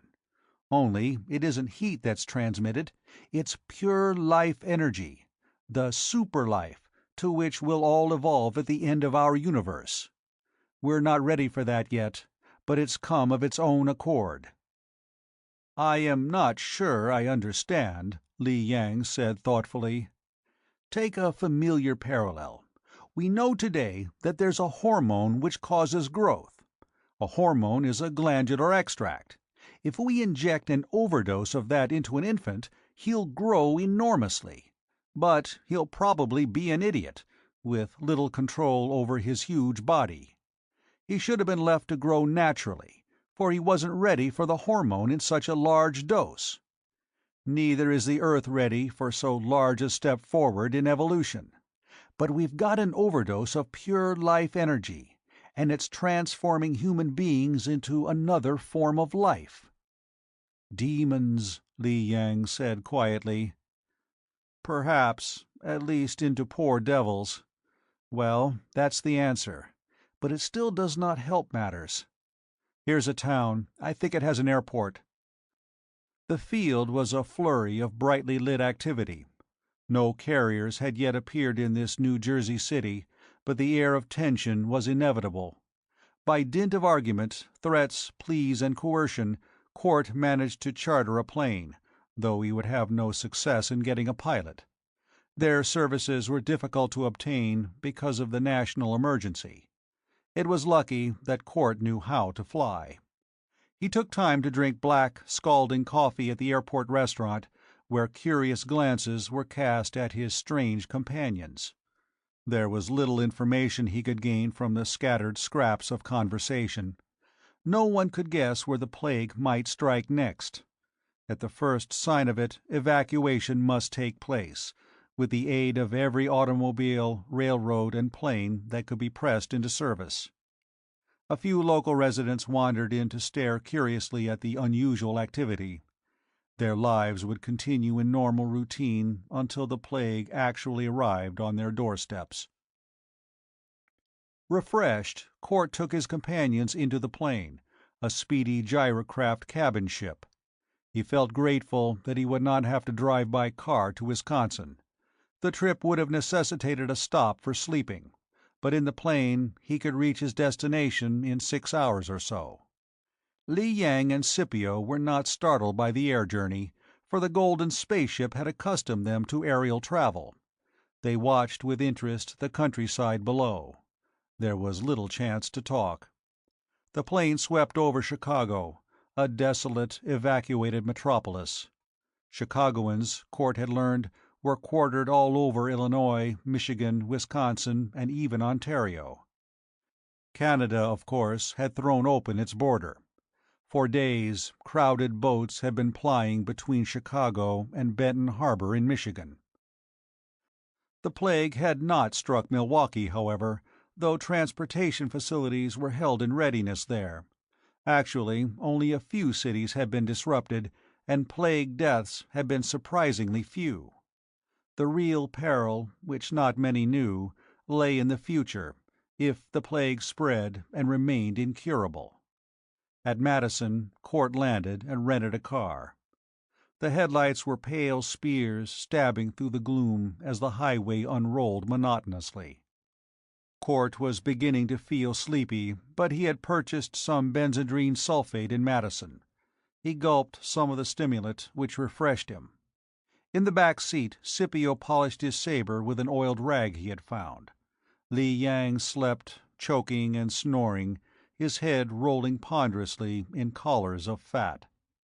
Now and again Court caught sight of carriers, shining blobs of radiance that flashed toward them and were gone. What would happen if the car struck one? Would it rush through an impalpable glow, or would there be a catastrophic explosion of liberated energy? Court's mind felt so blurred that he could not think clearly. His hands ached and trembled on the wheel. His elbow joints were throbbing. The soles of his feet seemed to be on fire. But he could not stop and rest. Home was not far now, and even then there would be no peace. The road was familiar to him. Wisconsin lay under yellow moonlight, and beside the road the river flowed along silently. They topped a rise and came in sight of the village. It seemed unchanged, but as they swept through it, Court noticed the absence of lights and movements. The street was completely deserted. From the general store a radio crackled inaudibly. On the store's porch was the body of a man in overalls, grotesquely sprawled. A dog slunk into view, stood frozen for a second, and then fled. Court thought with alarm of Marion Barton. Had she returned to the laboratory? Probably, but had she fled with the general exodus? Court's heart jumped as he saw a shining, shapeless glow drift into view from around a corner. A carrier.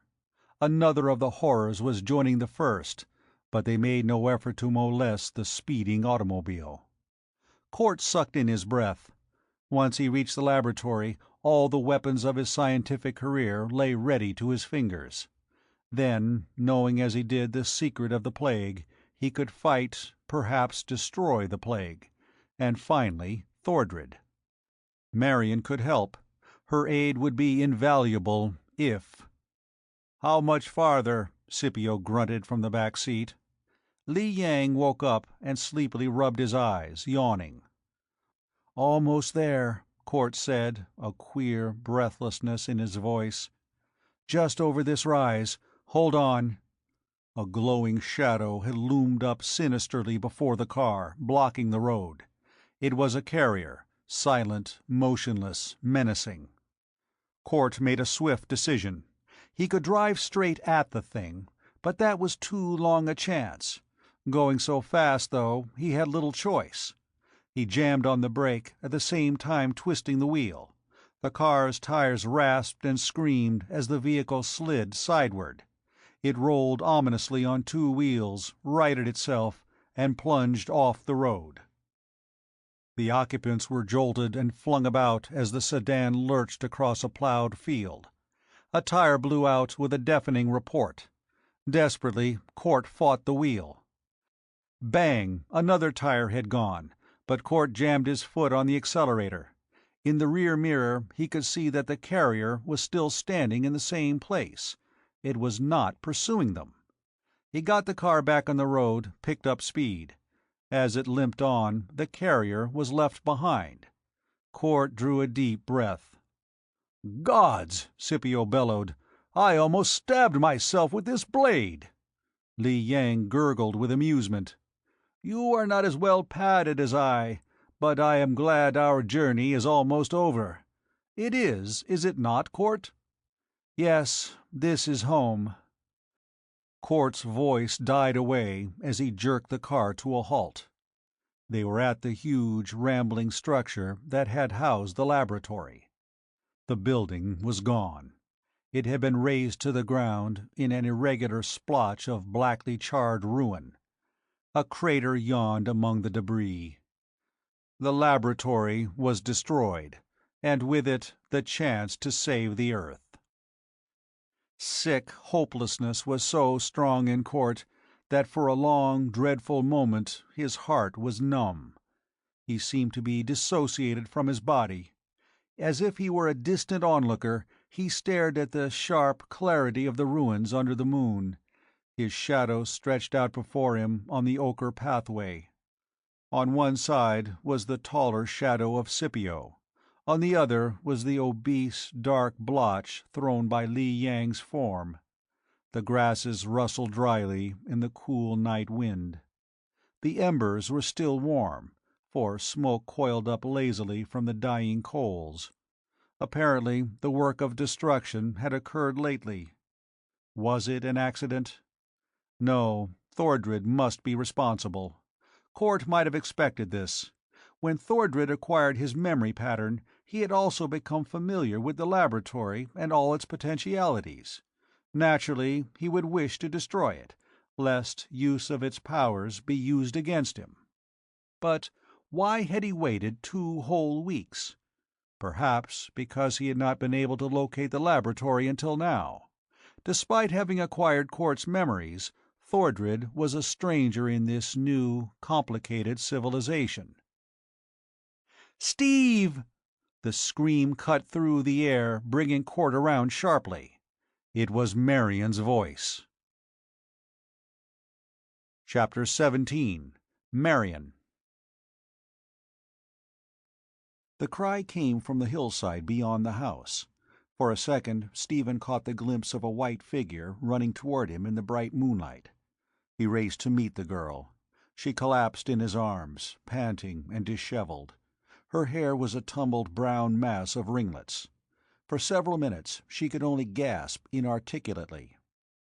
"Steve, thank God you're safe. I saw the headlights of a car, but I didn't know it was you. But I thought if you were alive, you'd come back to the lab." Looking down into her eyes, Court felt a queer tightness in his throat. He interrupted in a voice that was scarcely audible. "Marion, I I love you." The girl caught her breath as she stared. Then suddenly she smiled with dazzling brilliance. "I'm glad," she whispered, and pressed her head against Quart's chest. "I'm glad you're human after all." Yes, Quart thought to himself, he was human. For years he had refused to admit it. But now a chuckle started behind his lips. He gloried in it. The others came running up, staring at Marion. She drew away from Quart. "Thordred wrecked the lab," she explained. "Who are these men?" She eyed them inquisitively. "No time for introductions now," Quart snapped. "Tell me what's happened. You've seen Thordred? Or you wouldn't know his name?" She nodded. "He came here 2 hours ago and destroyed the house. I was the only one who got out alive. I saw the ship not far away. When I started to run, a beam of light flashed out, and I was paralyzed. A huge bearded man came running and carried me into the ship. He seemed to know who I was." "Of course," Quart agreed. "He acquired all my memories with his damned machine." "There was a girl named Jansaya. She didn't say anything. She just watched. Thordred showed me dozens of men and women in the ship, asleep, cataleptic. He said he had captured them to start a new civilization. He was going to another planet, and he decided to take me, too. Since I'd been your assistant, Steve, he figured I'd be a good assistant for him. My scientific training would be invaluable to him. He told me you were dead, that he'd killed you with a ray in New York." "So he thinks I'm dead," Quart observed. "That means he didn't know the ray only paralyzed me." Marion didn't look at him as she continued. "I pretended to fall in love with Thordred's wishes, said I'd go with him. So he didn't bother to put me into catalepsy. He started the motors, and the ship began to rise. Then I—" "Go on," Quart said gently. "He wasn't watching me. I saw what he was doing at the instrument panel, and I jumped at it. Somehow I pushed all the levers and buttons before he grabbed me. The ship crashed. I wanted to kill Thordred, Steve, because I thought he'd killed you. If you were dead, I didn't want to keep on living." For an answer, Quart drew the girl closer. She went on talking hurriedly. "The ship was wrecked completely. It's right over the ridge. All the prisoners were killed, and Jansaya was hurt. I tried to help her, but Thordred dragged me away. I don't know how he got me out alive. He was like a madman. He salvaged some weapons from the wreck and made me go with him. I don't know why or what he intended. I think he wanted to kill me later, Steve. Slowly." Quart's face was chalk white. Clipping his words, he gave his orders. "Let's find the ship. We may be able to salvage something, too. Li Yang, Scipio, watch out for Thordred, though I don't think he'll bother us now." The four mounted the slope. At the top of the ridge they halted. In the valley before them lay the vast golden bulk of the spaceship, near a streamlet that made a winding ribbon of quicksilver between its banks. There was no sign of life near the vessel. They descended the slope. Suddenly Marion cried out softly and gripped Quart's arm. The four halted abruptly. A shining oval drifted into view from behind a bush. It was a carrier, a glowing fog, fading toward its edges into invisibility. With more than human speed it moved toward the group. Quart instinctively thrust the girl behind him. Scipio lifted his hard fist in futile defiance. Then he remembered the saber and drew it. But there was no defense against a carrier, Quart knew. He opened his mouth to shout a command to flee, but for some reason that he could not define, he waited. The shining thing halted. It was motionless, and Quart was conscious of an intent regard. The creature was watching him. Why? Such a thing had never happened before. Always the carrier had leaped eagerly, avidly upon then prey. Why did this horror wait? Cort inexplicably felt something stir and move in his brain. Briefly, the image of old Sammy, with his brown wrinkled face and his mop of white hair, rose up vividly in his mind. Behind him, Marion's voice whispered like a prayer. "Sammy!" The shining thing seemed to hear. It hesitated and drew back. Suddenly it turned, speeding up the slope, and vanished over the ridge.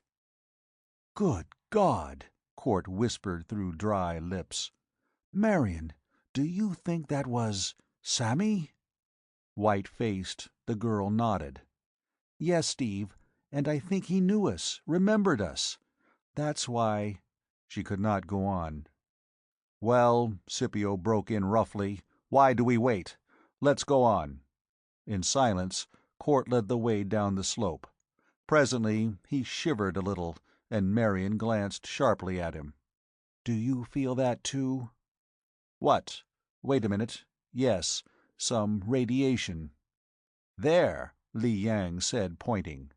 Cort followed the gesture, saw the spot of light. Blazing like the heart of a blue sun, flaming with a fierce and terrible radiance, the light speck glowed upon the hull of the ship. Instantly, Cort guessed what it was. The atomic energy that powered the huge motors had broken free. No longer prisoned by its guarding, resistant sheath, it was sending its powerful vibrations out like ripples widening on a pool. "Don't go any closer." Cort clutched Scipio's arm, halting him. "That's dangerous. It can fry us to a crisp." "Gods!" The Carthaginian stared. "Is that true? A mere glow of light?" In theory, Cort knew something of atomic energy, though it had never been achieved practically on Earth. In the old days, men had feared that unleashed atomic energy would destroy the whole planet, its fiery breath spreading swiftly like a poisonous infection. But Cort knew there was no sign of that. The rate of matter consumption was far too slow. In 1,000 years, the valley might be eaten away, but not in 5 years or 5 minutes. "Scipio!" The faint cry came from nearby, startling them. The Carthaginian's hand flew to his sword as he whispered, "Jansaya!" And again came the cry, plaintive, gull-sweet, infinitely sad, "Help me!" With a muttered oath, Scipio whirled and ran. Cort followed at his heels. A mound of bushes clustered 100 feet away, and in its shelter lay Jansaya. The fading moonlight washed her hair with gold. She lay broken, dying. "Jansaya," Scipio said tonelessly. He dropped to his knees beside the girl and lifted her in his mighty arms. With a tired sigh, she let her head fall on his bronze shoulder. My back." After Cort completed a hasty examination, his eyes met Scipio's. He did not need to speak, for the Carthaginian nodded slowly. Jansaya's torn gown and bruised limbs told how she had dragged herself toward safety. "Thordred left you?" Scipio asked in a queer, hoarse voice. The strangely beautiful green eyes misted with pain as she held herself close to Scipio's barrel chest. The Carthaginian's gargoyle face was the color and hardness of granite in the moonlight. I think I might have loved you, warrior," Jansaya murmured. Then she sobbed restrainedly, with unbearable agony. The golden lashes drooped to shield the sea-green eyes. The tender lips scarcely moved as the girl whispered, "There was not ever any pain in old Atlantis."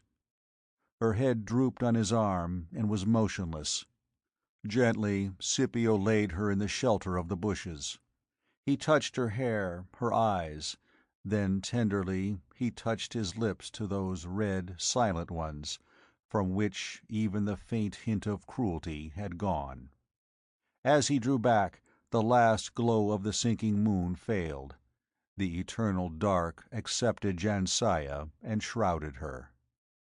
The starlight was cold as glittering ice on Scipio's savage eyes as he rose. He stood towering there, motionless, staring at nothingness. Slowly he turned to face the west.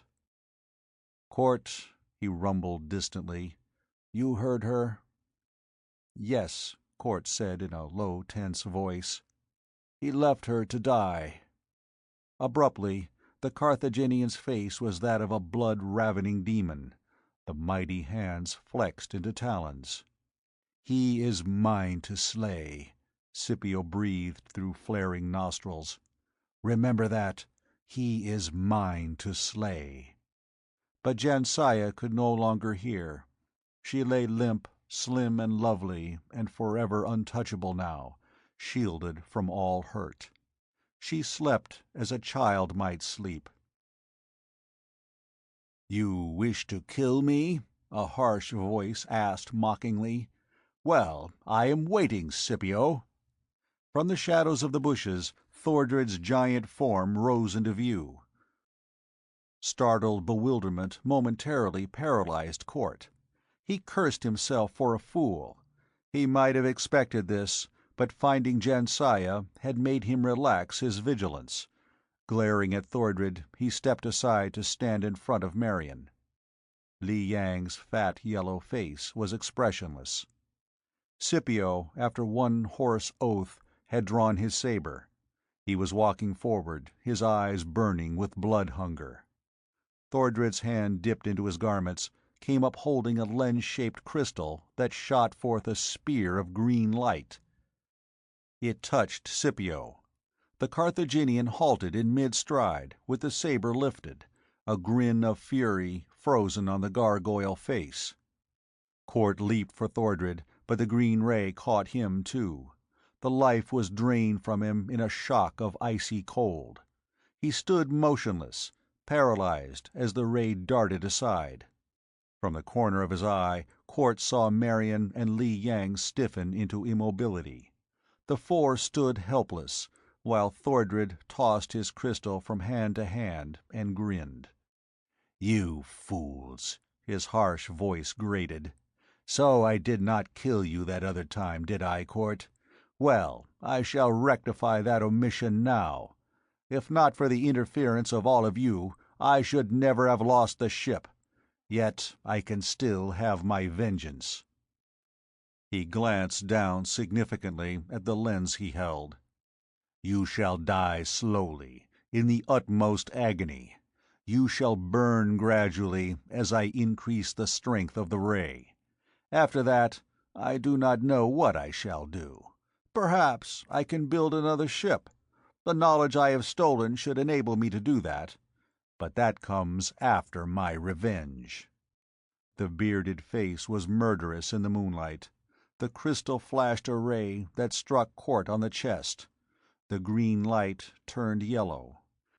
Simultaneously, blinding pain racked the man. He smelled the odor of his own burning flesh. "You shall die," Thordred gritted. "All of you. This is my vengeance." Chapter 18. The Man Who Lived Again. When Thordred placed Ardath's body in the small spaceship and sent it hurtling toward the sun, he had thought the Kyrian dead. His fear of Ardath's giant intellect had been so great that he would feel safe only when the solar inferno had utterly consumed it. Yet, by making doubly sure that his former master would meet death, Thordred had committed a serious error. For Ardath was not dead. He awoke slowly, painfully, only vaguely conscious of his surroundings. For a time he lay quietly, blinking and striving to understand. He kept his eyes closed after a single glance at a dazzling glare. He turned his head away from the bright light and reopened his eyes. His gaze took in his surroundings. He was in a spaceship, a small one that was unfamiliar to him. Through the ports in the walls showed the starlit blackness of interplanetary space. He was incredibly weak. He sat up, massaging his limbs until his numbed circulation was restored to normal. Then he rose with a great effort and looked around. Sunlight flamed through a row of ports. Ardath instantly realized that he was falling directly into the rapidly enlarging sun. He saw the controls, sprang toward them, almost collapsing in his weakness. He examined the unfamiliar apparatus, tentatively fingering the panel. Presently, the puzzle of strangeness was solved in his amazingly swift mind.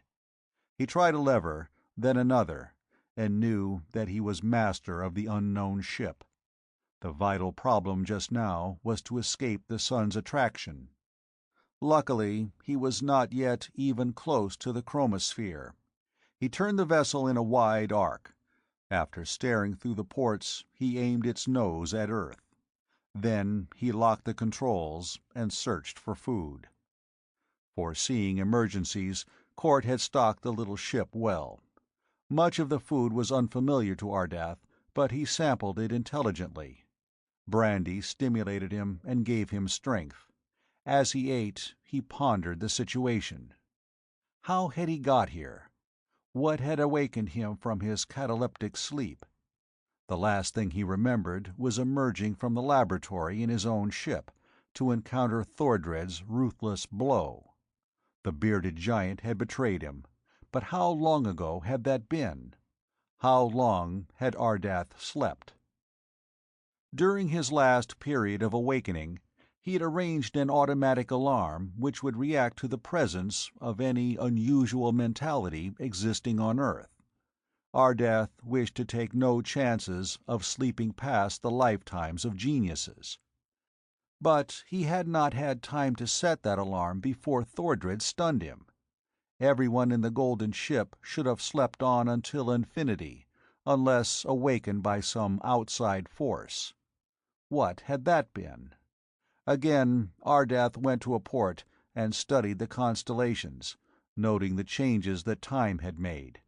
He computed roughly that at least 20 centuries had elapsed since his last awakening.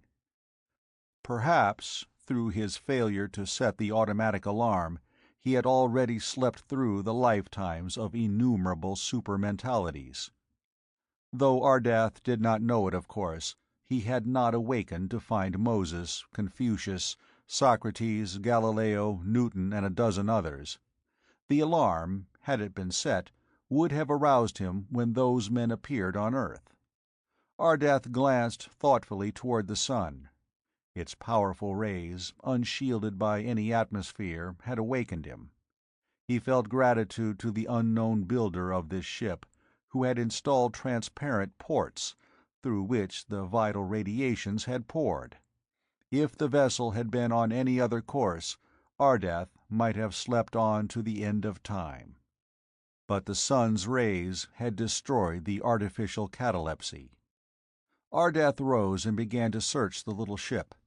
Its architecture was obviously terrestrial, the natural development of art forms he had seen in ancient days on Earth.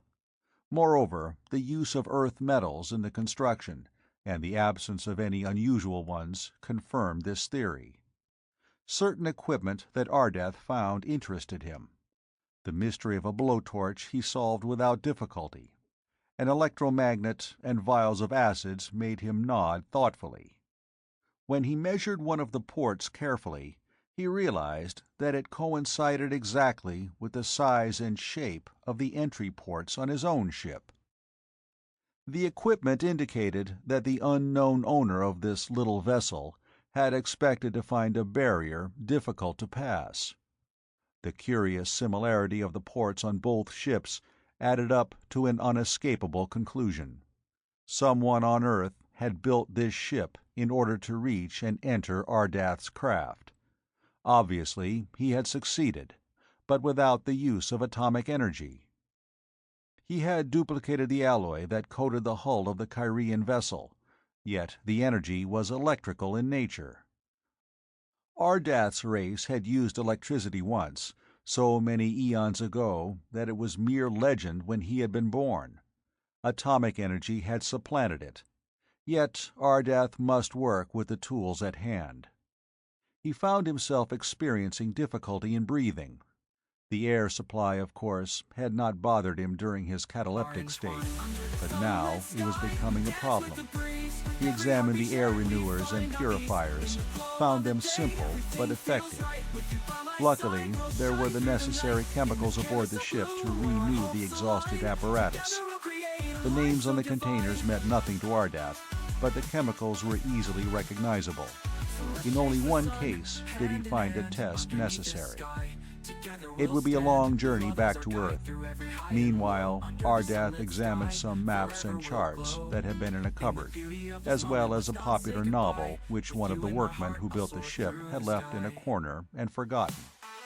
These would be invaluable for learning the language.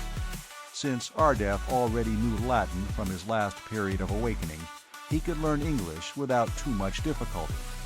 He could even approximate the present pronunciation, once he understood the letters, like W, which Romans did not have. The luckiest find of all, after all, was a newspaper. Two problems faced Ardath. He must find his own ship, and he needed a weapon. Painstakingly, he analyzed the situation. Day after day dragged on while the spaceship fled toward Earth. The Kyrian studied the charts, the book, and the newspaper, striving to understand. From a rubber stamp on the maps, he learned that the owner of the vessel was named Stephen Court, and that he lived in Wisconsin, near a town which Ardath finally located on one of the charts. That became his destination. The Kyrian's keen understanding of psychology aided him in understanding what had happened during his unconsciousness. Placing himself in the respective positions of Thordred and Stephen Court, he applied rules of logic. When Court had entered the golden spaceship and found the cataleptic bodies, he would naturally have tried to awaken them. When he awoke Thordred, what had happened? There were two possibilities. Thordred, Ardath realized now, wanted power above all else. He had resented the Kyrian's domination. After apparently succeeding in killing his former master, he would not have been willing to obey Court. Rather, his lust for power would have been given fresh fuel. He and Court would have become either enemies or friends. In the latter case, Ardath now faced two opponents. But why should Court, having built this ingenious and expensive spaceship, have been willing to destroy it by aiming it at the sun? He would naturally have wished to retain it for later use. A logical man does not destroy valuable equipment, and only a logical and intelligent person could have built this vessel. But Thordred, on the other hand, would have wished the smaller ship destroyed, so that he would possess the only spaceship on Earth. Such tactics would strengthen his power, unless there were already other spacecraft in existence. That was impossible. This one was obviously patterned on Ardath's own vessel. A man with sufficient knowledge to create it would have used it, first of all, to visit the original ship. That sounded logical, though not entirely certain. Court would probably have resented the destruction of his property. That indicated that he and Thordred were enemies. But from that conclusion, Ardath could go no further. He could only wait until he had reached Earth and visited the home of Stephen Court in Wisconsin. If Court lived, he would certainly be an ally. And now Ardath concentrated on creating a weapon. Equipment was at hand, and electricity. Atomic energy Ardath could not manufacture at present, but he thought it would not be necessary. Already he had a plan for a weapon in mind. It must be able to convey a strong shock, or even a fatal one, over quite a distance. That necessitated some conductor of the current. A jet of water, a thin spray perhaps, might do the trick. But the use of ordinary water was not quite satisfactory. Ardath began to experiment with the limited laboratory he had at his command. He worked arduously, sleeping and eating only when he found time, while the ship sped toward its destination. Earth grew from a star to a spinning globe, cloud-sheathed, and then into a vast concave disk that blotted out the starry void. Ardath found the outline of North America, checked it with his maps. Then he sent the vessel arrowing toward Lake Michigan, which was visible even from beyond the atmosphere. It was night before he landed outside the village near Quart's home. He lowered the ship silently among the concealing trees and slipped toward the lights of the settlement. His clothing would arouse curiosity, he realized, but that could not be helped. Taking his new weapon, which was awkwardly bulky, he moved forward. Luck was with him. A youth, idling along the highway in a dim stretch, paused to stare at Ardath. The Kyrian took advantage of the opportunity. Mouthing the unfamiliar words carefully, he asked, "Can you say where Stephen Court lives?" It sounded like, "Can Yoa say where Stephen Court lives?" The boy blinked. "Sure. You're a foreigner, ain't you?" When no answer came, he went on pointing. "Right up the road there." He gave explicit directions.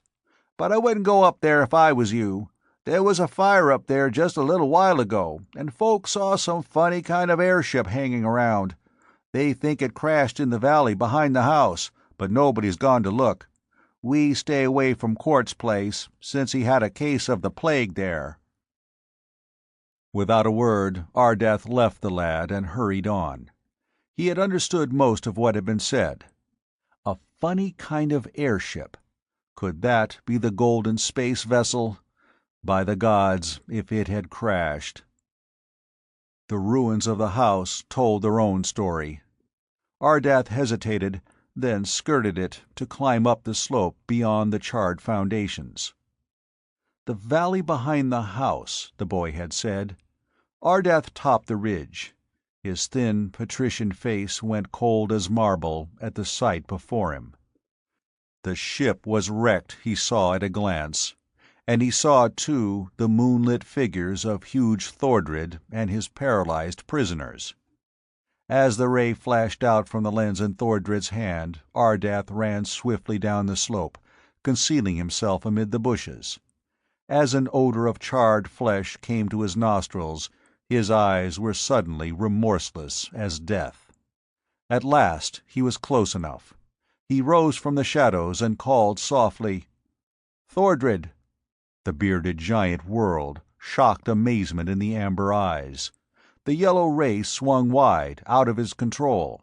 Simultaneously, Ardath lifted the weapon he held, and a thin jet of fluid shot from its muzzle, splashing on Thordred's arm.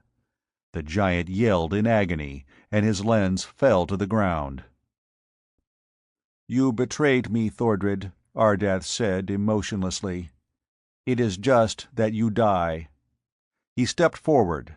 The huge bearded figure swayed and writhed in agony, striving to break free from the invisible grip that held it. Ardath's foot slipped on a rounded stone. For a second, the liquid jet wavered from its mark, but swept back swiftly. Thordred was gone. He flung himself back into the shelter of the bushes. The crashing of the underbrush told of his flight. Ardath shrugged and lowered his weapon. "He is harmless now," he said, and bent to pick up the lens. Briefly, he eyed the three men and the girl, still paralyzed. Scipio, Li Yang, and two strangers. He made a hasty adjustment on the crystal, sent a blue glow sweeping out to bathe the four. The paralysis fled. "Ardath," Li Yang said, "you came in good time." "By the gods, yes!" Scipio roared. His voice went soft with regret. "Though not in time to save Jansaya." His eyes clouded. Lifting his saber, he plunged forward. "I'll be back with Thordred's head," he promised over his shoulder, and vanished into the woods. You're Ardath?" Court asked. The burn on his chest was aching painfully, but it was not deep, and it had been automatically cauterized. He stared at the rescuer. The Kyrian nodded. "I am Ardath. You seem to know of me. Are you Stephen Court?" "Yes, but how did you learn English? How did you escape from the sun trap? What—" "Wait." Ardath was staring down at the wrecked ship. "Before all else, the atomic energy must be prisoned again. It is—" he fumbled for the right word—"dangerous. To approach it closely means death." "Lead?" Court suggested. When Ardath looked puzzled, he gave the atomic number. "Only a special alloy will insulate the rays of atomic energy. Do you see that container? It looks like a speck from here, beside the spot of light. Only that can hold the power." He frowned. "The power must be placed in its sheath again. But—" "It means death," Li Yang broke in. "Very well, I shall do it." Court clutched the fat arm. "You need not sacrifice yourself." Ardath's face was expressionless as he went on in his painful, stilted English. "Whoever goes must be quick. The rays kill swiftly. Hurry to the ship, slide the container over the little globe of atomic energy, and put the cover in place. That is all. After that, it will be safe to approach." "Steve," Marion said unsteadily, "let me go." "No!" Quart's arm went around the girl, drawing her close. "Not you. Do we need to make this sacrifice, Ardath?" The Kyrian nodded sorrowfully. "The energy will spread out till it touches ores. Then it will expand faster, until the Earth itself will be destroyed."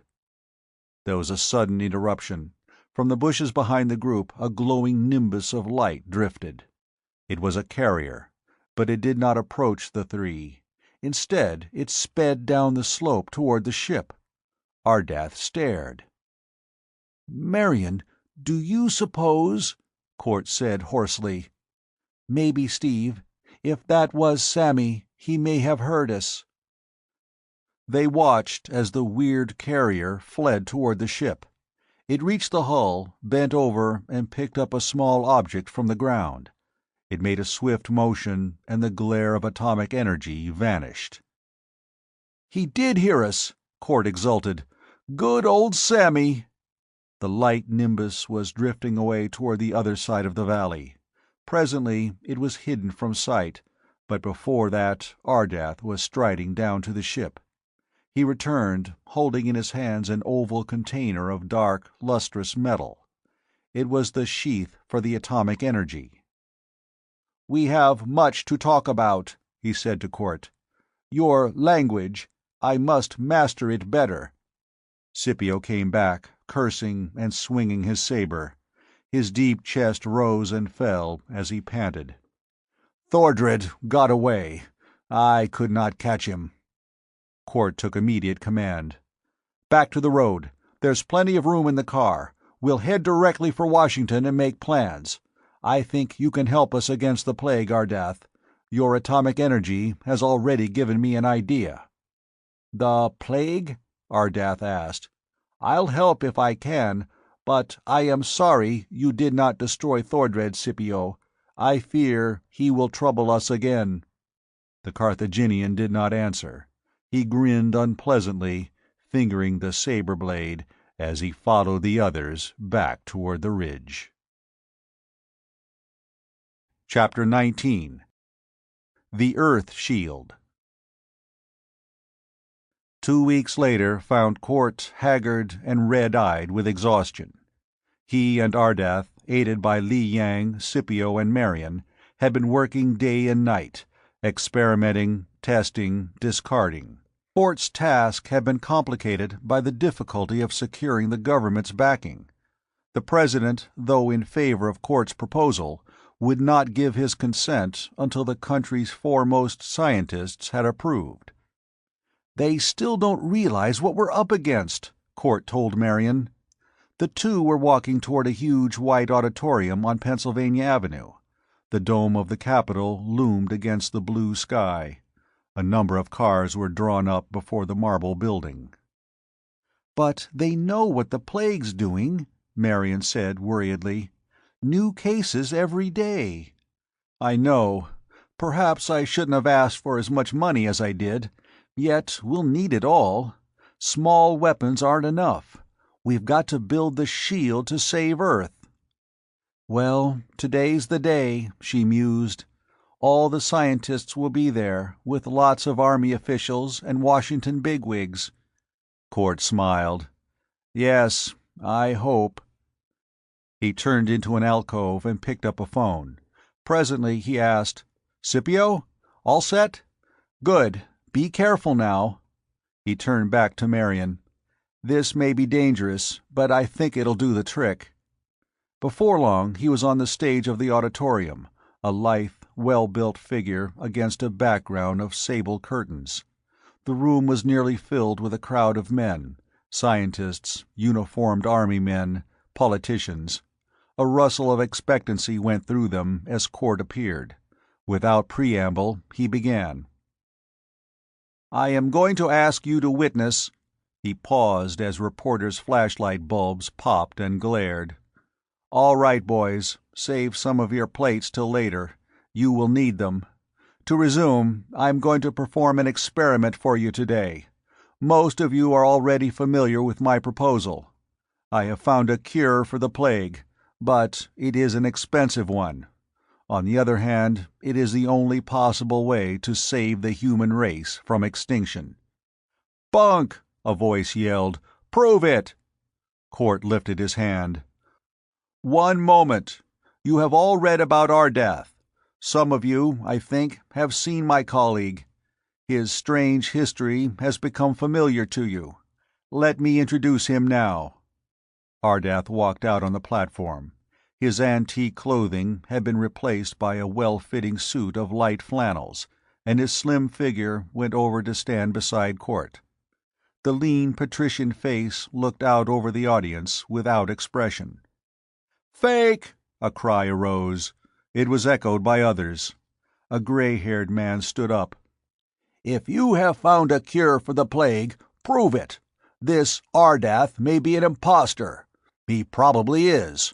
He has nothing to do with—" Ardath did not say a word, but he stepped forward a pace. Something in the look of the strange alien eyes brought silence to the auditorium. In the stillness, Court spoke again. "You know that the plague is fatal. To touch a carrier is instant death. That there is no possible insulation. I have already given my theories about the origin of the plague. It is sheer life energy, the ultimate evolution of all life, the residuum of some immeasurably ancient universe that evolved into pure energy perhaps eons ago. This cosmic cloud of energy has drifted through the interstellar void until its edges infringe upon the Earth. Some catalyst in our atmosphere made it potent, infected our me-forms with this strange virus. What the plague does is simply this: it speeds up entropy, and the evolution that takes place is abnormal, against nature." Court paused, drew a deep breath, and resumed. "Normal evolution is slow. Mankind automatically adjusts itself to different environments through the course of ages. But this is a sudden jump to the ultimate life form, which, in the normal course of events, should not exist in this system for billions of years. That disrupts the evolutionary check and balance system. Humanity is not yet ready for this metamorphosis. It must come slowly and gradually, over a period of millions of years. Let me sketch for you the future. More and more of the carriers will appear as Earth plunges deeper into the heart of the cloud of life energy. The carriers will feed on those who were once their fellows. Eventually, only they will exist on this planet, and even they will die in the end for lack of sustenance. In less than 50 years, the world will be a barren, dead sphere drifting through space. That is what it might have been had we not found a cure." Then the Kyrian's clipped, precise voice rang through the auditorium. Court speaks truly. You men of this civilization are strange to me. Perhaps few of you believe the story of my origin. That does not matter. Working together, Court and I have discovered the nature of the plague and found a solution. It is this. The carriers are forms of me energy. They can be destroyed, but only by creating a stronger type of energy which will drain their own. Only one thing will do that: atomic power. A certain carrier came in touch with the unguarded atomic power in my spaceship. Later, we searched for him and found his body near the vessel. Exposure to the terrific energy had killed him. Court nodded, remembering how he and Ardath had hunted through the Wisconsin hills for Sammy, and the burned, inhuman thing they had found at last. The Kyrian went on. Atomic power short-circuits the carriers, drains their energy. Already we have constructed portable weapons which are thoroughly satisfactory. "But the life cloud in space," a voice from the audience broke in. "You can't destroy that." The Kyrian smiled grimly. "True. And more carriers will appear as we approach the nucleus of the cloud. But we can protect Earth, create a wall around it, a shell of atomic energy. With the right machines, we can transform the heaviside layer into a shield that will perfectly insulate this planet against the cosmic cloud. Solar radiation will still come through unchecked, but not a trace of the deadly life energy will be able to penetrate the shield." A low murmuring in the auditorium grew into a roar.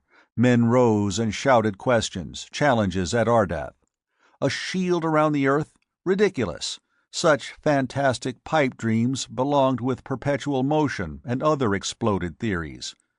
Ardath glanced wryly at Court. "Well, I see I can't convince them. Shall we?" Court was waving his arms, trying to quiet the crowd. His attempts were useless. Already some of the audience were rising and heading for the exits. No one saw Court wave toward the wings, but all eyes turned to the stage when the black curtain rustled apart. Simultaneously, a gasp of sheer horror ripped from hundreds of throats. On the platform was a carrier. A huge box of luminous metal stood just behind it, in which the horror had apparently been confined. It was open now, and the luminous fog that constituted the carrier was drifting forward with purposeful intent. Ardath and Court had raced to one side of the stage.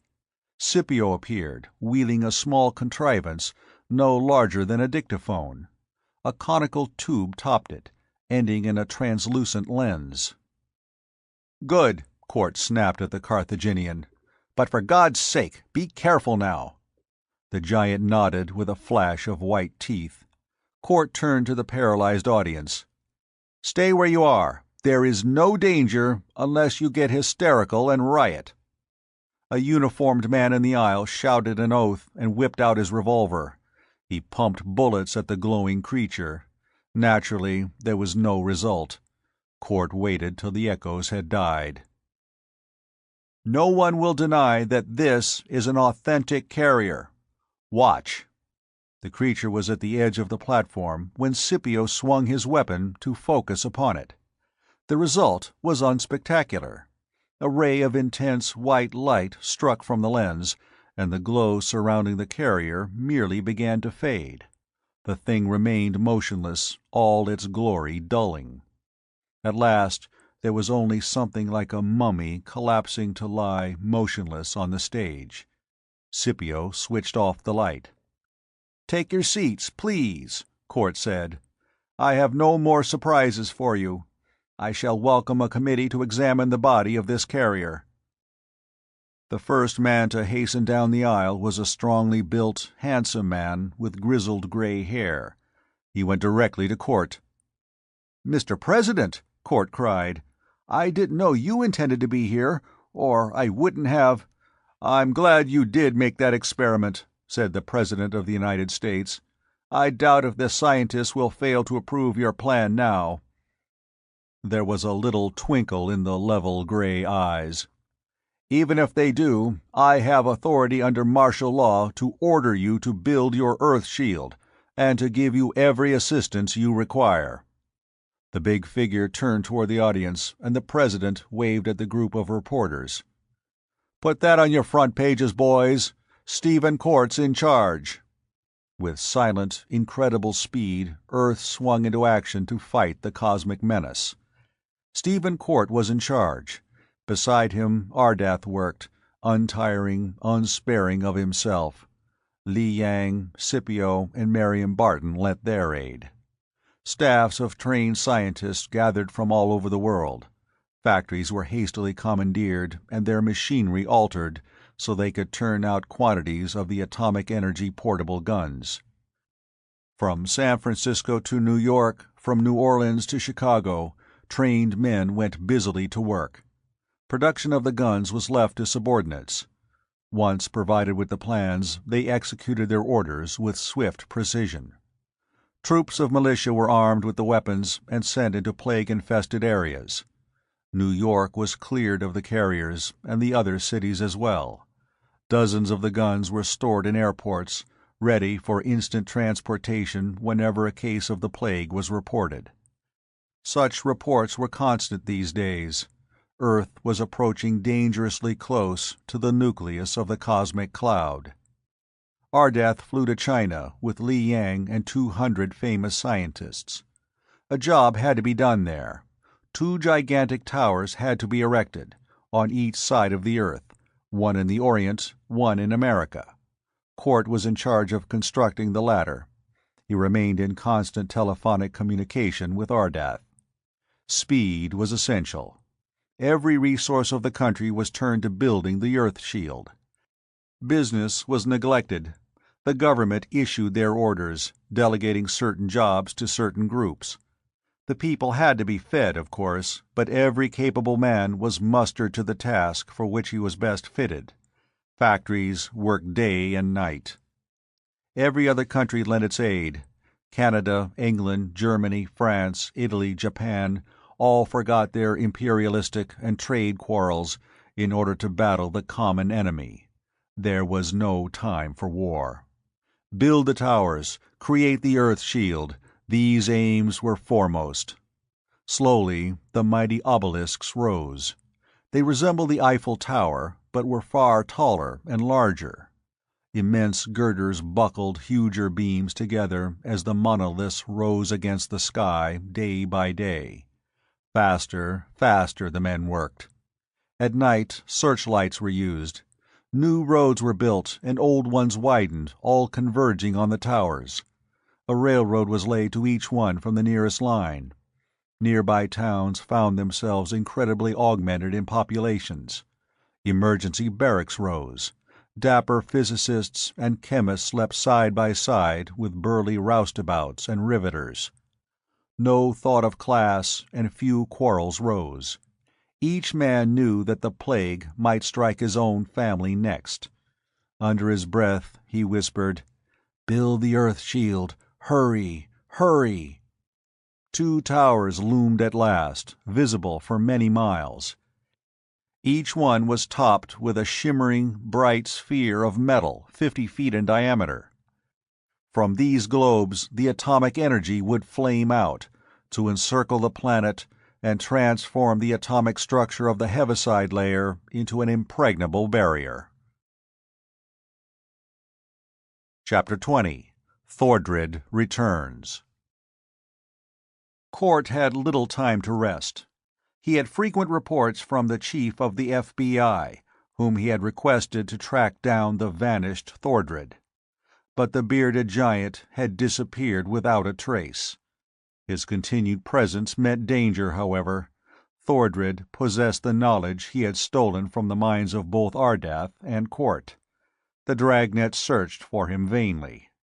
One night, Court, Scipio, and Marion stood in the control room just beneath the huge globe that topped the tower. The task was finished. The last workman had just departed in the elevator that led to the ground. The three stood quietly, staring out at the land that stretched far beneath them. Bright moonlight bathed everything weirdly, yet beautifully. The room was 50 feet square, a flat platform around which a low railing ran. There were no walls. Metal supports stood up like thick columns at intervals. The globe above their heads was hollow, else not even the tough, reinforced steel of the tower could have supported its weight. They could not see the sphere. 9 feet above their heads, the ceiling was plated with thickness after thickness of Ardath's alloy, the only thing that would halt the radiation of atomic energy. Cort fumbled with a televisor. "Wish I'd finished this weeks ago," he complained. "Ardath showed me how to build it, but I didn't have time. Let's see." The screen ran riot with color that swiftly faded into a uniform gray. "Trying for China?" Marion asked, coming to stand close to Cort. He nodded. "The other tower. I'm getting it. Here it is." On the screen, the fat, butter-colored face of Li Yang appeared. The beady black eyes stared. "Cort? Hello. How's the work?" "All finished," Cort sighed. "We're just waiting for you. Bolted the last connection half an hour ago." "Fine," the Oriental applauded. "We'll be ready tomorrow, perhaps sooner. Wait a moment. Here's Ardath." The Kyrian's thin, ascetic face replaced that of Li Yang. His eyes were red-rimmed with fatigue. "So, you're finished, Cort," he said. "Good. My workmen were not much slower. We'll be done in a few hours, not tomorrow, Li Yang. Then we can turn on the power. Don't forget," Ardath's lips thinned, "we must be careful.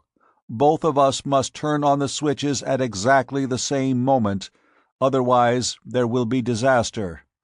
The atomic screen must meet just halfway around the Earth. If you turn on your power too soon, your energy screen will smash mine back and destroy this tower completely. We must be completely accurate." Cort glanced at an instrument panel near him. "I will. Wait a minute. Someone's coming up in the elevator." The warning bell was ringing. Presently the lift rose into view. An overalled figure, half hidden under the weight of a wooden box, stepped out of the cage. Scipio turned from where he had been leaning on the rail and staring down into the black gulf. He peered at the workman. Marion's brows drew together in puzzlement. "What's this?" she asked. "We didn't—" The box fell crashing to the floor. The face of the man behind it was revealed. It was no longer bearded.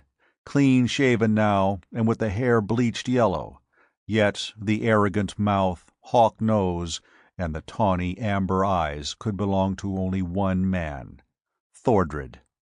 His hand went up, a lens blinking bluely in it. The mouth gaped in a snarl. "Don't move!" His voice shook with mad fury. "Don't move a muscle! I've come back!" Cort still stood before the televisor. On the screen he saw Ardath's face watching, immobile and intent. He glimpsed a heavy wrench that was lying forgotten on the ledge of the televisor. It was hidden from Thordred's view by the instrument's bulk. Cort let his hand gently close over it. "Don't be a fool," he said. "You can't possibly escape." Thordred laughed harshly. "No, you saw to that. Your police have come after me. If I hadn't stolen your memories, I'd never have escaped them. I disguised myself as a workman and rode up here. Nobody stopped me. And I have a weapon now. I made it with the knowledge and memories I took from Ardath." Marion's face was paper white. Scipio stood motionless, his gigantic hands gripping the rail behind him. "What do you intend to do?" Cort asked. "Kill you," Thordred rasped. "Then I'll turn on the power. I know how to do that, and the energy will destroy Ardath in his tower. With you two out of the way, I can rule the Earth. My brain, with the combined knowledge of yours and his, is wiser than any other in the world." "You may do that," Cord admitted, warily watching for an opening. "But what about the plague?" "I haven't forgotten that. The towers can be repaired. The Earth shield can be created, even without you and Ardath. But then I shall rule this planet." Softly, without moving his lips, Cort whispered into the televisor, "Turn on your power, Ardath. It'll destroy Thordred. We'll go with it, but that's the only way." The Kyrian did not speak, but he shook his head slightly. Thordred moved forward, the blue lens in his hand lifted. "Now," he said, "now you die." Cort's muscles tensed for a hopeless leap. He knew he could not reach the other in time. His fingers tightened over the wrench. Scipio had not moved. His eyes were aglow. Murder-lust sprang into Thordred's dark face. He aimed the crystal. "Thordred!" Ardath's voice rang out from the televisor. Startled, Thordred involuntarily glanced toward the instrument. Simultaneously on the screen, a beam of blinding white light flashed from Ardath's hand. It flamed into Thordred's eyes, blinding him. Roaring, the giant shook his head, a ray of blue radiance spearing wildly from the lens he held. Cort snatched up the wrench and hurled it with all his strength. It struck Thordred's hand. The lens was hurled away, to shatter on the metallic floor.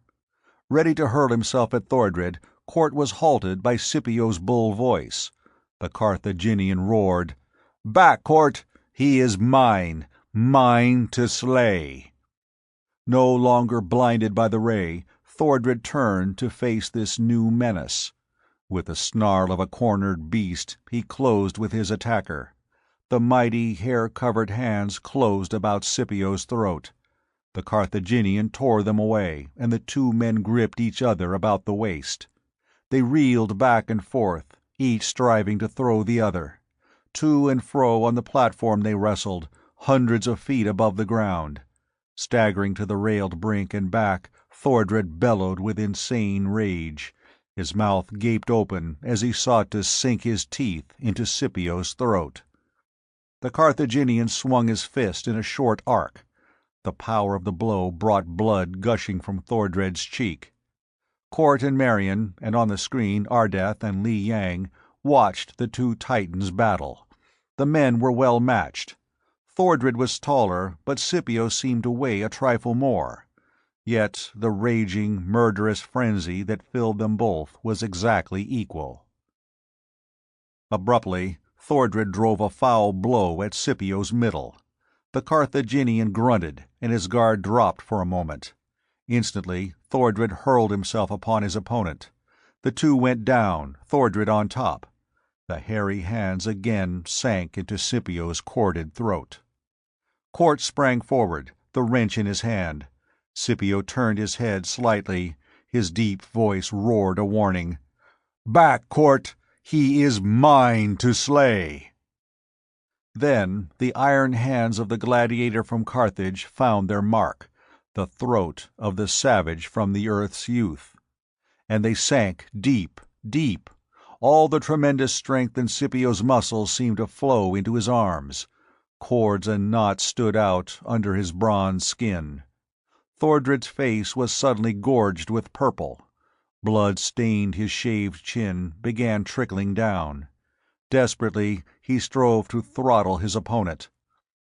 Abandoning the effort, he released his grip and stabbed his fingers down at Scipio's eyes. The Carthaginian expertly rolled his head, and the foul missed its mark. Thordred was suddenly clawing at the terrible hands that shut off his breath. His body jerked and writhed like a hooked fish. His eyes were distended and protruding. Frantically, he tried to tear himself free, and could not. "You left her to die," Scipio whispered. Cort knew that he spoke of Jansaya, the Atlantean priestess. One last, frightful effort Thordred made. Something snapped with a brittle, crackling report. Simultaneously, the giant flung himself up with one uncoiling motion. He stood upright, amber eyes glaring, breath hissing and rattling into his starved lungs. Suddenly, the huge head lolled forward slackly on its broken neck. For a heartbeat, Thordred stood silhouetted against the dark sky. Then he crashed, lifeless, to the floor. Scipio sprang up. He heaved up the heavy body of Thordred and went staggering toward the railing. He flung the body out into the abyss and stared after it with brooding eyes. "Your vengeance, Jansaya," he whispered, "and mine." Then Scipio Agricola Africanus, the man from Carthage, put his head down on his arms. He began to weep great choking sobs that ripped harshly from his throat. Court looked away in sympathy and walked toward the televisor screen. Against it, Marion leaned, faint with reaction. Both Ardath and Li Yang were watching. Though the Oriental's gross yellow face was immobile, his lacquer eyes were suddenly aglow with pity. "Oh," Li Yang sighed softly, "alas for such men as Scipio, who find neither thrones nor love." Ardath turned when a man appeared behind him on the screen. After a few words, he faced Court. "The work has been done sooner than I expected. We can turn on the power now. Compare your chronometer with mine." The two delicate timepieces checked precisely. "At exactly 11, throw your switch," Ardath instructed. "I shall do the same." They were 10 seconds to go. 5, 3. Court's hand trembled on the switch. 2, 1. Now. Deafening thunder bellowed out from the summit of the tower. For miles around, the roaring blast shattered windows and awakened sleepers to panicky fright. White light made the country bright as day. For a second, the maelstrom of raving light and sound continued. Then it swiftly died. There was silence, save for a low humming. "Good," Ardath said on the screen. "We timed it exactly right. In 2 minutes, watch the sky. If it lights up, we have succeeded." With one accord, Court and Marion hurried to the railing. Even Scipio lifted his head to stare at the black sky. 2 minutes to wait. The incredible barrier of electrons, the curtain of atomic energy, was rushing around the Earth, spreading out from the points of origin in the Twin Towers. 1 minute dragged by. Then, without warning, the sky turned white. The dim stars vanished. A curtain of pallid white brilliance hung over the Earth like a shining ivory bowl overturned upon the land.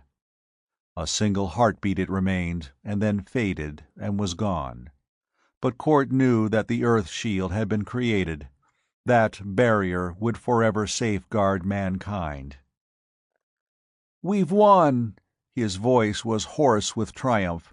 "Marion, we've saved humanity!" There was something inexpressibly tender in the girl's eyes as she watched him. For now she knew that Stephen Court was a man whom she could love and cherish, not a cold, inhuman machine. In the hour of his triumph, he exulted not because he had solved a terrible problem with his keen brain. Court rejoiced because he had saved human beings from horror and death. "Yes," Marion said softly. "We've won, Steve. Both of us have won what we wanted." From the metallic sphere overhead, invisible energy flared out, challenging the stars, as it poured its mighty power into the Earth shield. Epilogue. 1 year later, a little group stood on the Wisconsin hills, examining a huge golden spaceship that loomed against the green slope and the summer sky. It had taken months to build a new vessel to Ardath's specifications, but at last the task had been finished, the equipment installed, and the provisions taken aboard. In every respect the craft was a duplicate of the Kyrian original, save for a few new devices which Ardath and Court had perfected. Scipio, Li Yang, and Ardath stood together in the open airlock, Marion and Court a few feet away. It was difficult to find words at this moment of sad farewell. "I am sorry you will not go with us, both of you," Ardath said after a time. "Yet you may be right." "You know how I feel about it," Court returned. "The plague is destroyed. It will never come again, thanks to the Earth Shield. But new dangers may arise. These people among whom I was born are my people. I must be ready to serve and help them. I think that was the reason I was given a mind evolved beyond my time. I can help in so many ways, Ardath. There is so much I can do to improve this world of mine. Already, in 1 year, vast strides have been made. Atomic power has outlawed war. When I die, I want to die in a utopia that I have helped to build." Ardath nodded with understanding. "I came through time to find a supermind, whom I could abduct to start a new race. Well, I have found that supermind, and you are wiser than I, Stephen Court. We are all part of some cosmic pattern, and this pattern works toward good and not evil. It builds and does not destroy.